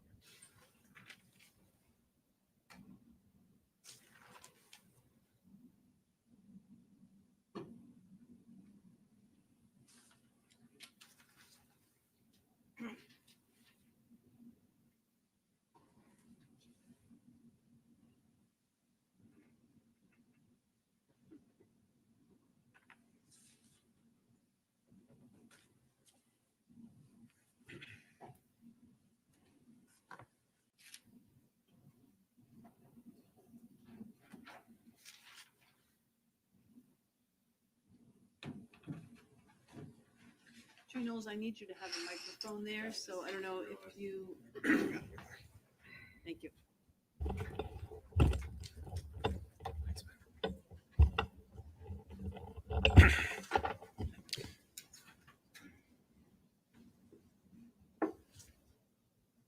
Whenever you're ready. Thank you. So, Kayla, you just said that part of that argument was about failure to pay bills. Can you tell the jurors what the other part of that argument was about? Was about Adam hitting Harmony. It was about, I'm sorry? Adam hitting Harmony. Okay.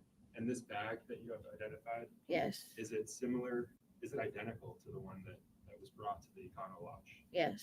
Is it identical to the one that Adam left in the U-Haul with? Yes. And the stains that you mentioned, when did they make it onto that bag? Before we left Guilford Street. Before you left Guilford Street? Yes. And so that would have been before Harmony's body was ever placed in the bag? Yes. Before the defendant murdered Harmony? Yes. Before he beat her to death in that parking lot? Yes. Was Sustained. Was that before he beat her to death in the parking lot? Yes. Attorney Smith just showed you several items, saws, and I want to be very clear. The saw in my right hand was what the defendant discussed. Objection, pleading. Sustained. Foundational question. Did he testify on direct that the saw in my right hand was the one that the defendant used, discussed using to dismember Harmony? Yes. Did he say that on direct? Because that's in fact what he did. He discussed using this to dismember Harmony. Yes, he did. And the saw in my left hand that the defense attorney showed you just now, was this similar to the item that was under your countertop? Yes.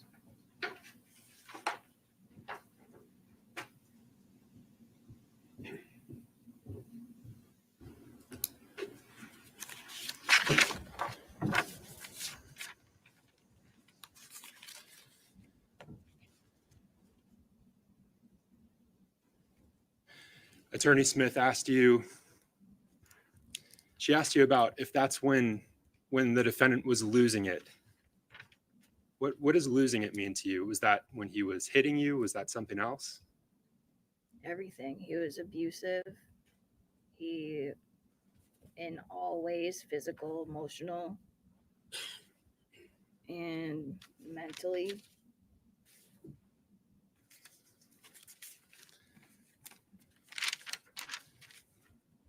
You said physical, you said emotional, and you said mentally.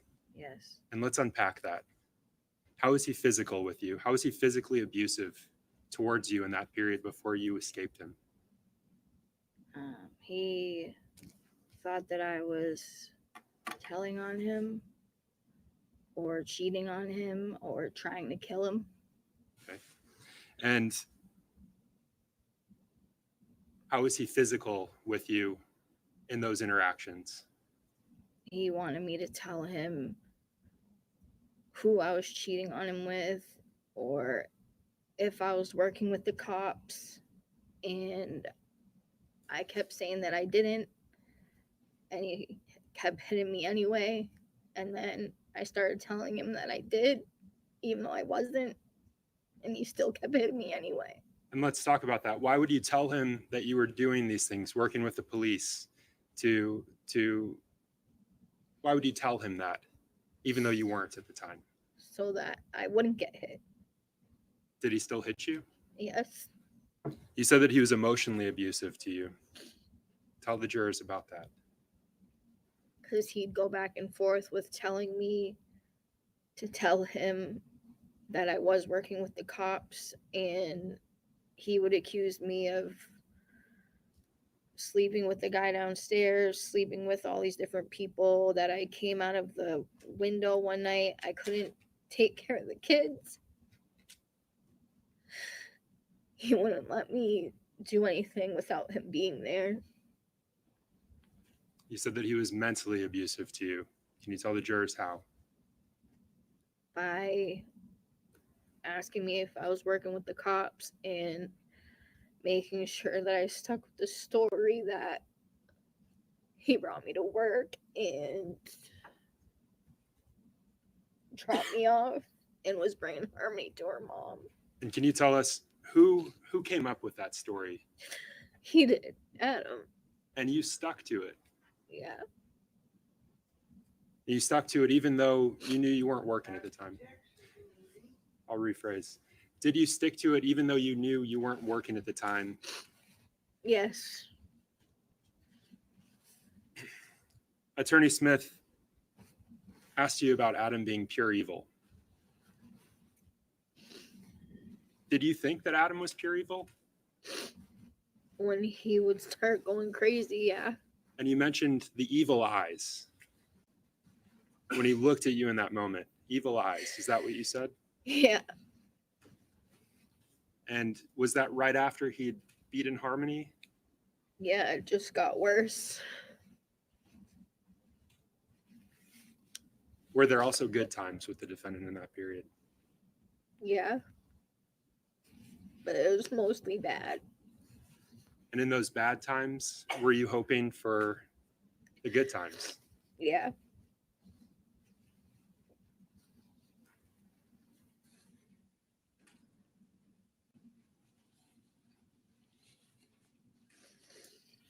Kayla, do you still love the defendant? I still care about him because he's the father of my children.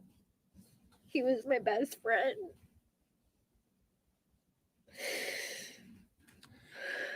It's been hard for me to just let go. Kayla, I want to switch gears with you just a bit. You mentioned that after the defendant had beaten Harmony to death, after your car died at that intersection, after the defendant realized that Harmony was dead, that he got a duffel bag out of the trunk. And Attorney Smith asked you about him getting that duffel bag out of the trunk. And you said that the trunk would not open. Yeah. And he had to go in through the back seats. Yeah. Can you tell the jurors why the trunk wouldn't open? When the car died, nothing was electronic was working. The windows wouldn't go down. The car just stopped working. Kayla, I'm going to switch gears with you again. And I'm sorry to bounce around like this, but you talked about Mr. Badero, Anthony Badero, being a source of drugs, an occasional source of drugs. Yes. And Attorney Smith asked you about how these drugs would be purchased. Yes. And I believe the testimony that she asked you about was that sometimes you'd pay for them, sometimes he'd give them to you for free. Do you remember that line of questioning? Yes.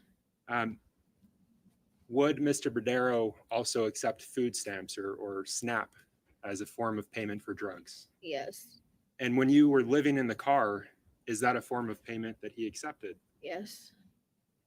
Did that lead to your family having to eat baby food as a result?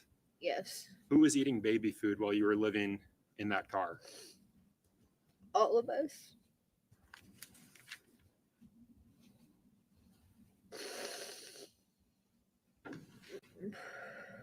Myself and the boys. And Harmony. Attorney Smith asked you about trying to keep things quiet in the parking lot of the Colonial Village Apartments that morning around 3 a.m. when you woke up and the defendant was beating Harmony, striking her blow after blow. And you talked about the children not screaming. Is that because at the same time he was telling them to shut the fuck up? I think that was your testimony on direct. Yes. Who was he telling to shut the fuck up? Harmony. And was that before, during, or after he was brutally beating her? Before and after. Attorney Smith asked you several questions about Harmony, the changes that were happening to her. And she said that it was difficult for Harmony because of all the changes. And you agreed with that, but I want to ask you about that. Was it difficult for Harmony because of all the changes that she was going through? Why don't you finish the question and then I'll rule on the objection. So Kayla, was it difficult for Harmony because of all the changes she was going through, or because she was terrified of the defendant? Sustained.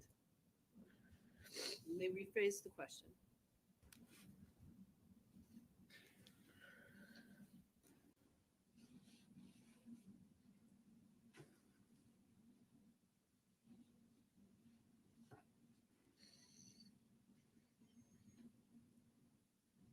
Kayla, was it difficult for Harmony because of her fear of the defendant?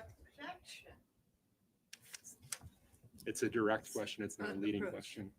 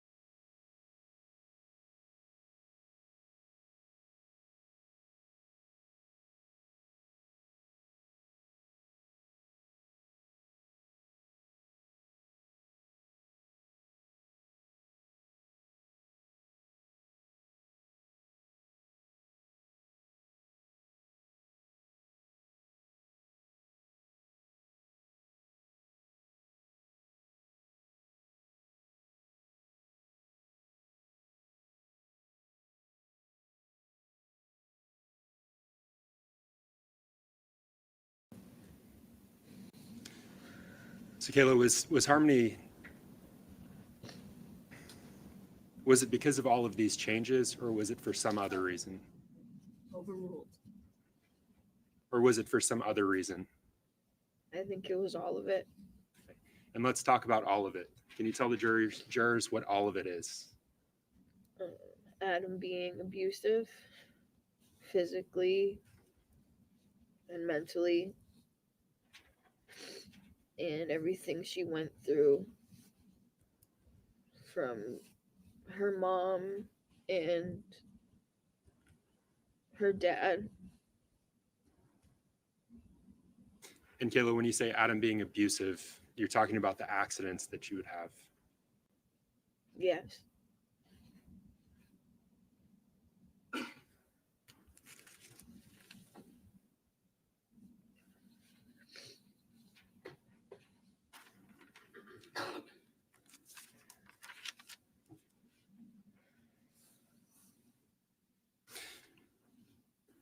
During your cross-examination, this was last week, the defense attorney said during her examination of you that Harmony died in the car with you, right? And you weren't able to explain the answer that you'd given. Who else was in the car with you, with Harmony, when Harmony died? Adam and the two boys. And who was striking her repeatedly right before she died? Adam. Are you aware that the defense argued in their opening that something happened to Harmony in the middle of the night, and that thing killed her before the defendant was even around? Right. So is that true? No. Did Harmony die in the middle of the night alone with you when the defendant wasn't even there? No. So when you testified during the defendant's examination that you thought Harmony was sleeping but then found out she was dead, Yes. was that in the middle of the night, or was that the next day after your car broke down? That was the next day. That was after the methadone clinic. Yes.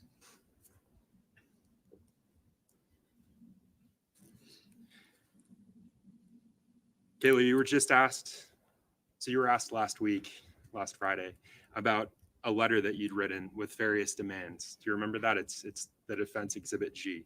Yes. In that letter, you discuss betraying the defendant, and the attorney asked you if you wrote betraying, but you weren't asked to explain what betraying meant. Can you tell the jurors what you meant when you said betraying? I felt like I was betraying him, Adam, by telling what happened to Harmony. And I was fighting with myself.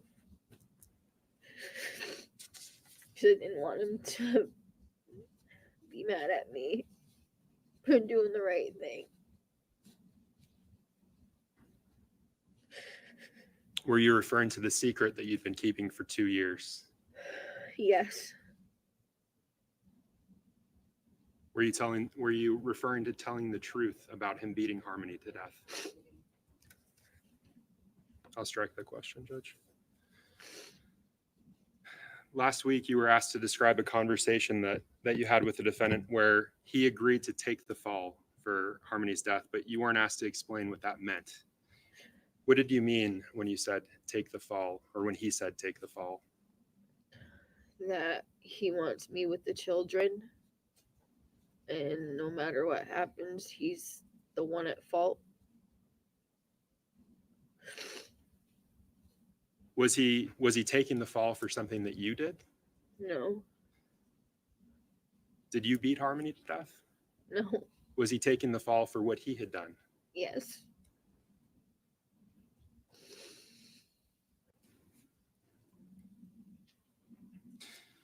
You said that in the spring of 2020, the defendant was acting strange. He was accusing you of telling on him for what he'd done to Harmony. What did you mean when you said he was acting strange? Every time we got high, as soon as he got high, he started freaking out and just accused me of working with the cops, thought there was cameras in the house, the TV, smashed every phone we had, just destroyed the whole apartment. When you were asked about lying to the grand jury, you said that he was stuck in your head. What did you mean by that? That I stick with the story that he told me to say. And that was stuck in your head during your testimony. Yes. I want to talk about that list of items that you gave, your requirements, the things that you'd like before testifying. Did you get immunity? No. Where are you currently living, Kayla? New Hampshire State Prison for Women. Kayla, did you get to keep your children? No. Do you have any rights to them? No. Are you even allowed to speak to them right now, Kayla? No.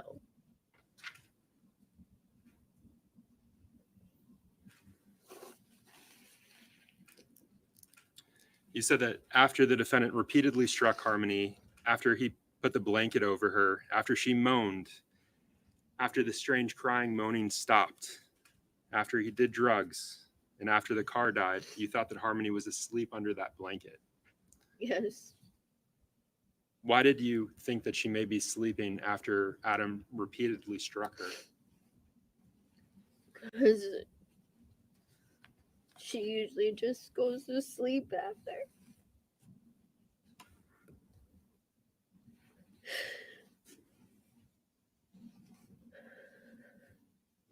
Kayla, why stay with someone?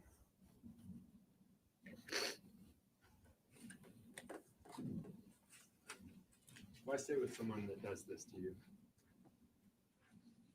Because I was scared. And I still cared about him. Why defend the person that does this to you?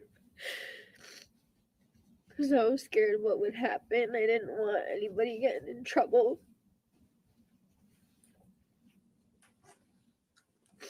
Why stay with someone? Why stay with someone that does what he did to a helpless girl like this?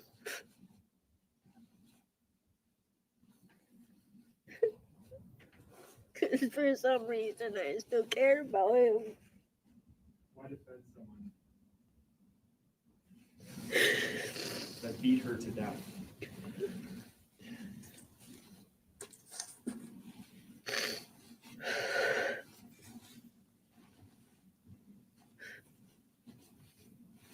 I don't know.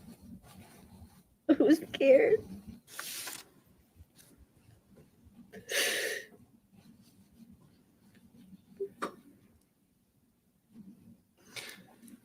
Attorney Smith asked you about a proffer agreement, your agreement to provide information about what the defendant had done, what had happened to Harmony. Do you remember that line of questioning? Yes. And she asked you about how none of those statements could be used against you.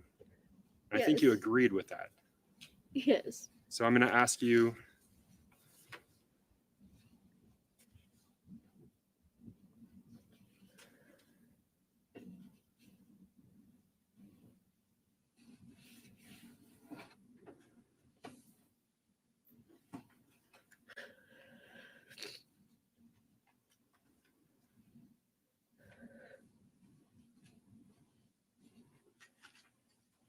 Kayla, I'm showing you what's been marked as State's Exhibit 102 for identification. And I'm just going to ask that you review that document and look up when you're ready.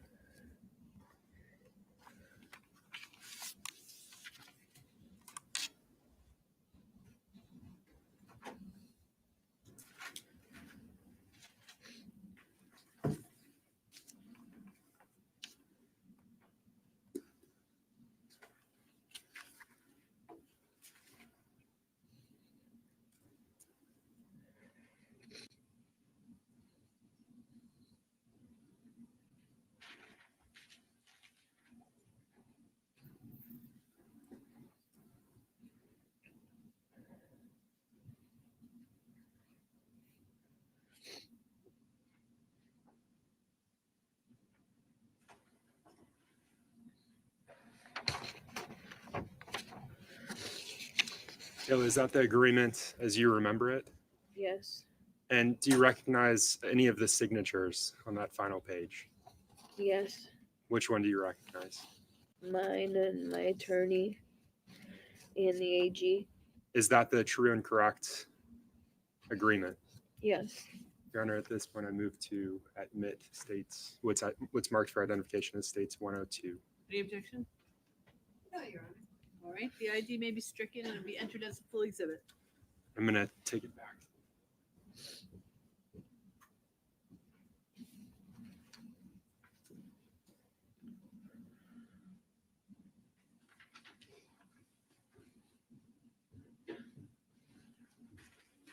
Kayla, does that agreement discuss how your statements can be used against you? Yes. Tell the jurors how your statements can be used against you. If I lie.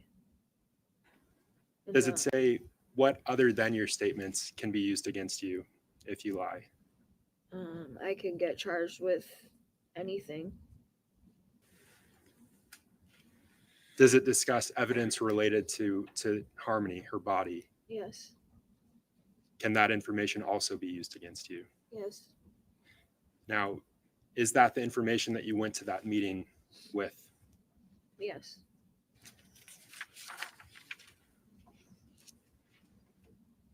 And you knew about that before you testified yesterday and today? Yes.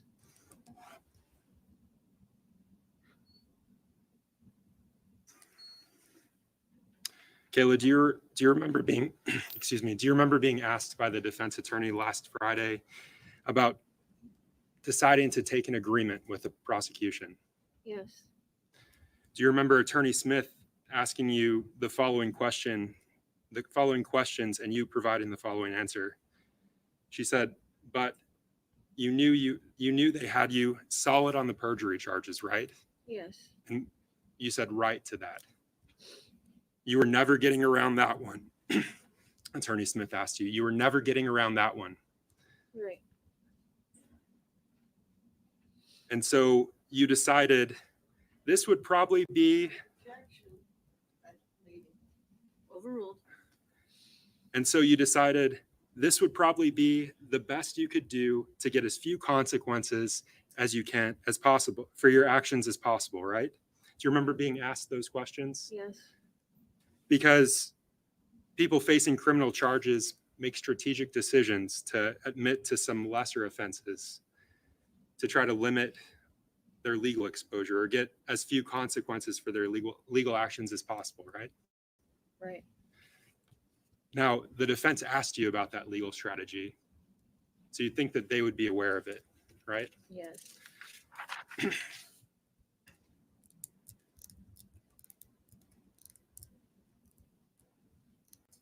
Are you aware that falsifying physical evidence, that abuse of a corpse, it's lesser than murder?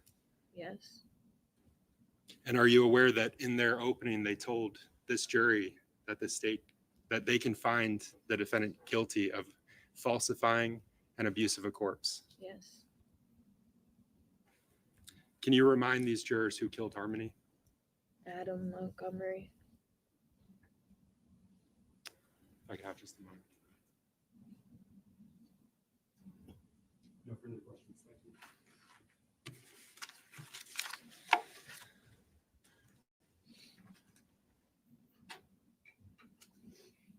I think you testified that you were aware of what was said on openings, right? Yes. How were you aware? I'm sorry. How were you aware of what was said at openings? I was told by my lawyer. Your lawyer told you what was said at opening. I believe so. I don't know. I'm not like here right now. Pardon? Can you rephrase the question, please? Your Honor, may we approach?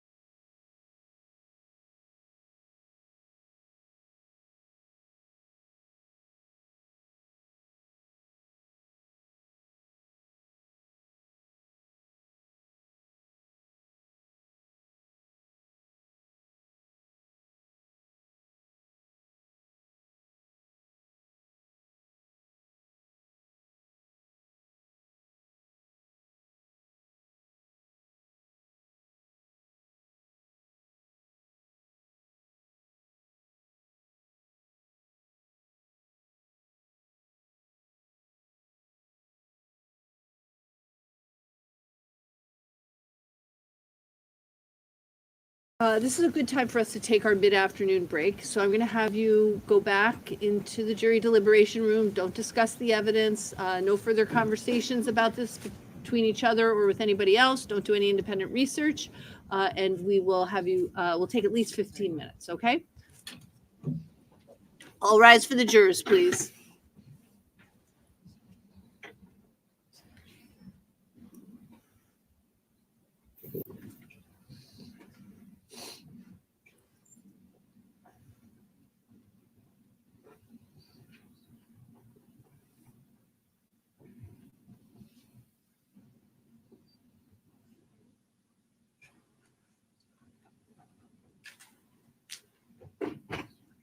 Council approach, you may be seated.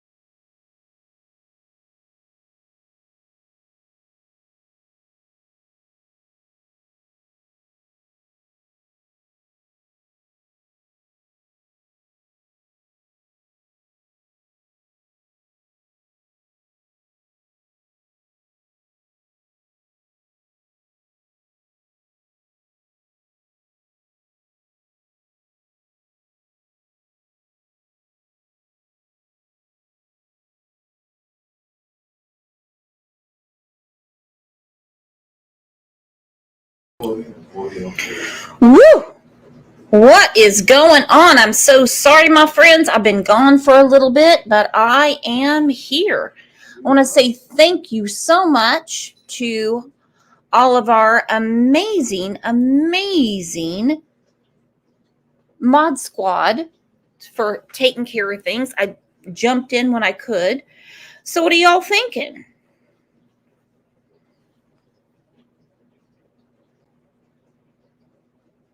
I mean, I'm catching little bits here and there, but it's not looking good either way for Kayla or Adam. The thing is, I am not an attorney, so not quite sure how this is going to play out, and it is exhausting. It is absolutely crazy and exhausting. And on top of it, it is horrific to hear what Harmony went through.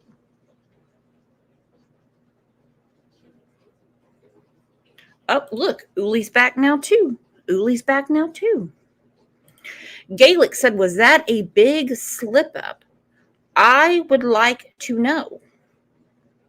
I agree with A Wolf. She only cries for herself because, well,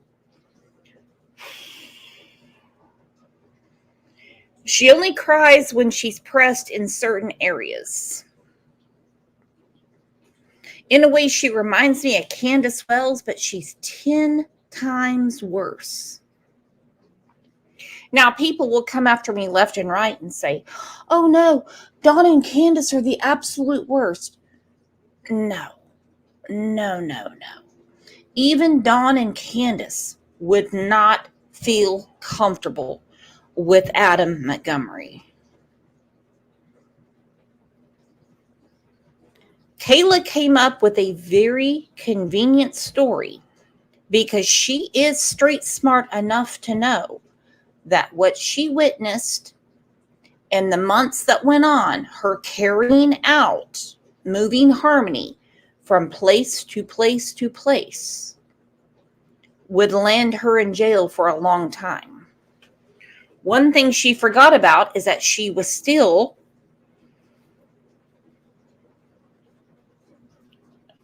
claiming benefits on Harmony. I'm to the point, some people won't agree with me, that if you take benefits for a child, then I would say you need to be tested for drugs because this is our taxpayers' money. Call me crazy. I mean, we know we have some people coming in here, like Green Eyes, that said Brex would put a toddler in jail if she could. No, I wouldn't put a toddler in jail. This has drugs written all over it and a deviant behavior. Some people will disagree, but drugs do lead to crime. Sorry. Drugs lead to neglect. However, if you want to use what's in Uncle Sam's piggy bank, produce the child and be drug-free. That's it. Yeah, alcohol's legal. If you were watching the Super Bowl yesterday and you were having beer, that's legal. As long as you weren't driving intoxicated. You get your ass up to go to work the next day. You're still producing for your family.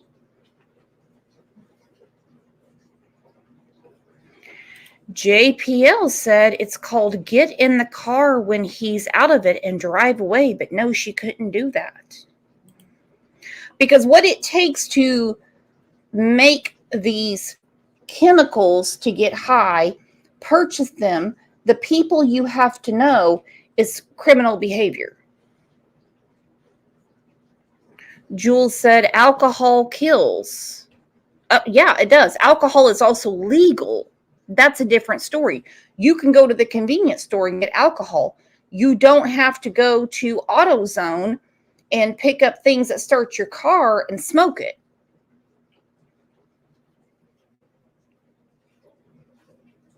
You don't meet people. You don't meet your street corner pharmacist.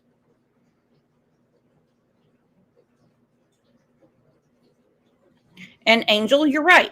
Alcohol can be just as bad or worse than other drugs. People overlook it because it's legal, in my opinion. You're right. And I was not trying to start this debate by any means. When there is something that somebody wants to obtain and it's illegal, they will go through illegal channels to get it. That is the difference. That is the difference. And there is 150% no reason for Harmony to have gone through these things. And these people, if they choose their fix over their children, well, so be it. You go live under a bridge. You live in the car. You live in Tent City. But the kids need to be somewhere safe. But these parents, they want the benefits.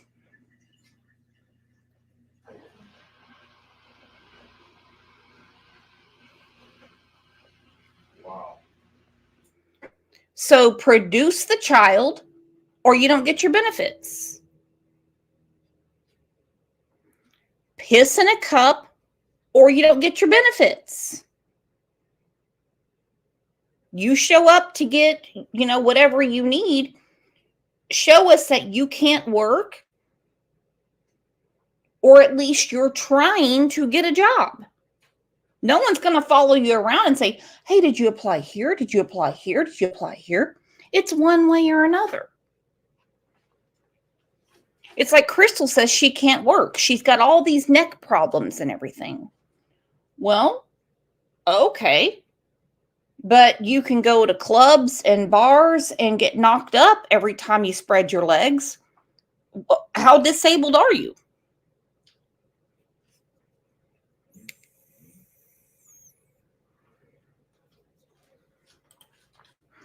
Yes, Christina. She said, I was shocked when we visited Seattle with all the tent cities. Portland scared the hell out of me. I couldn't believe it. Sea Star, thank you so much for being here. She said, fertile soil. I'm telling you something right now. It's like the damn Sahara Desert right there. Goodness. Absolutely crazy. So I just got home. How long have they been on their break?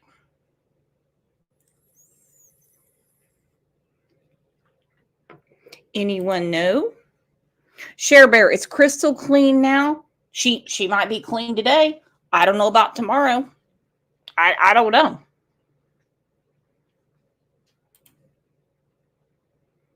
They've been gone 15 minutes. Okay, well, let's take a second to remember Harmony. I got everyone heated up, and I did not mean to do that.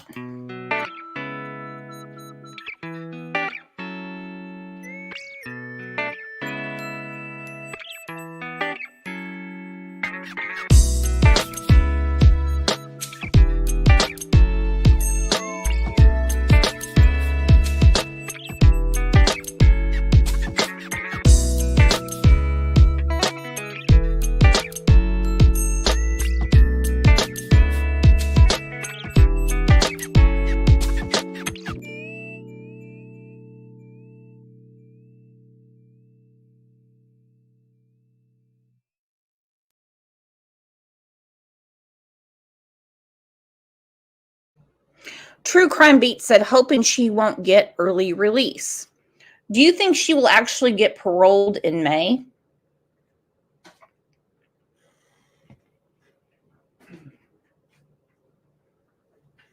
I mean, I really don't know how the parole system works. in New Hampshire. I don't know. I don't live there. And hell, even the people that live there couldn't tell you because, you know, a lot of people in their own state don't keep up with things like that. No fault of theirs, just we live our own lives. We do our own thing. I don't think I would parole her.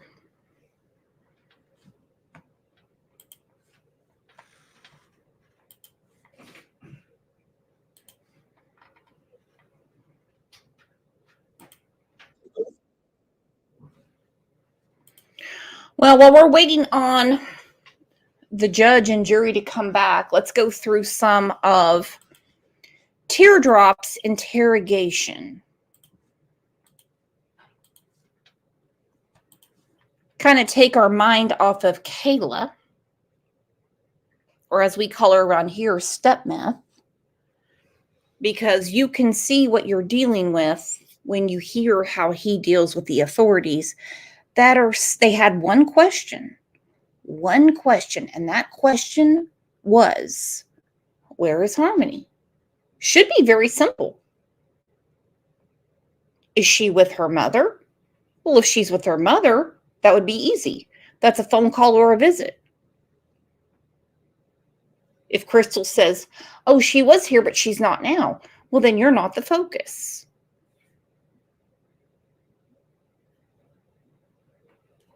Listen to what Teardrop had to say in his interrogation.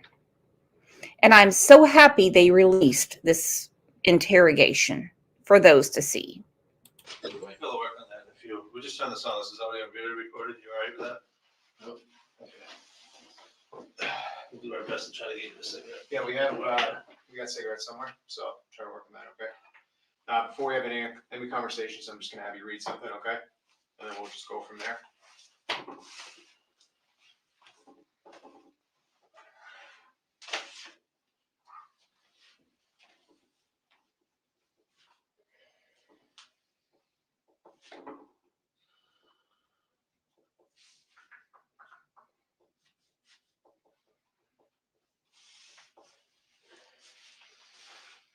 All right, just so you know, because you're under arrest right now, I have to read you this stuff, or you have to read it to me.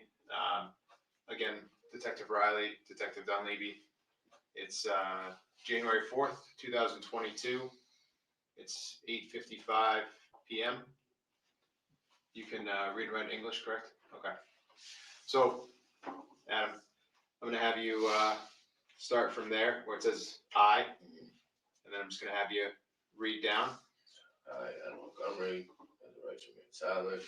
So, start from here. I, Adam Montgomery, Give the following voluntary statements. Detective Dunleavy, Detective Riley, who has identified himself as a member of the Manchester, New Hampshire Police Department. He has advised me the following: I have the right to remain silent. Anything I say can be used against me in the court of law. I have the right to a lawyer for advice before any questioning, and to have one with me during questioning. If I can afford a lawyer, one will be appointed to me by the court. If I decide to answer questions now without my lawyer present, I still have the right to stop answering at any time. Do you understand? Yes. Okay. Do you understand all of these 1 through 5? Yep. Okay. What I'm going to have you do, just initial 1 through 5. That just indicates that you understand what I'm saying, all right? Yep.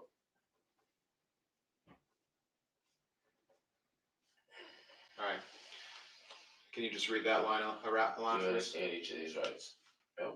And you're going to check either yes or no. All right. And then read the next line for me.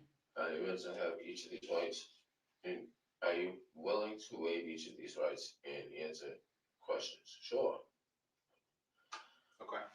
Now, Adam, you're just going to sign that line.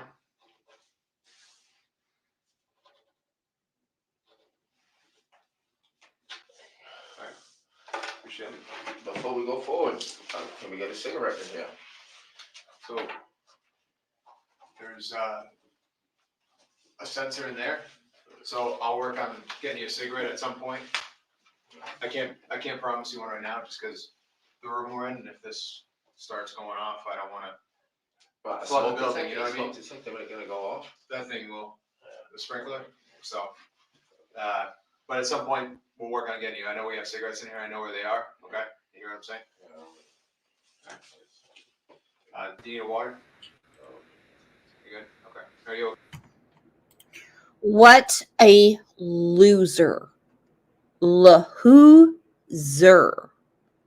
Get me a cigarette while you're interrogating me. Well, you've already got county water. Suck on that. Why do you need a cigarette? He doesn't even have the nerve to show up in front of a jury of his peers. And they are his peers. They're from Manchester.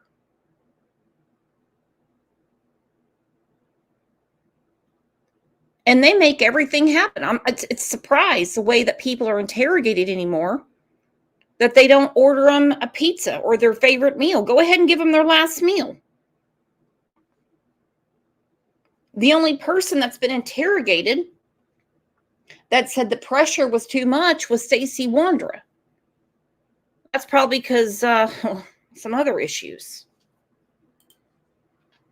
Okay. Okay. What's not okay? What's up? All right. So I'm just gonna ask you some basic questions. You said you can read and write English, correct? Sure. All right. Can you just state your full name for me? Adam Montgomery. And Adam, what's your birthday? 2290. And what address are you using to I'm call? not using any. Okay. What phone number are you using? I don't have one. Okay. What was the highest level of education? GED. Okay. Where'd you graduate high school from? I did. I got a GED. No, but I know. But like, where'd you get While I that? was incarcerated. Okay. Right now, are you under the influence of any drugs or alcohol? No. Okay. Do you have any traumatic brain injuries or anything like that? Anything that prohibits you from recalling any memories or anything like that? Not that I know of. All right. So we've met before, right? We met the other day. I know you've had a long time down here. You've kind of been a roller coaster. I'm going to apologize for what happened out there. That's not how I do business, okay? That had nothing to do with me. Those are guys that like to play G.I. Joe, all right? If it had been up to me and I could have gotten a hold of you some way, I would have reached out to you. But you don't have a phone, right? You guys could have just told my wife she wanted me to come in. But aren't you not supposed to be talking to your wife? No, that's bullshit. It's not. You're not supposed to. No, I can't be. Thank you. Look at that. I can't be. I guess they're gonna let you smoke a cigarette. They must have talked to somebody.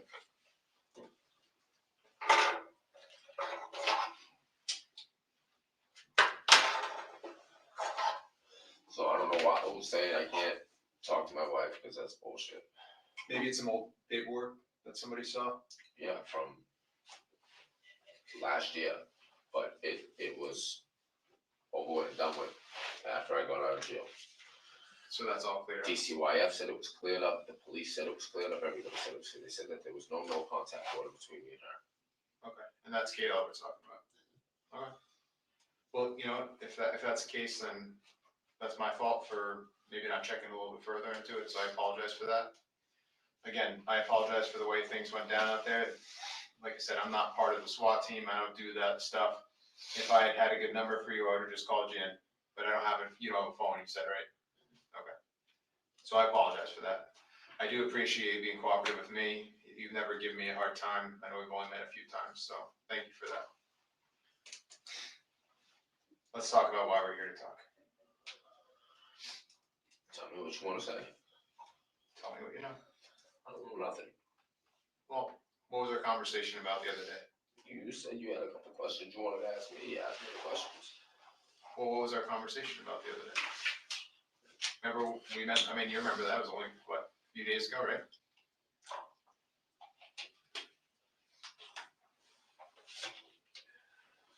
We had a lot of worried people and scared people right now in the community.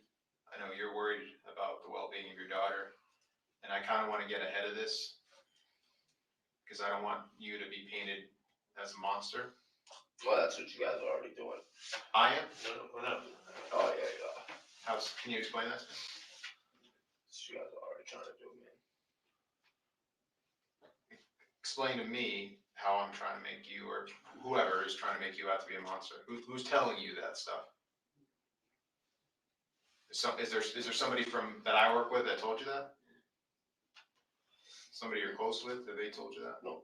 All right. But you understand this whole thing is getting a little out of hand. Would you agree? Of course. But So that's why. look, it's just the way you guys are going about it. And again, Yeah, I don't not you specifically, but Right. yeah, nobody comes out there like that for a second-degree assault charge. Nobody. But for worse charges, they don't come out and throw fucking flashbangs at my girlfriend's car and ram us into the fucking guardrail. They don't do that for a second-degree assault charge. Again, you understand what the charges are, right? Second-degree assault, right? Yep. Okay. There's also an endangering the welfare charge. Okay. And interference with custody. Okay, So how did I interfere with custody? So that paperwork that we served you the other day, you remember that? Okay. When they were in the alleyway, you remember outside of on Lake Ave? Yeah. There's paperwork that you have to comply with. You understand that, right? We had that conversation, did we not? Right? So that's what that's all about. So second-degree assault charge, what is this referring to? Well, that's what we want to talk to you about. Well, explain to me if I'm being charged with it. What the hell am I being charged with it for? Well, your daughter had some injuries What? that you know about when you lived on Guilford Street. No, I do not. What are you referring to? Well, you were there, I wasn't, right? What are you referring to? I'm referring to her having some good marks. What are you referring to? Marks that were left on her by you. Absolutely not.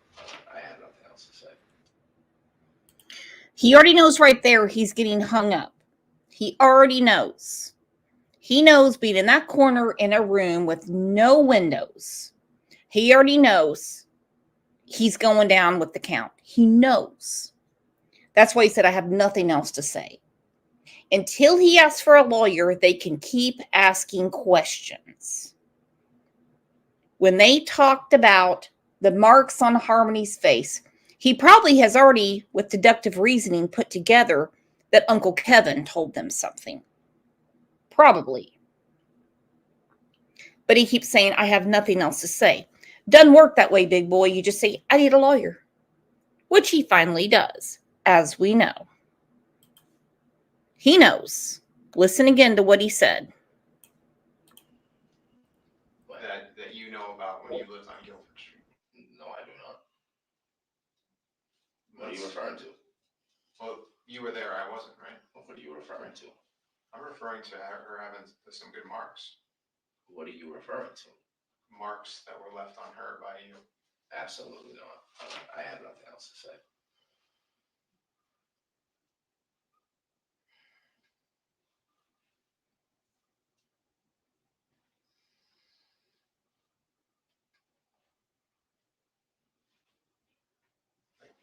Like we talked about how we were worried about your daughter the other day, right? Okay. Do you remember that conversation? I remember that conversation, but right off the rip, with the way you're approaching the conversation, you guys are completely out of line. So Me?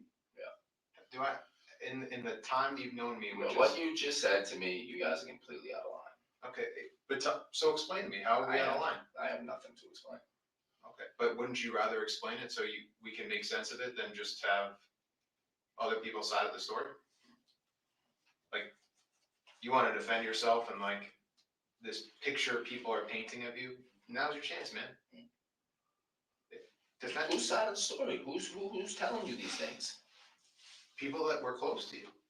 Obviously not. Well, maybe at the time, maybe not anymore.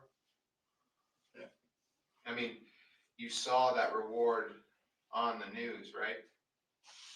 No, I did not. Do you know that the reward is about $40,000 to find where your daughter is right now? Okay.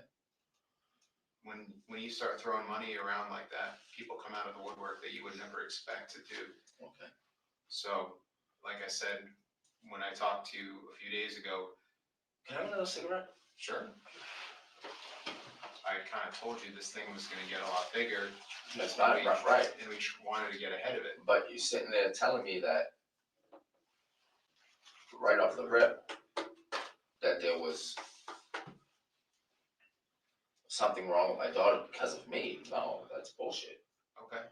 So if your daughter had marks on her at some point when you lived over there, how would you explain those? How was she got those marks? Well, I would love to know when that marks were there because DCYF came to my house multiple times. Okay. And we know that they came there. Right. And closed the case. Okay. Do we know that DCYF is the flagship agency in the country? No, but if there was significant marks like you're referring to, I believe they would have flagged something at that point, and they would have said something. They wouldn't have came there and seen that the kids were well taken care of. All the kids loved being at the house with me.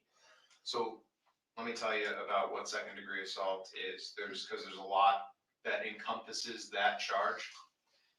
Basically, if there's a mark on a kid that's under a certain age, it constitutes second degree assault. Although it is a felony, which sounds extremely intimidating, it doesn't mean that somebody got their head bashed in or they got cut up or whatever. So although it sounds pretty intimidating, the charge, I understand that. What we're talking about doesn't mean that it's the craziest crime that's ever been committed. Do you understand what I mean? Okay.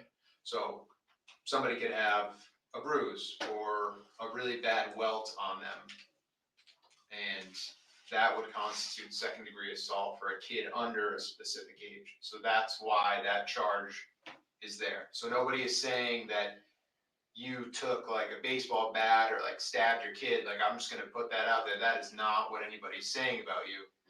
So I know you're concerned with when I say second degree assault, but it sounds a lot worse than I think you're thinking it is. Are we kind of on the same page? Yeah, but for you to sit there and say that it was inflicted because of me. We're just going on what we hear. You're not telling us how it happened, so we're going with what we have. But I don't even know what you're referring to. What are you referring to? Your daughter had a mark on her face that multiple people have told us was inflicted by you. Multiple people that weren't even living with us at the time. Well, there was enough people that had spoken about it. Yeah. People share knowledge of what they know. So somebody, you telling him, and then he tells you, and then he tells you. So something that just gets passed down the line. I'm not talking about like a game of telephone here. I'm saying that people say a story and then the details kind of fill themselves in, like corroborate.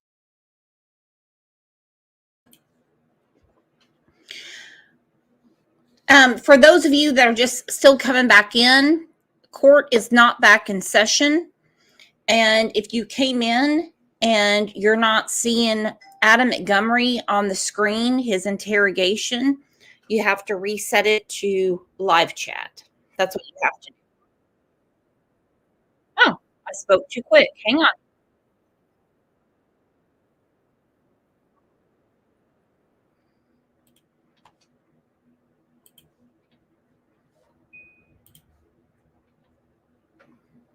They're back.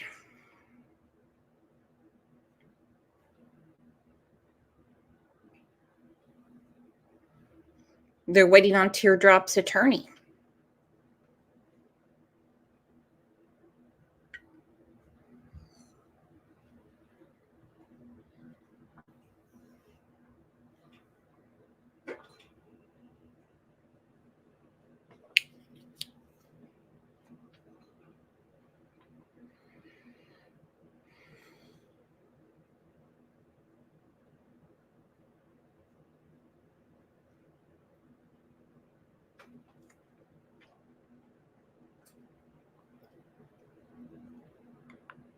Well,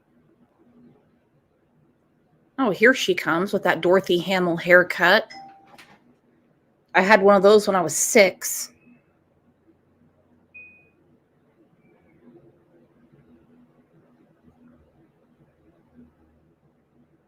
So look at her, the back of her head.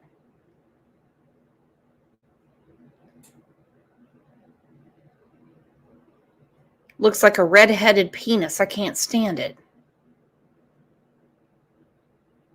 I mean, who in the hell would even ask for that haircut?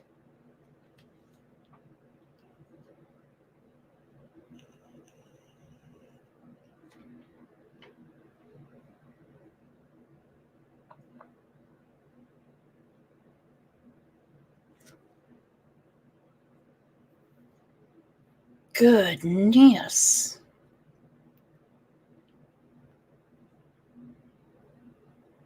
Yeah, exactly. Elizabeth, penis with a turtleneck. Exactly. That's what I'm talking about. It's like a damn turtle head.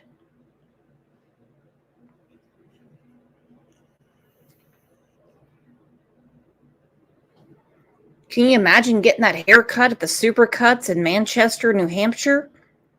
I need an undercut and teach me how to use a curling iron to curl it straight under.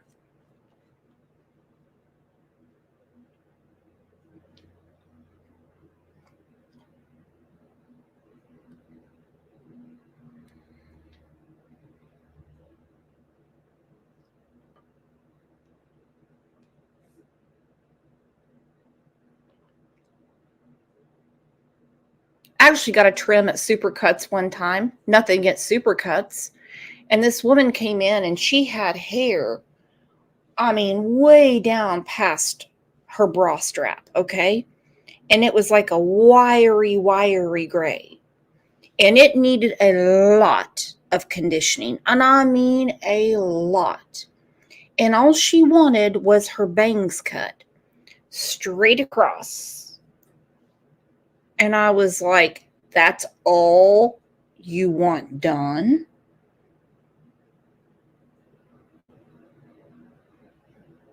That's it?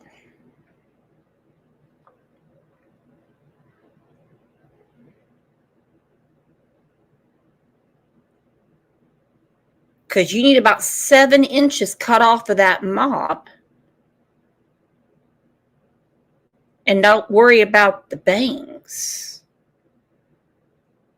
Then after they cut her bangs, she put a headband on to push them back. She was like, oh yeah, that's the right length. Just right above my eyebrows. Yeah, that's fine. That's fine. That's fine. Then they got done and she put a headband on and pushed them back. And I was like, really? Wow. Okay. Well. Happy Valentine's to your husband. Pat said, did OJ get his package yet? No, we had one letter in the mail. It's from, it says, Brooks, take the first steps towards credit progress. And I'm like, no, I'm good. We have enough credit. We're good.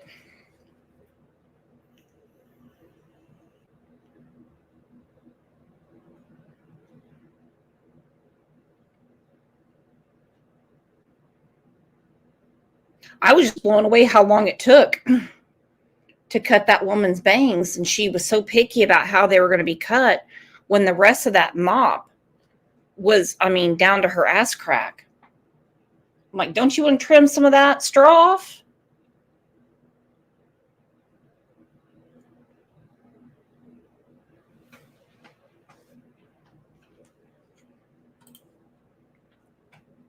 Elizabeth, does OJ have Amazon?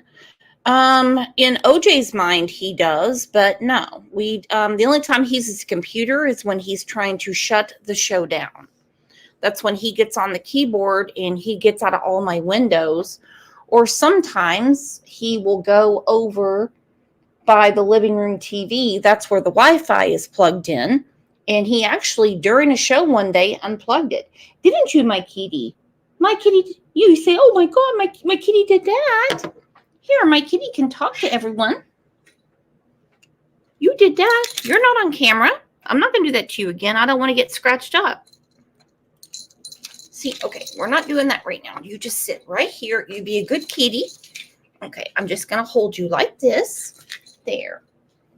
There you go. See, that is so nice of my kitty to sit right here while we're watching this. Do you want a snacky snack? His stocking is still up from Christmas. He doesn't like it when we take it down. And so when we get his treats, we put them back in the stocking. So when he wants a treat, which is about 12, 13, 14, 15, up to 20 times a day, he will scratch at his stocking. You do that, don't you? Oh, what a horrible life you have, OJ. Wish I had a snack stocking.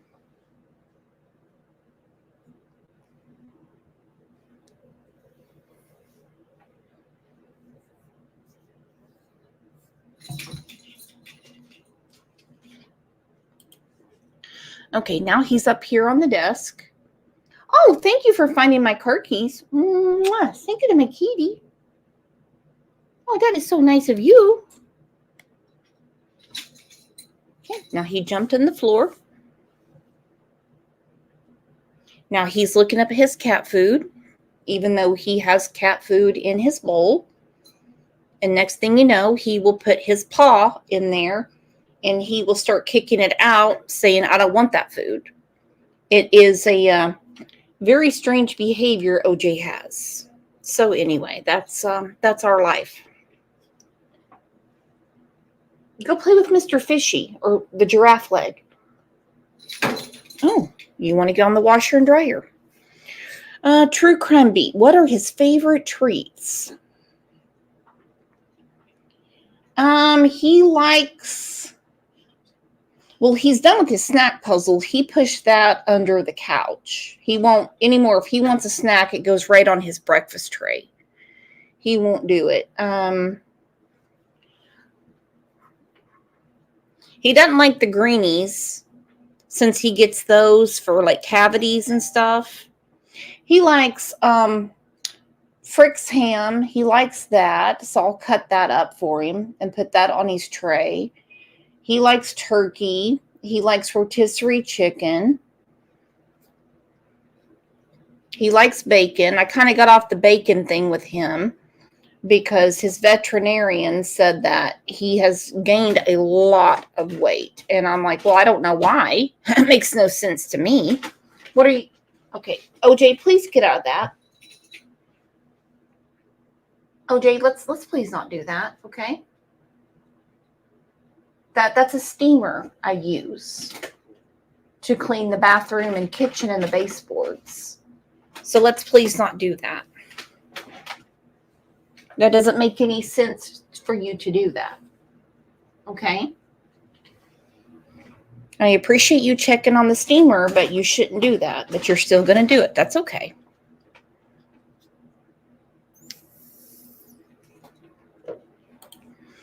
Mrs. Pete said, I used to have a cat that went crazy for marshmallows. Really? Huh. I can't see. OJ probably fight with it and like just throw it under the bed. The next thing you know, I'd have ants all over, underneath my bed. That's how it goes. Are you done over there? Please don't do that. I'm about to use my mean voice with you, OJ, and I don't want to do that because your behavioral cat therapist said that I cannot speak to you in certain ways. So I'd appreciate you, OJ, not getting into my steamer or doing things you're not supposed to do. Okay, thank you for getting down, OJ. Thank you. That's a good kitty. OJ? Oh, yes, the squeeze-up treats. He loves those. Oh, yeah, he loves those. Sarah said, put him on TV. Okay, well, what I'm going to do is I'm not going to hold him. I'm just going to turn on the camera, give me a second, and we'll see what he does. All right?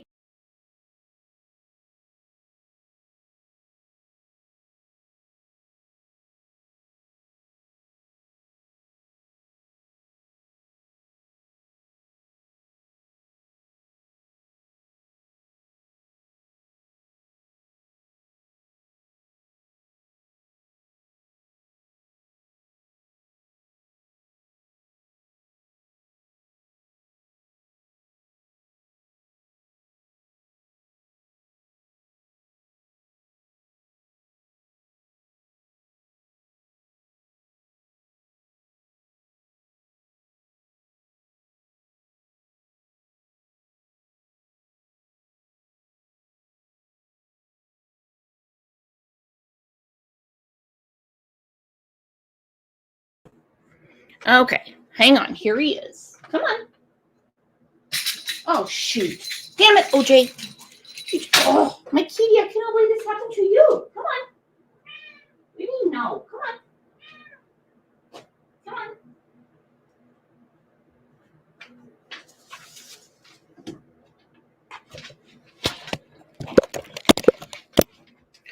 Well, you saw part of him. Okay, now on my computer it says language detected English. Okay, let's put your collar back on you. I don't like it when, okay, come here. Come on. This is your find a kitty because he hides on me. So I have this thing, you actually put it on keychains to find your keys, but I put it around OJ because he hides under the bed. Okay, this goes on you. Come here. Come to Mama, please. It would be so nice of you to come here. Here you go. Sit in this chair by me. You play come to Mama. That would be so nice of my kitty. Come on. Right here. Come on. Oh, you're not cooperating today. No, I can't air tag him. Pat said it's too heavy for him. Really? This is? It weighs like an ounce. Oh, there he is. Thank goodness to my kitty. Okay, let's put this on you. Come on. Nope, just sit right here.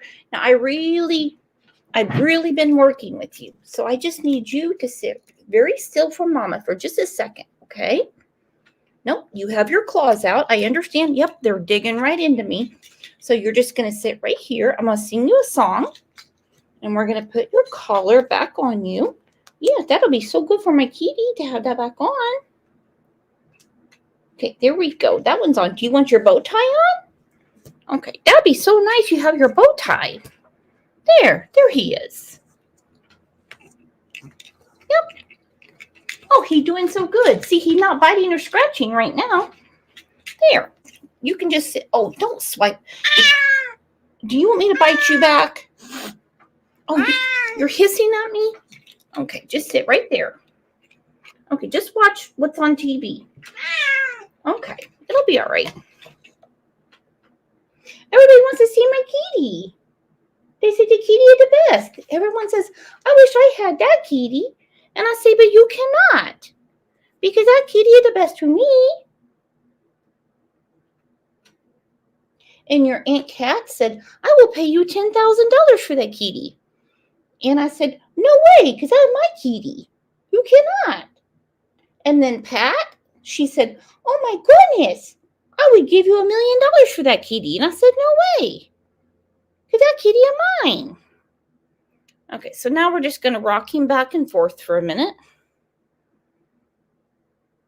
And it'll be okay.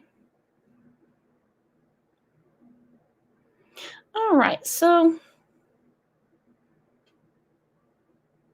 Christina said, sis, he just hissed at you. I know. That's okay. We've been working through that. That's okay. Can I eat your ear? You have the yummiest ear in the world.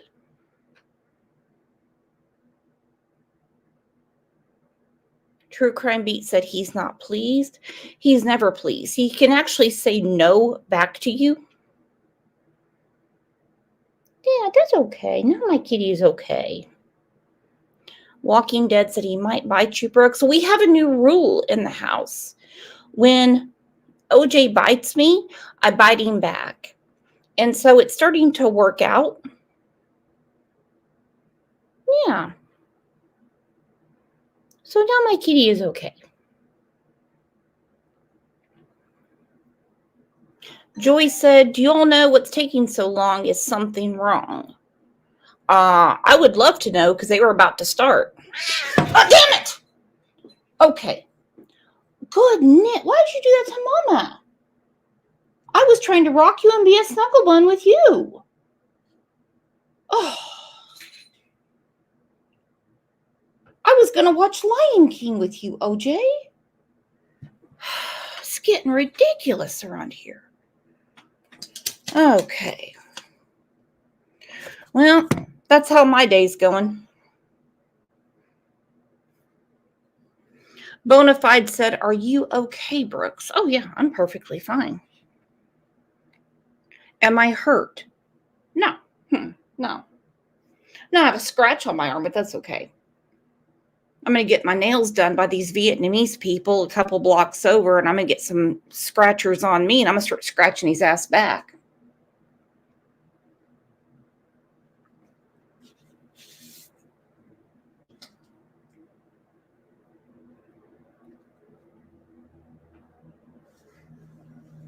OJ, would you like me to put on Lion King or Your Birdies and Squirrels for You? Would that make my kitty happy? He got really upset watching the Super Bowl last night. He's not an Usher fan.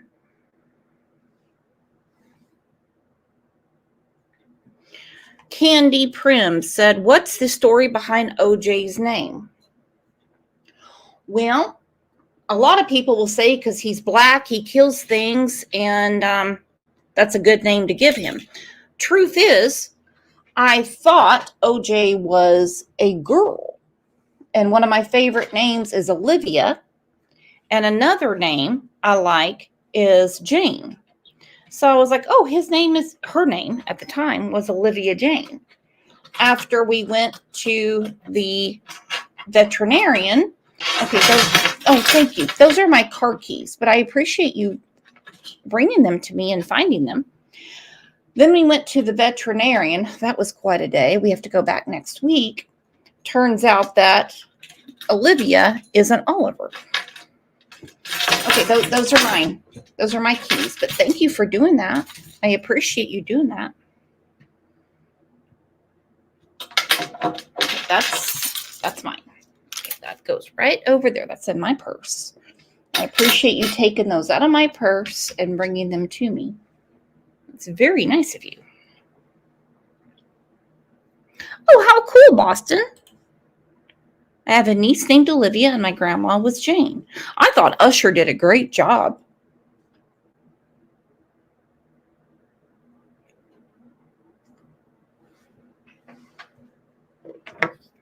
I didn't realize he was just a few years younger than me.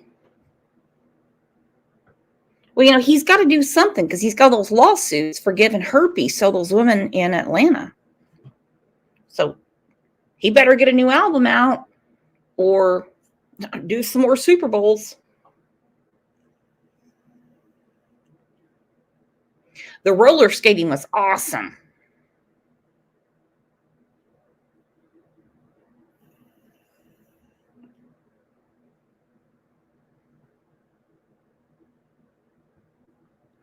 Comrie said, my daughter's name is Olivia Janet.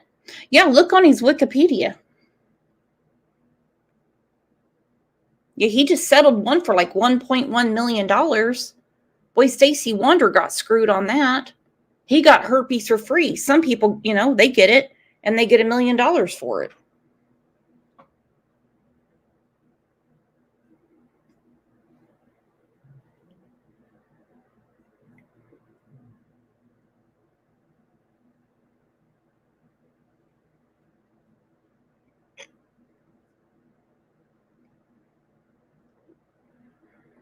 All right.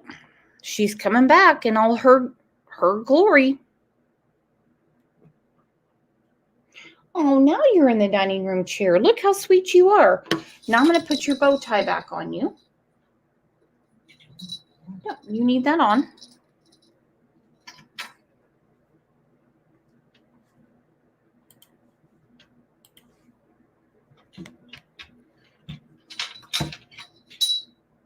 Even I can pull my hair up better than this.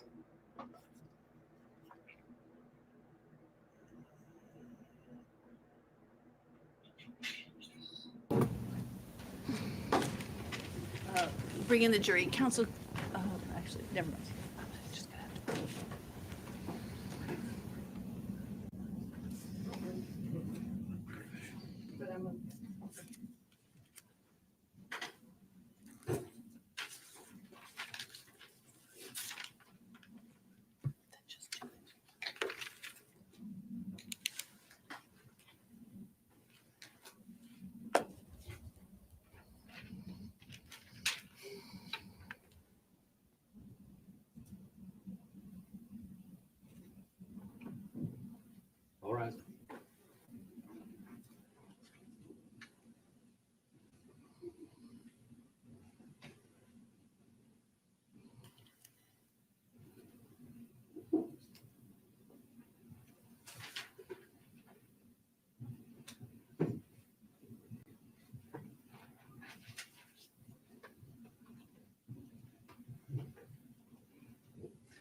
Please be seated. Ladies and gentlemen, I do realize that was more than 15 minutes. Sometimes there are some issues that come up that the court has to deal with before we can bring you back in. We have dealt with that, and the defense may proceed.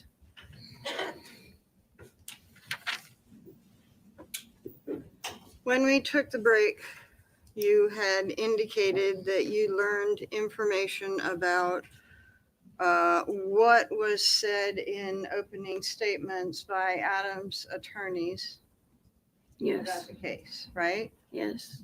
And you were, I think the state asked, were you aware that he said something happened in the night of December 6th to December 7th with you alone in the car? Yes. And he also said, were you aware that Adam was conceding that he had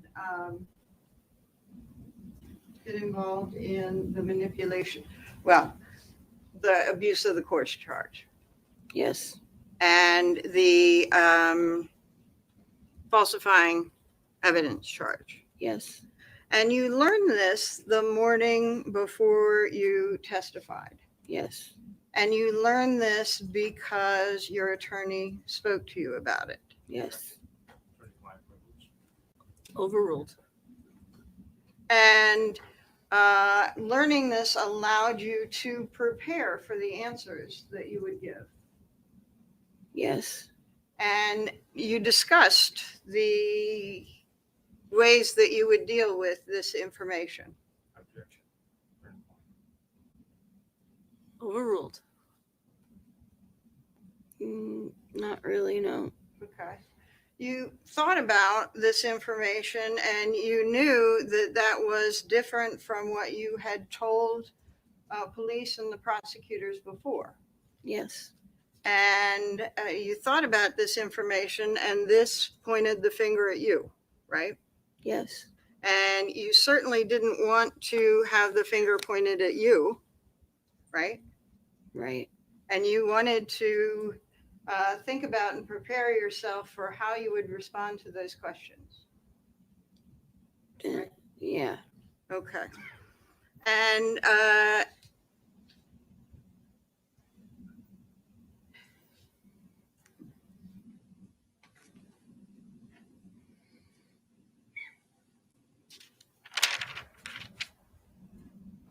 and it was sort of like the prep sessions with the state and with the police, that you could think about things that had happened and maybe give a better or different explanation the next time you spoke to someone.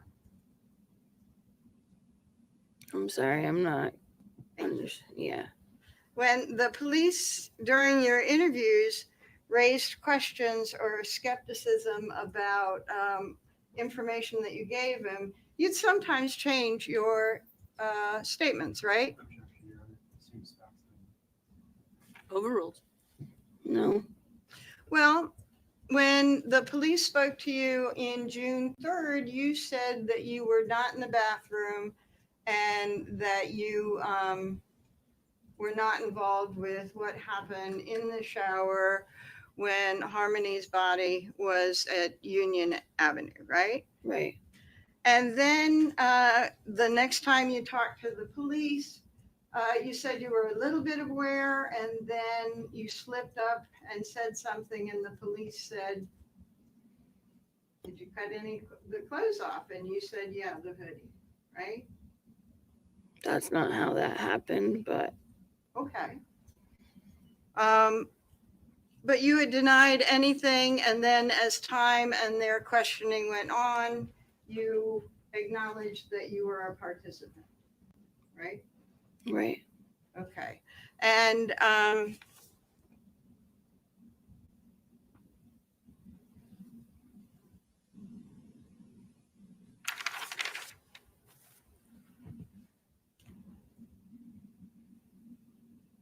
you talked on direct about Adam losing it in after Harmony's body was in the shower, right? Not that day, but yes. Okay. sometime after, right? Right. And that he was accusing you of cheating on him, Yeah. accusing you of trying to kill him, Yes. accusing you of having cameras all over the house, And other things, yes. and accusing you of blaming him for Harmony's death to the police. No. Accusing you of telling the police. Right. You already said that. Pardon? You already said that. Okay. So he was accusing you of telling the police that he had caused Harmony's death. Yes. And accusing you of telling the police that you were trying to poison him. Yes. He was scared of you. No. Okay. And none of that was true, right? What do you mean? You weren't cheating on him, right? Right. And you weren't trying to poison him. Right. And you weren't accusing him of Harmony's death. No. He had just sort of lost his mind for a while, right? Yes. And in that time period, he got violent. Yes. And you told the grand jury when you were talking about that time period that he punched you twice. I don't remember saying how many times, but yes. Or a couple of times? Yes. And that sounds right? Or do you want to see your grand jury testimony? No, I was going to say yes. Okay. And he punched you twice, and The objection is sustained. you told the grand jury he punched you twice or a couple of times, right? Right.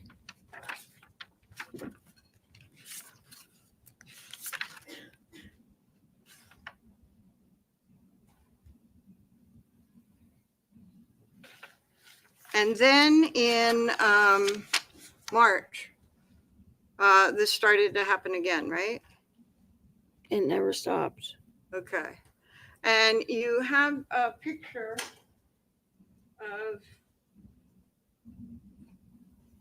and I'm showing you States Exhibit 99 of you with redness along your eyes. Yes. Right? And this is a picture that you took of yourself and sent to other people, right? Right. Because you were angry at what he had done to you. I sent it to my own family. Okay. Yeah. Right. And you left him, Yes. but he was the one that got arrested. Right. And you filed a restraining order on him. Yes. And went back with your mother for a while. Yes. And went to the shelter for a while. Yes. And tried to get back with Adam. Yes.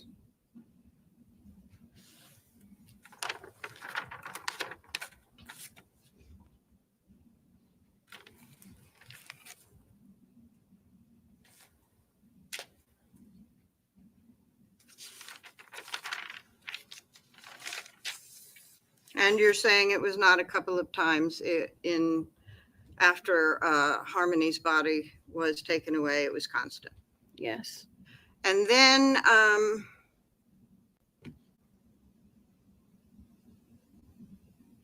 he had also, we talked about, become despondent and sort of suicidal. It happened twice, yes. She just said it happened twice. Overruled. And you took care of your kids, right? Yes. And took care of Adam. Yes. And continued on with your life. Yes. Okay. You said that the state asked you about Adam being pure evil, right? Yes.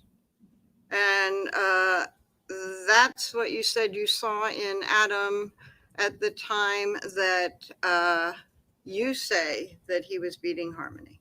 Yes. And you're saying that a child was beaten to death beside you, looking like pure evil, and you continued on with your children and your life with Adam. Yeah, but it wasn't okay. Okay. And you did nothing about Harmony's death. No, I asked him to stop and he didn't. Okay. I'm talking about after Harmony was died, you continued on with your life, right? Yeah, but it wasn't okay. It was abusive. Okay. And you don't like that, abusive, right? Right. And you would not approve of abusive behavior. Well, I was taking it. Okay. When I shouldn't have. It took a while for me to just leave him. It's really hard. Okay.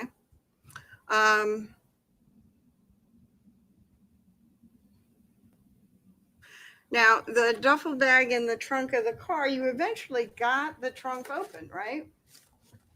No, we didn't get the trunk open. Well, you eventually got a bunch of stuff out of the trunk, right? Yes. And were you present when the Mr. Badero drove Adam back to the car? Yes, I was with him. And the kids were where? With us. Okay. And at that point, you were trying to get the rest of the stuff out of the car. Yes. And you were able to take some things out of the car. Yes. From the back seat. Yes. And from the trunk. Yes. And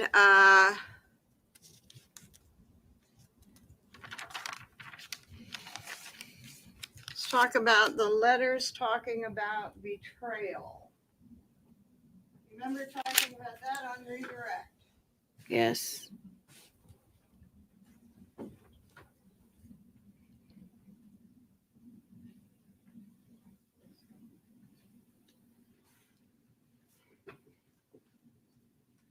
Anyway, those letters were the handwritten notes that were taken from yourself. Yes. And you are talking about betrayal of Adam because you don't want to hurt Adam. Right. But I think you said on redirect, but you had to do the right thing. Right. And that's what you meant when you wrote the word betrayal, was that you didn't want to hurt Adam, but you had to do the right thing. Right. And after you wrote that letter where you didn't want to hurt Adam, but you had to do the right thing, you went and lied to the grand jury. When I was subpoenaed, yes. And that was after the letter about betrayal, right? A few months after, yes. And that was not doing the right thing, right? Right. Because you knew how Harmony died, right? Right. And you knew when she died, right? Right.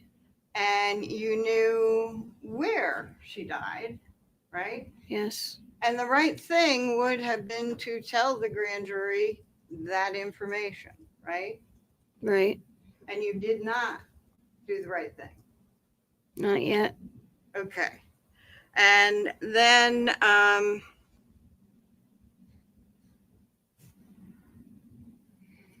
think you said that Adam and you talked about, I think you called it take the fall, because he wanted you to be with the children. Yes. So Adam agreed to take the fall for what happened to Harmony to protect you. No, not just to protect me. To protect you being there for the children. Yeah. Okay. And he said if anything happens, he would take the fall. Right. And you expected that he would do that, right? No. You didn't expect that he would do that. No. Okay. But he did, right? No. Ah, okay. Sorry.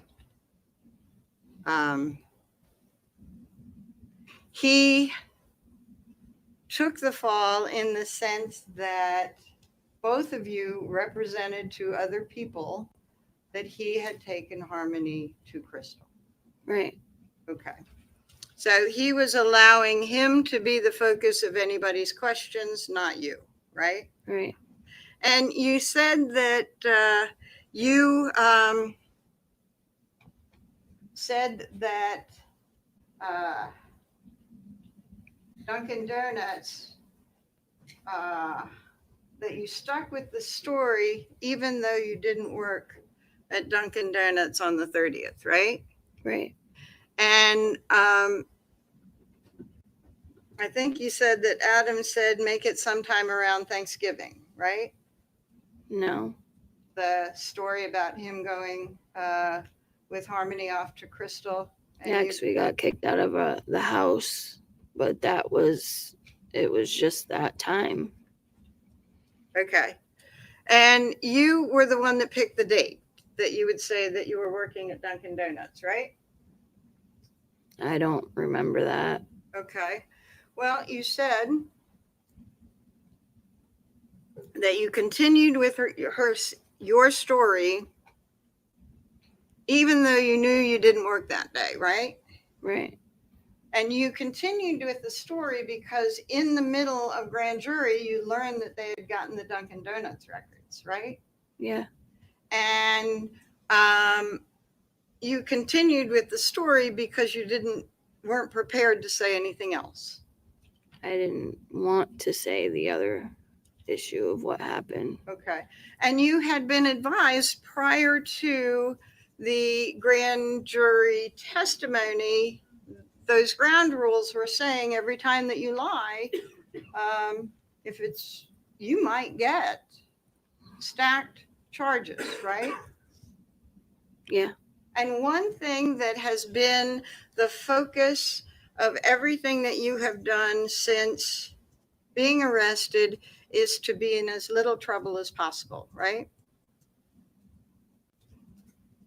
I'm sorry. You have said things to try and get out of trouble or keep the trouble as little as possible, right? No. No? Well, when they continued asking questions, you could have asked to see your lawyer, right? Right. But you continued with the story, right? Right. Because you didn't have another one to say. Because that's what Adam told me to say. I didn't know what else I was going to say. I just stuck with the story. Okay. So you didn't know what else to say, so you stuck with the story, right? Right. And you had talked before about betraying Adam, but weren't ready at the grand jury. Right. Okay. And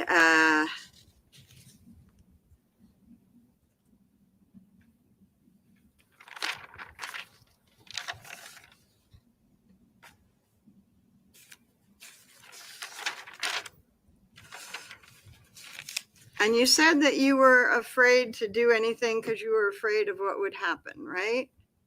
Right. And I think one of the things that you told the state that you were afraid of what would happen was that Adam threatened to have Kevin kill you? Yeah. Okay. Kevin is the uncle that used to live in 77 Guilford Avenue, right? Yes. And the one that was in that fight with Adam that you said that you overheard in the summer. Yes. Okay.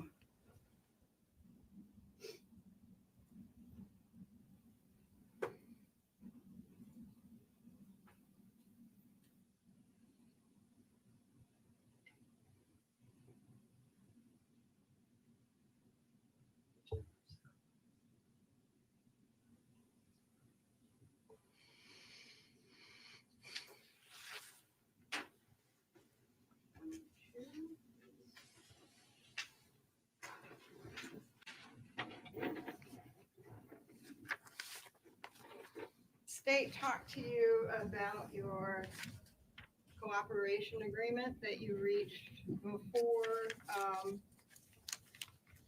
talking to the police about what happened that you said happened to Harmony, right? Right. And one of the things that it said was that your statements couldn't be used against you, right? Right. And that they wanted the truth, right? Right. And you told them when you first spoke after having this agreement that you did not go into the shower at Union Avenue when Adam was manipulating the body, right? Right. Pardon? Right. And that was not the truth, right? No. And you didn't get in any trouble for it, right? Right. You just changed your testimony, right? Right. Basis?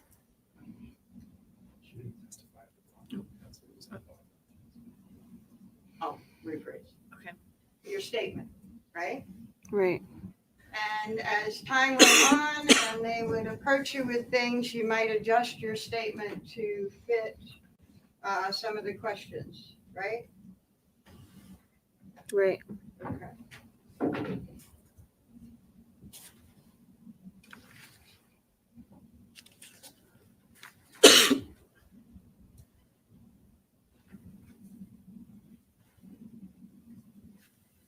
And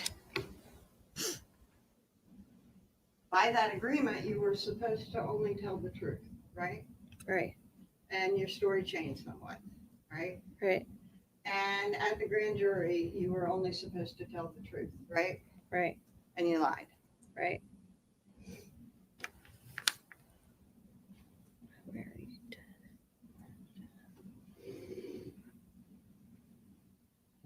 Nothing further, Your Honor.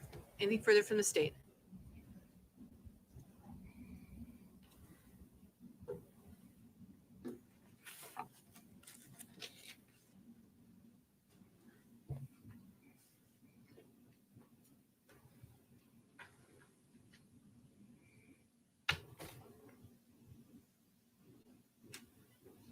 Your Honor, no further questions for Ms. McCoy. All right, you may step down.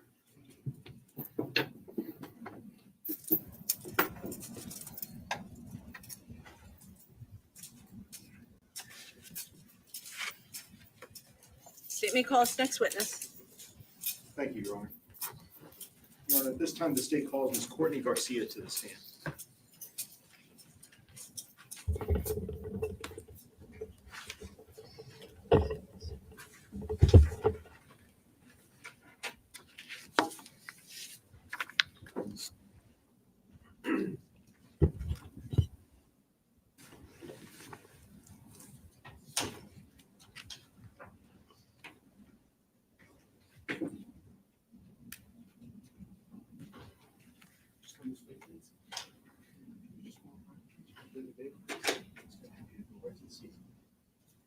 And when you get there, if you could please just remain standing for a brief moment.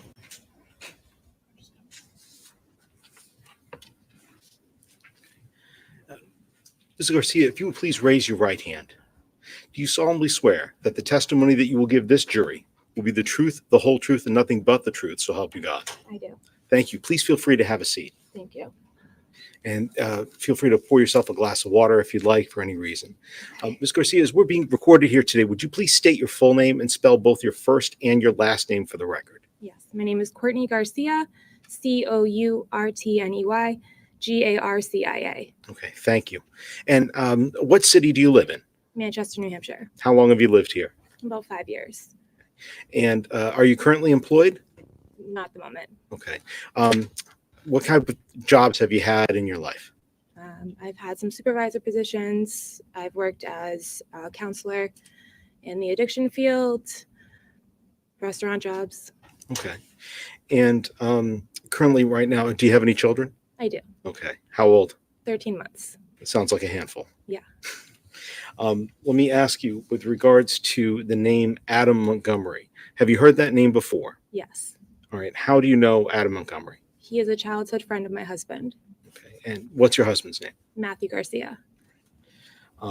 With regards to Adam Montgomery, have you met him in person before? I have.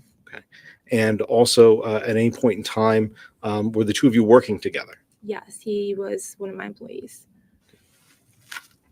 Second person witness, please, Your Honor. Mr. May.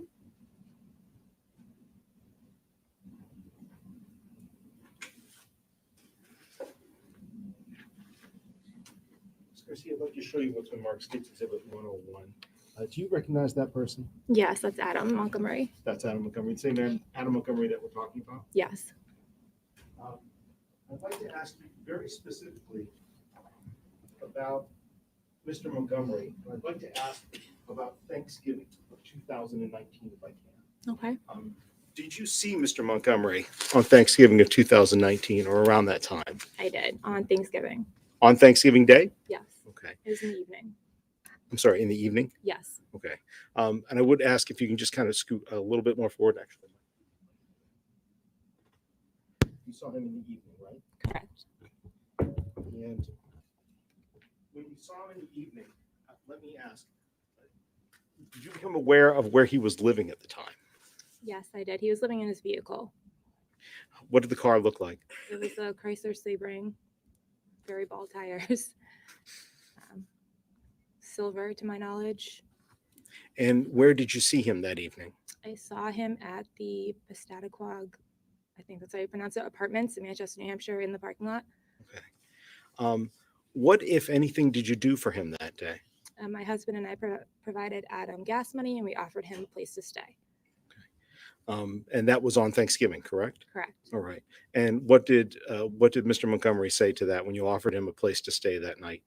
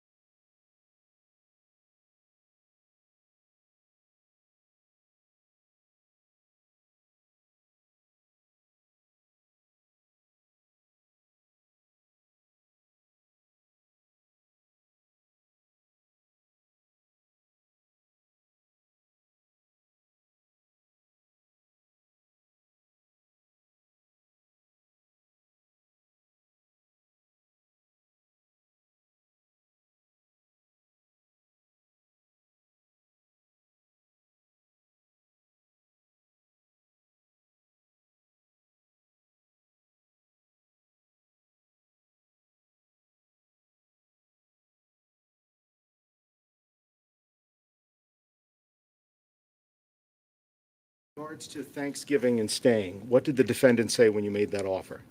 Adam was kind of for it, but Kayla and Adam ended up not agreeing to stay at our location. Okay.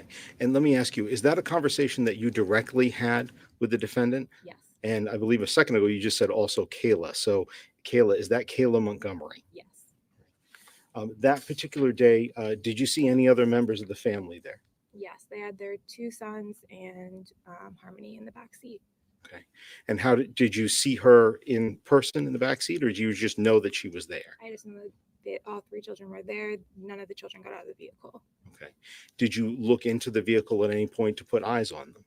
We offered them food, so I believe at one time I kind of put my hand in, and that was that. I didn't really look at the children. It's not what I was there for. Okay. And from your recollection today, how many children were in the car at that time? 3. Thank you. Moving forward from Thanksgiving, I want to talk to you about the couple of months after that. Did you see the defendant again, Adam Montgomery, sometime between December and January, December of 2019 into January of 2020? Multiple times. Okay. And at any point in time during that month, December going into January, did you have a conversation with him about Harmony and her condition? We did, yes. Or I did, yes. Okay. Where did Mr. Montgomery say she was at that point? He told us that he brought Harmony back to her mother. Do you know what her mother's name is? Crystal, maybe? Okay. And let me ask, with regards to that, I apologize. Did the defendant ever tell you what her name is? I should have asked a better question there. No, Okay. he did not. And with regards to how she was back with her mother, what did the defendant tell you about why that happened or how it happened or when it happened? He told us that he brought her back to her mother because Harmony was having multiple accidents in the vehicle. And by accidents, what do you mean by accidents? She was using the bathroom in the vehicle. What, if anything, did the defendant say about Harmony now being with her mother as compared to Harmony being with Adam? I'm sorry, not. Sure. At any point in time, did he talk about what kind of, with regards to what Harmony was being provided for, what she could be provided for from her mother as compared to what Adam was able to offer at that time? A home. A home? Yes.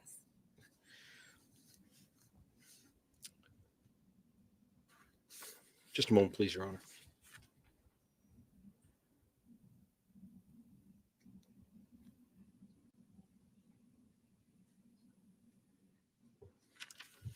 Let me ask you, Ms. Garcia, at one point, were you interviewed by officers of the Manchester Police Department about this interaction that we talked about today that you had with Adam Montgomery? Yes. Okay. And during the time that you were speaking with them, did you tell them that the defendant told you that she was better off with her mother than with him at the time? Basis? Hearsay. I'm sorry, the defendant. Yes, I'm asking whether or not she reported those as the defendant's words at that time. The objection is overruled. Go ahead, Ms. Garcia. Yes, he told us that she was better off with her mother because she could provide her a home. Adam could not. All right. Thank you very much, Ms. Garcia. I don't have any further questions for you. I believe defense counsel will have a few.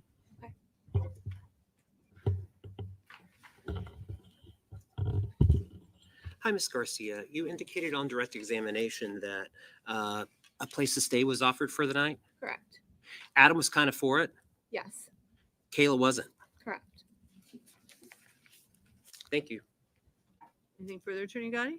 Nothing else. We'd ask this witness to be excused. Any objection? No objection. You may step down. You are excused. Thank you. Just a brief moment.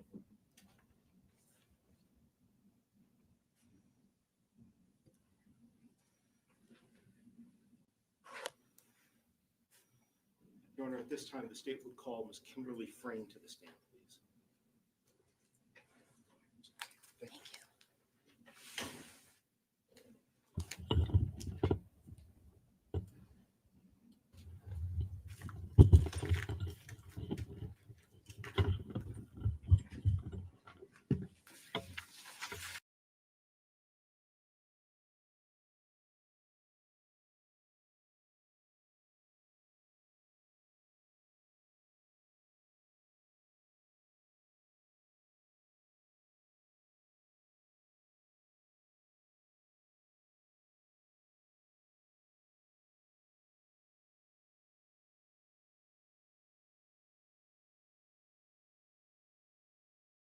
That the testimony you give this jury will be the truth, the whole truth, and nothing but the truth. So help you God.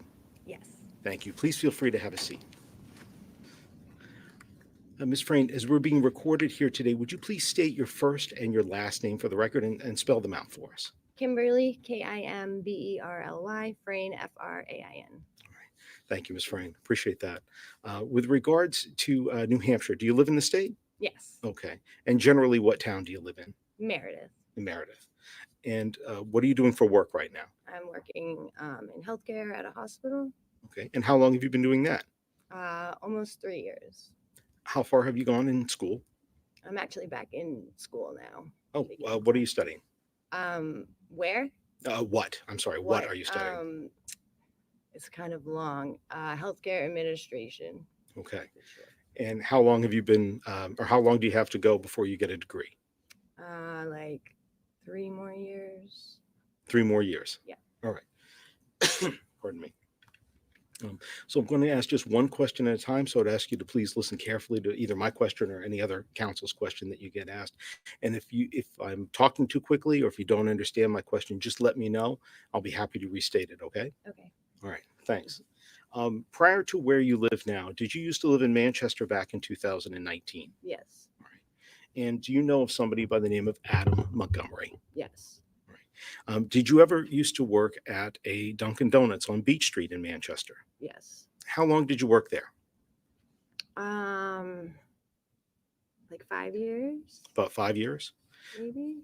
Okay. Let me ask, you also know the name Kayla Montgomery. Yes. And what was when you, and have you met Kayla Montgomery? Yes. Right. What's the relationship between Kayla Montgomery and Adam Montgomery when you first met them? I met them at work. We worked together. First, I worked with Kayla, and then Adam worked with us too. With regards to Kayla and Adam, did you ever meet Adam's daughter, Harmony Montgomery? Once. One time? Yes. Did you ever spend time with her? Yes. I babysat her and the 2 boys, or 1 boy at the time, at my house. At your house? Yeah. And would this have been back in 2019? Yeah, I think it was the summer of 2019. I'd like to ask some specific questions for you about Adam Montgomery, specifically about beginning in the winter of that year at the end of 2019. All right? Okay. Right. Did you ever bring Adam Montgomery jumper cables to try to start a car? Yes. How many times have you done that for him? Once. Just the one time. One time. How did he reach out to you for help? He either called me or it was on Facebook. I can't remember which. And he said that their car had died and it was freezing out and they wanted me to come jumpstart their car. And I told them no, but they kept begging and I felt bad. So I went. Okay.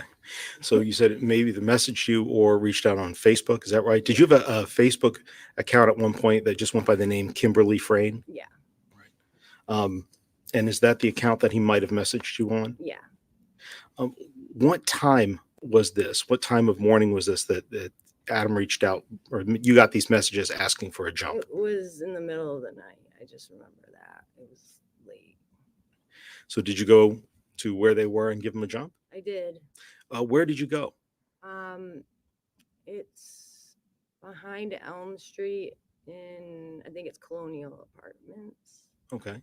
And is that at the south side of town, west side, or north side of town? It's like right down the road from my house on the north side. Okay. When you saw them, do you remember what kind of car they were in that night? Yeah, they were in a blue Audi. Now, when you went to meet them, first of all, what was the weather like that night? It was cold. It was freezing. So when you got there, who, if anybody, got into your car? I pulled up and I don't remember the beginning, but I don't think I brought a jumper pack that my ex-husband had, and a good Samaritan came by and him and Adam jump started it, and Kayla jumped in my car with the 2 boys and we just blasted the heat to keep them warm. To keep them warm? Yeah. So you said it was Kayla and the 2 boys? 2 boys. Okay. So I know you said before that you had babysat Harmony on one occasion.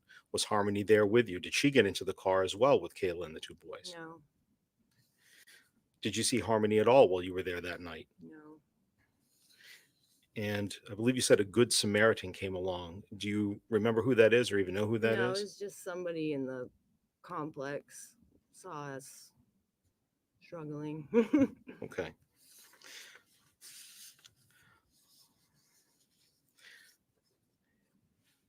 I guess I'll ask this one other question. After that one time, did you ever jump a car for them again? No, I was distancing myself from them.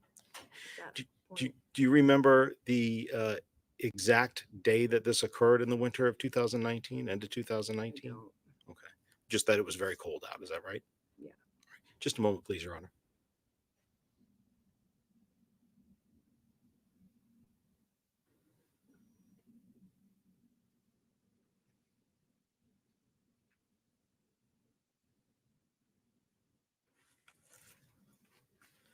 Thank you, Your Honor. And thank you, Ms. Fran. I have one more question just for you in general.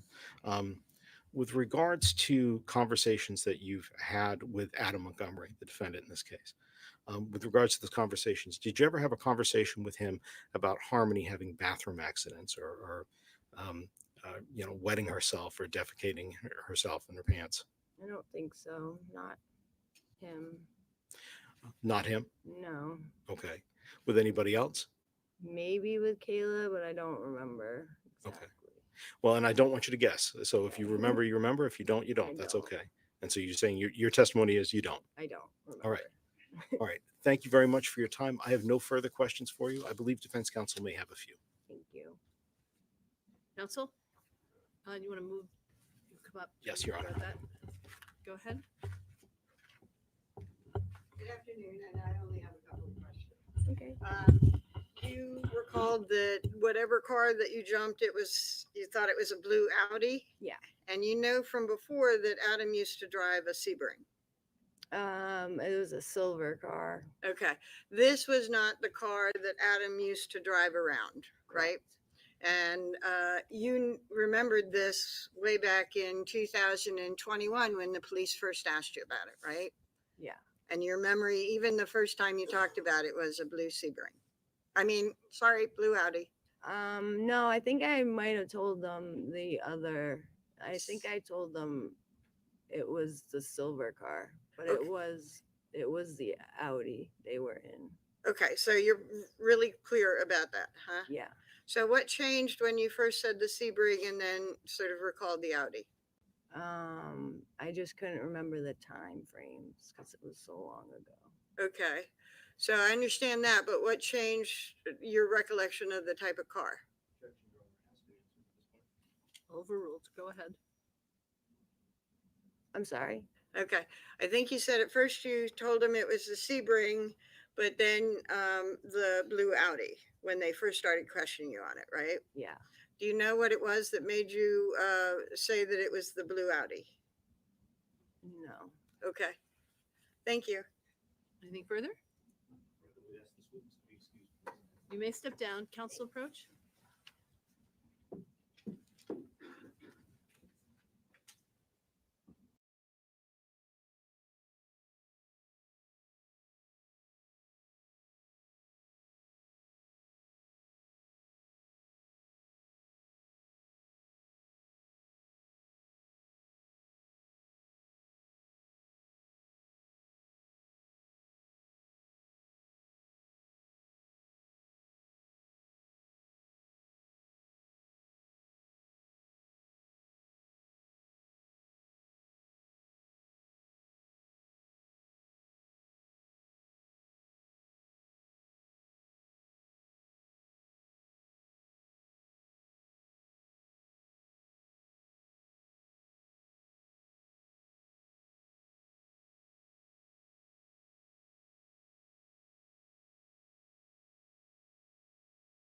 It's 10:04, and I don't want to get started with another witness and take you too long beyond 4 o'clock. So we're going to end for the day.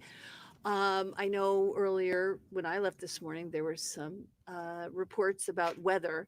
I have kept an eye on it as we've taken breaks throughout the day. The reports actually look much better than was originally anticipated.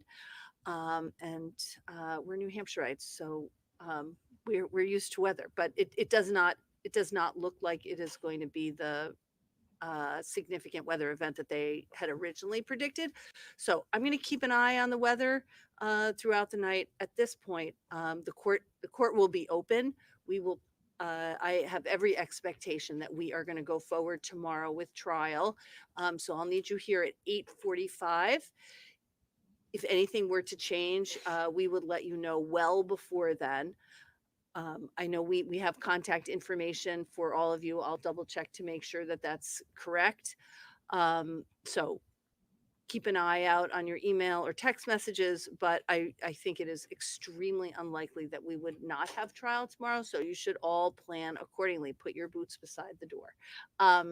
So 8:45 tomorrow morning. As I said, don't read anything about this. Avoid all news media regarding this case. Don't look anybody up. Don't do any independent research.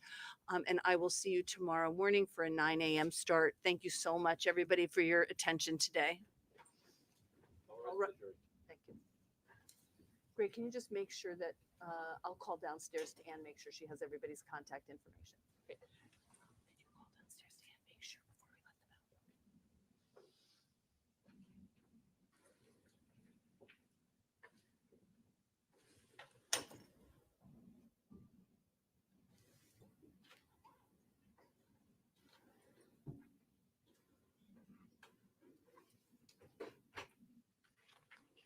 All right, everybody, you can be seated. Any last minute issues we need to address?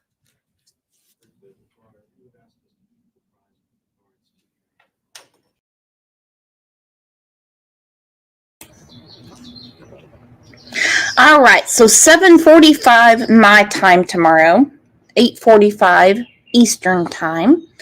I don't know what time zone you're in. It will be quite a day because they are bringing more witnesses. And I'm actually not bringing you the trial. WMUR is streaming this, Court TV. I'm just adding in my own commentary. What a day this has been. And I want to apologize for any confusion after the break. When I'm talking about Adam and Kayla, Crystal, and all of their associates, and what they do to get out of work and do drugs, has nothing to do with anyone in chat. So we did see someone get very upset and storm out. That was not my intention. Some people can do things recreationally, and it doesn't affect their life. Some people are evil to the core, and instead of paying their mortgage, paying their utilities, saving for the future, whatever, what have you, they want their next fix. They would rather sleep in a car. And I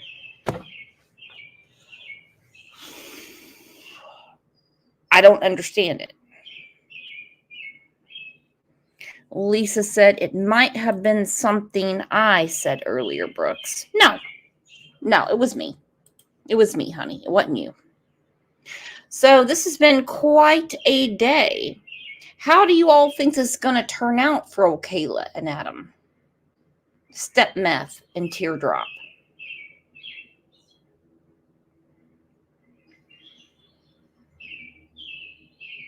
In my opinion, she has perjured herself on the stand already. Aaron said, I hear birds. Yes, OJ is watching birds right now. Yes, he is. Sophie said, reasonable doubt. I see that coming down the pike, too. Adam's going to be in prison for the rest of his natural life anyway. Well, I mean, 60 years. I mean, how old is he right now? So he could possibly get out and have a couple of years to live. I don't know.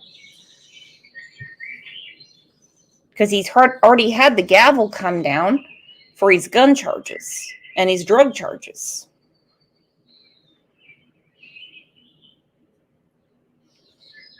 And he said he wanted to address all of this with Harmony because he loves his daughter so much. Well, dude, if you love your children so much, you don't live in a car. I did find it very interesting that when Kim Frayne offered them a place to stay, he was all about it. Now, mind you, it's for one night. But Kayla said no. Probably because she knows he'll put that pogo stick anywhere. So we will see what they have going on tomorrow. I will get the show set up early tomorrow morning. I get up early. I have an alarm for something. Hang on. 3 p.m. Planet Fitness leg day. Well, I think I'm going to skip that. So, yeah, it's getting scarier and scarier. It really is. So I hope you guys have a great rest of your day. Thank you so much, Mod Squad. Thank you for being here while I was out. And we're going to see what unfolds tomorrow. And to the rest of you, which we're all the same here, we're all family, just thank you for being here for Harmony. I don't want anyone to take offense to anything because I'm not talking about any of you in here. I'm talking about the dastardly deeds that these people have done to victims. So you guys have a great rest of your night, and I will see you back here tomorrow. Thank you for being the best chat and best community on YouTube.